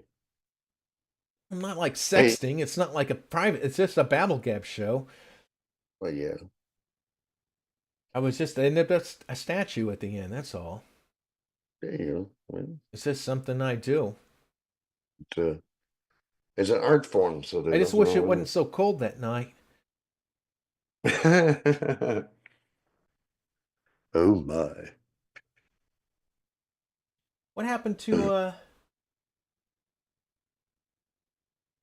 Oh, Gottschalk said I answered Steve above. You missed the comment. It's tough. We like to have you in the actual box talking to us, Gottschalk. We miss you. I know I said it before. I am glad you're here. You did freak me out. I was, like I said, I was gonna about to PM you, just saying, what's up. But I didn't see any place where he said what Dalkini is. he never did say what it was. He said he answered up above. Oh,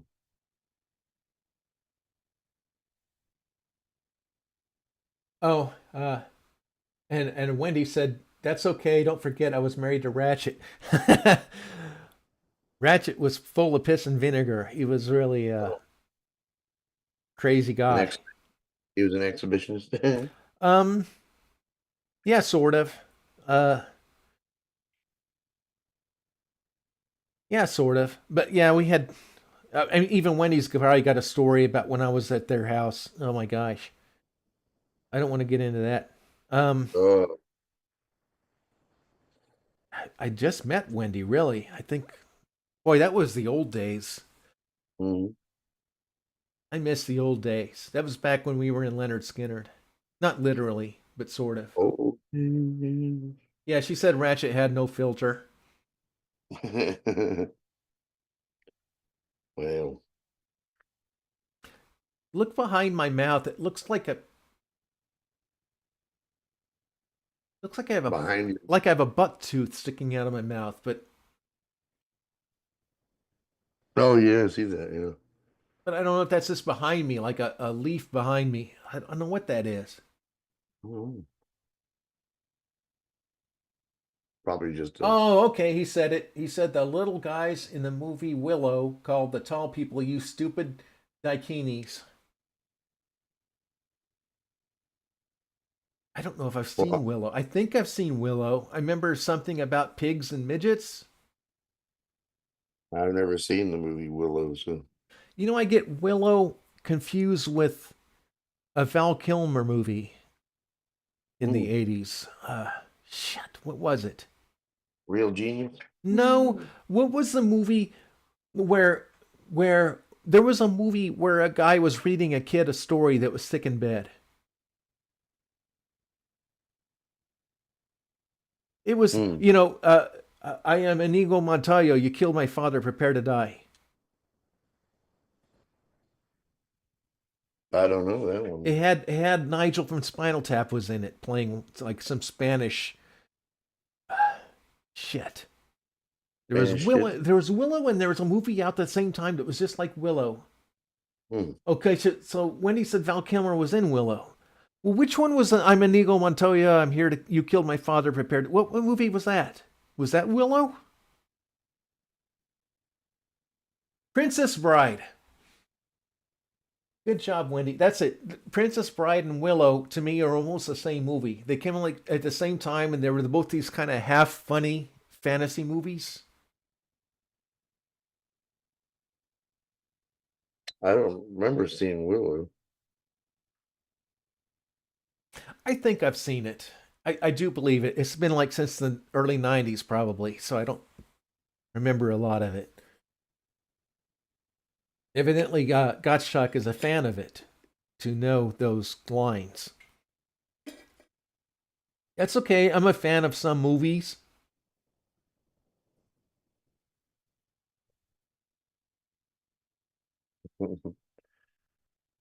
What are you doing?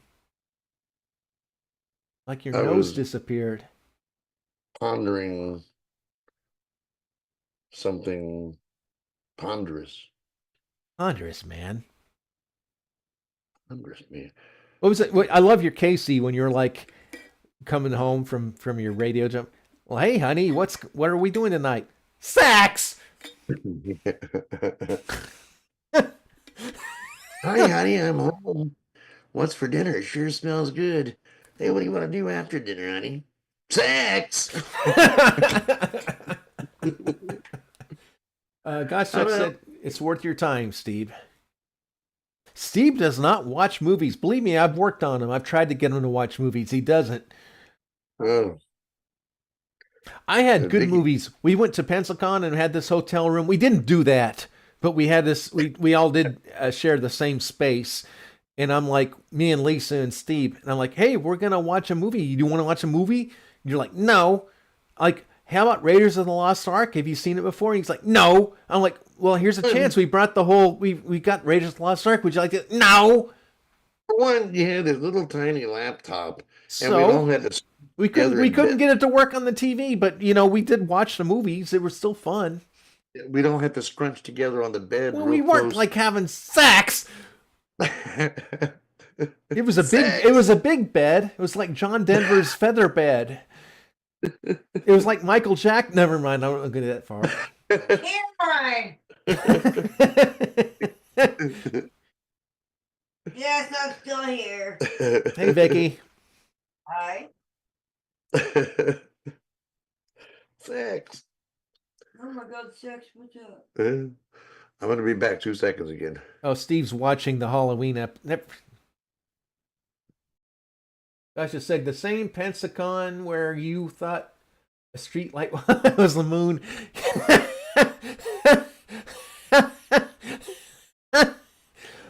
Yeah, that was crazy. Wendy was and Lisa and I were at this gazebo outside the hotel room, and it was at night. I don't even remember the conversation particularly, but she was like, "Yeah, look at the moon," and I looked out the gazebo, and there was a street light shining in my face, and it was huge. And I'm like, ah! It startled me, and this was a weird, surreal moment where I thought she knew the moon was giant, and that she was playing a trick on me, like I knew the moon was going to be giant. It was just like a split second surreal thing, and it made us laugh. And I didn't even do the gummies at that time. I don't know what the heck. It was the weirdest thing. I looked up and thought I was looking for the moon, and there was this giant thing in my face.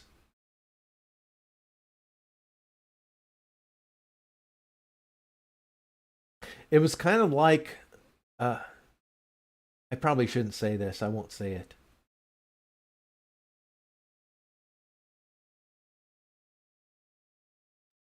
Better let him know I'm here and talking. Yeah, What? Miss Vicky's talking. I stick my 2 cents in. What did she say? He can't hear me. I can hear you. I just didn't hear exactly what you said. I said I stick my 2 cents in sometimes. I just didn't hear what you said before that. Nothing. Well, that wasn't really 2 cents then, was it? You can't, No, maybe you can't say you put your 2 cents in if you only put in 1 cent or a half a cent. 0.5%. How you doing, Vicky? I'm doing. I miss you. It's been a long time since we've met, seen each other. It's been like, what, 10 years? Literally 10 years! Since we came up there? It's been 10 years! Seriously? 2015. Wow. Wish I had a car. It'd be road trip time. What? Said what? Tell him what I said. She said, too bad you didn't have a car. It'd be road trip time. You don't have a car? I do not have a car. I do. Yeah, and you won't take it out of town. Remember that little white car? No, I don't remember little white cars very well. It's the one we got in a Pensacon and you said it looked like a pool hole. Does that look like a what? Because it was smoky like a pool hole. Oh, I remember that. The smoke was so bad I shit my pants and you couldn't even tell because of the smoke. Oh my God. I'm just Well, kidding, but it could have happened. I didn't know. I was in the car having a smoke because it was cold. And I didn't know that Timmy and Lisa was going to come down. We were going to go to breakfast. Otherwise, I wouldn't have smoked up the car. Oh, it was awful. I didn't smell that kind of. Oh, it was you know what was even worse was that place we ate at that guy recommended. My church friend recommended that broken scrambled egg place or whatever, and it was. Broken egg? Yeah. Broken egg? Yeah, it was terrible. I didn't think it was that bad. It's one of those places that charge you for refills on your orange juice and stuff, and their biscuits and gravy was like eating porridge slop. It was this dry shit. Like eating Aunt Bee's mud pie. Mud? I like mud. Yeah. He won't like Aunt Bee's mud pie. Actually, it was mush pie, I said. So. If Aunt Bee had mud pit, I'd try it out, but I wouldn't eat her. Oh, that's disgusting, Steve. That's good, Cracker. That's just I'll never be able to see that commercial again. This not that I've seen that commercial in 45 years, but you know, Nothing wrong with a good old Ritz cracker with a couple of raw strips of bacon. Mm-mm. oh, that's disgusting, Steve. Should be while I go puke. I saw the Land of the Lost, my Land of the Lost pals, with a picture with Dick Van Dyke today, Mm. and I'm like, I'm so jealous. Isn't that silly? I'm like jealous because they're like hanging with Dick Van Dyke. It's like I'd like to meet Dick Van Dyke. Would I? I don't think he's one of those stars that does gatherings but doesn't leave the LA area, probably because he's 110. He's 100. Huh? He's 100. Wow. That's crazy. I don't like his politics, but I've always respected him. I didn't hear anything about his politics. So Oh, he's the same as all of them. is he extreme leftist? Seems like it. Well, it's a good thing I don't know about that because Yeah, so was I Andy thought- Griffith. He was like that. well, Which is what I don't get, is because Andy played a very conservative character all of his shows. You know? And it seemed odd that he was...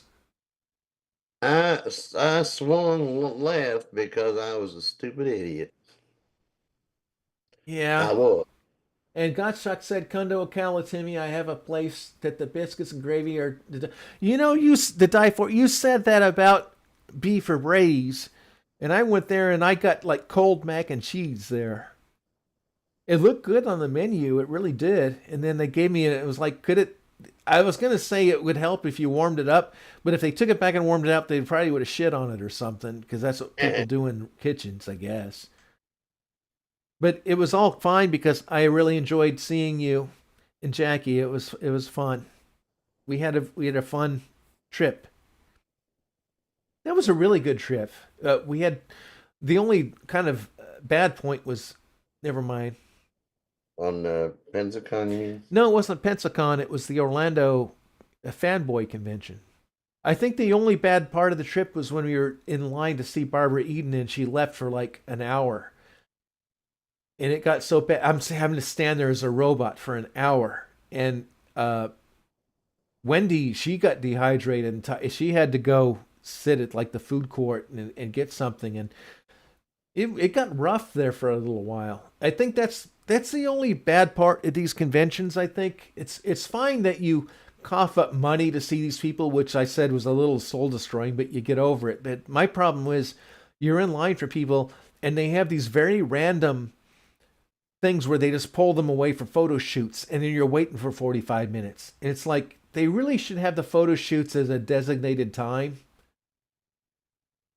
Because that got really bad toward the end. I mean, I was like half contemplating just going home and not meeting Barbara Eden, which would have sucked because that's the main reason we went there. You got to touch Barbara Eden, didn't you? Huh? You got to touch Barbara Eden, didn't you? Yeah, with my robot hands, I think. Yeah. I think we... I don't know. Did I have my arm around her in the pictures? I can't remember. I can't imagine paying that kind of money and not. She was behind some kind of barrier, but it wasn't bad. It wasn't like George Takei in like being a bank teller line. It wasn't like that. But there was some kind of piece of plexiglass. But you know, she's 93. It's okay. Now I got to look at it now. You got me wondering. Yeah, it was something else. George Takei barricaded behind the bank teller windows. Well, even Judge Reinhold was he was behind some kind of a window or something. Was that right before COVID or right after? That was right. It was after COVID. After COVID. Yeah, a year or two after COVID when we went there together. Let me see. Now you got me curious. I'm looking up my picture with Barbara Eden. Oh, yeah. Well, shit.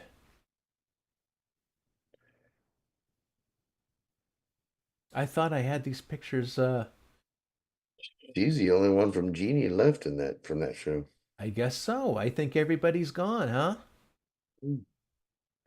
Hayden Rourke, Bill Daly, Larry Hagman. Wow. I think even Amanda, Bella's wife. I've heard people say that Bill Daly in real life was a halfwit. I'd heard interviews that he didn't ever understand major Healy that he never understood him. And I'm just like, really? We all did. He said he was dyslexic and had a hard time reading a script. Well, then why did he have a job reading scripts for a living? Oh, Something to do. yeah. Gotta eat. Well, we all got to eat, but Mhm. that's odd. Okay, Yeah, you it got me really curious. I'm trying to pull up the photo. When I get online, when I'm doing the OBS and the Zoom stuff, it really is slow. Hmm. Okay, I'm almost there. Too bad you can't share it. I don't know if I could share it or not. Share screen. Oh, You no, know, this I'm doing the Zoom thing, so I don't know if it works. I mean, I'm doing the OBS. Oh, Oh, that's yes, right. I do have my arm around her. Okay. I can try to pull it up, but it might screw up our. Let me see. Well, I guess it's a good time to figure it out. Let's see if it works. I think. All right, you ready to see if it works? Yeah, go for it. It could totally derail our whole show. Can you see it? Click. I'm coming. Oh, there it is. There it is. Nice. I do have There my you arm go. around her. I have my. But how do I stop sharing now? Oh, we're fucked. I don't know. But Oh wait, she let looks me good. see if I can figure this out. Oh, she's doing the arms fold. She's doing the boing. Yeah. That's one thing about Barbara Eden. She didn't do this celebrity thing. Like, oh, I only do it for pay. Oh wait, here we go. Let me see if we can. Let me see if I can. Is that better? Let me see if I can stop. Did it? Is that? Are we back again? No.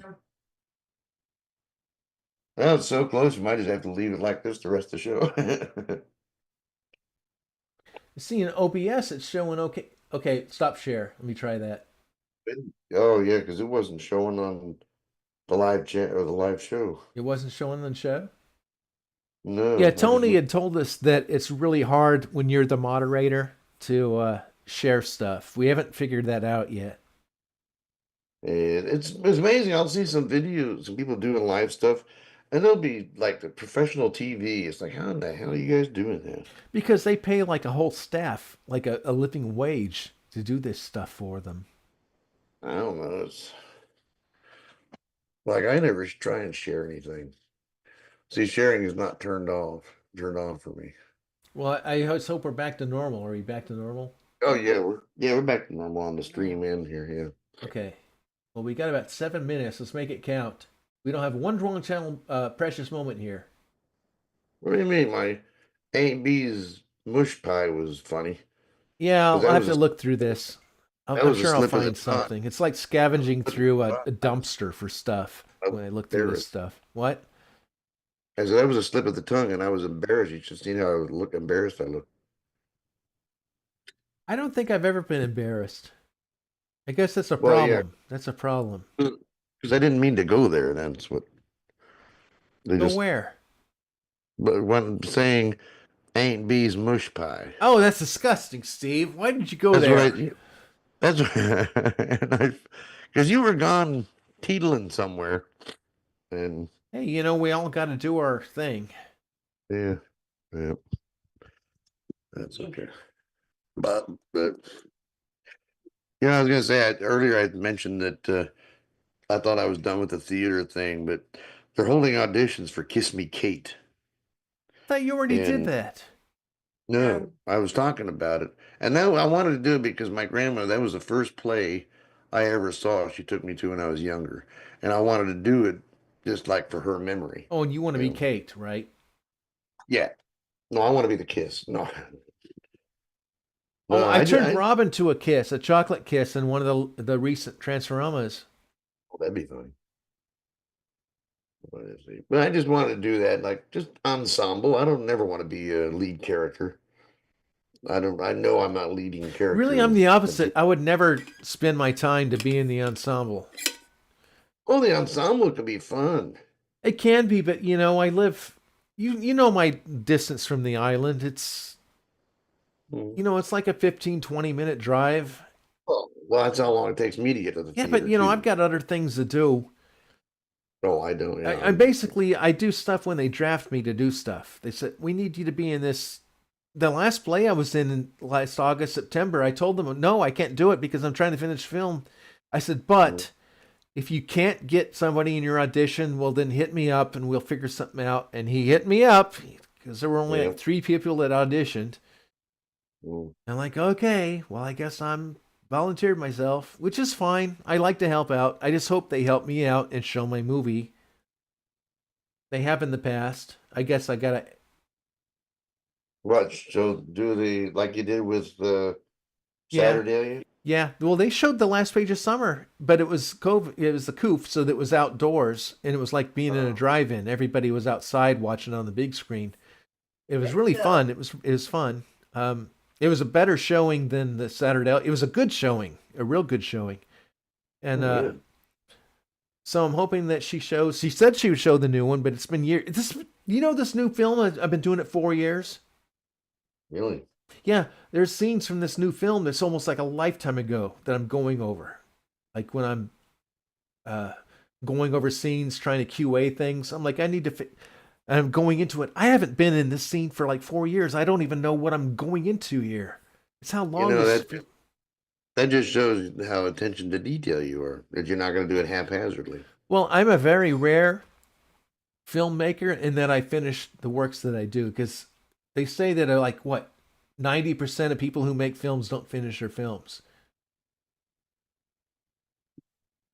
My brother's like that. He's got ambitions, but we try to do things together, and then he wants to play Minecraft, and he doesn't want to do the ambition that he was doing. I think most people are like that, but I said it before. When we came up to see the screening for Saturday up there. I appreciate that. I do. I appreciate you coming. If you guys didn't, I would have been out of luck because nobody else. Well, like I said, that was the start of the divorce, so that wasn't a good time. Yeah. Gracie had said that when she pulled up in the parking lot when you were there, she said she pulled up in the Monte Carlo when I gave her the finger. And she said somebody in the Playhouse conferred. They said, yeah, you gave her the. I'm like, what? No. Yeah, I'm like, what are you talking about? I said, I never gave you the finger our whole marriage. Why would you say that? Why? So she showed up a few minutes late. I know her. Of course she's going to show up. That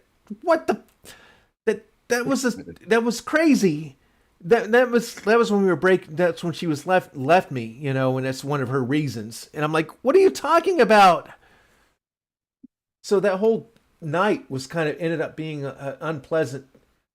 You said somebody said you did that?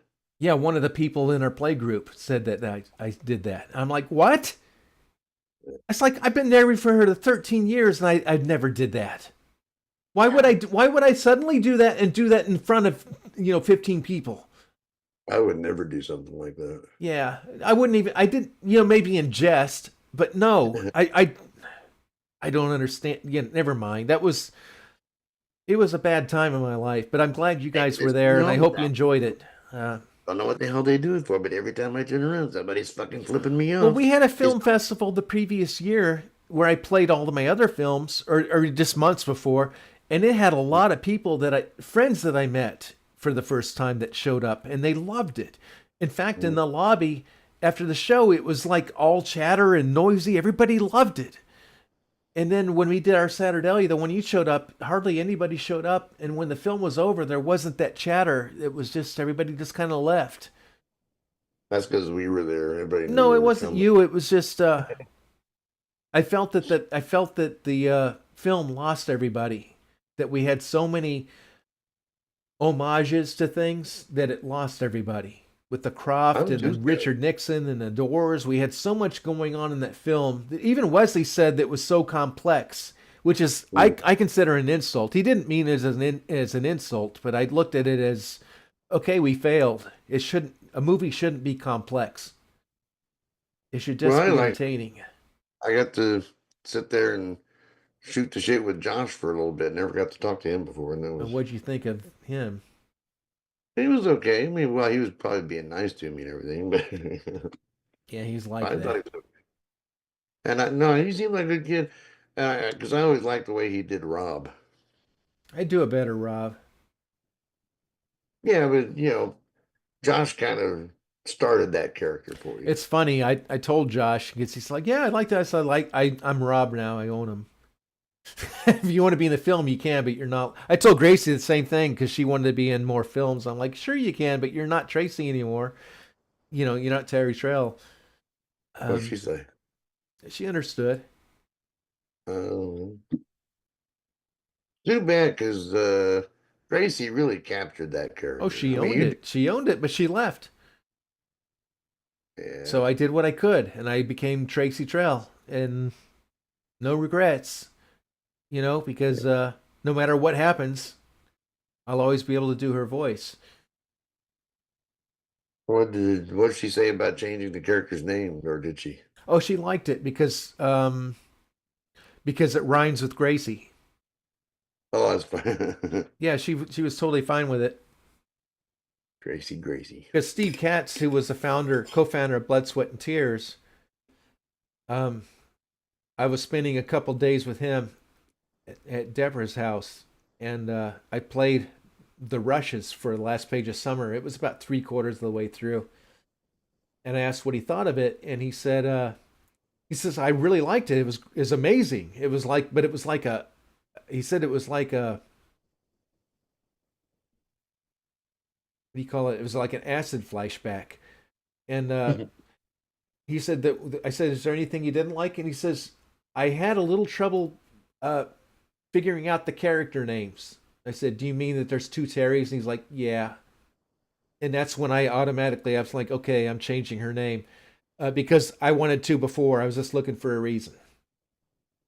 I know you liked the joke about Rob saying, oh, get the Terrys. Well, the joke's still there, Steve. You can still watch those movies and see the joke. But it wasn't worth a repetitive joke to confuse everybody and possibly derail the whole thing. You know what I'm saying? Because when when it started, it was a comic strip, and you could see the differences in their spelling. And once it became a cartoon, you couldn't see that anymore. That's okay. Well, listen, fellas. Yep, it's that time. Yeah. Oh, somebody said, Laura. Oh, Laura, are you here? Lewis? I don't see Laura. Oh, shit, I'm looking at our Halloween episode. I'm sorry. I was in a different browser. Oh. Oh, my guys, Yeah. I was looking at this other stuff. I'm sorry. Okay. Oh, we don't have anything new from our current chat. Well, you got the link there, Steve, if you want to see the Halloween episode. Yeah. Nobody else can see it. Okay. But Steve. Chopped liver. What? Vicky says, what about her? Is she chopped liver? I guess she can. Yeah, there's partial revelations of him. Yeah, good night, Wendy. We will see you next time. Good night, Steve. Good night, Jumbo. I mean, Yeah, enjoy the Halloween episode. I start out as the elf, as with the leather armor and stuff. So that's pretty cool. Nice. Anyway, take care. Thanks for being here, Steve. Otherwise, it'd just be me talking with myself. Oh, that'll be fun too. See you, Vicky. Happy birthday again. But today's he thinks it's your birthday. I thought you said it was your birthday in Steve's show this morning. No, all I said in the chat room this morning is that she's 62 and not afraid to tell it. Oh, it was a misinterpretationism. Yeah. Well, happy birthday anyway for next birthday or last birthday. In case I forget next time. So, all right. Well, take care, Steve. Take care, everybody. Thanks, Wendy. Thanks, Dave. Glad you're kind of back, and I hope you get with us again in March or whatever. So, take care, everybody. I'm out of here. Bye. All right. Bye.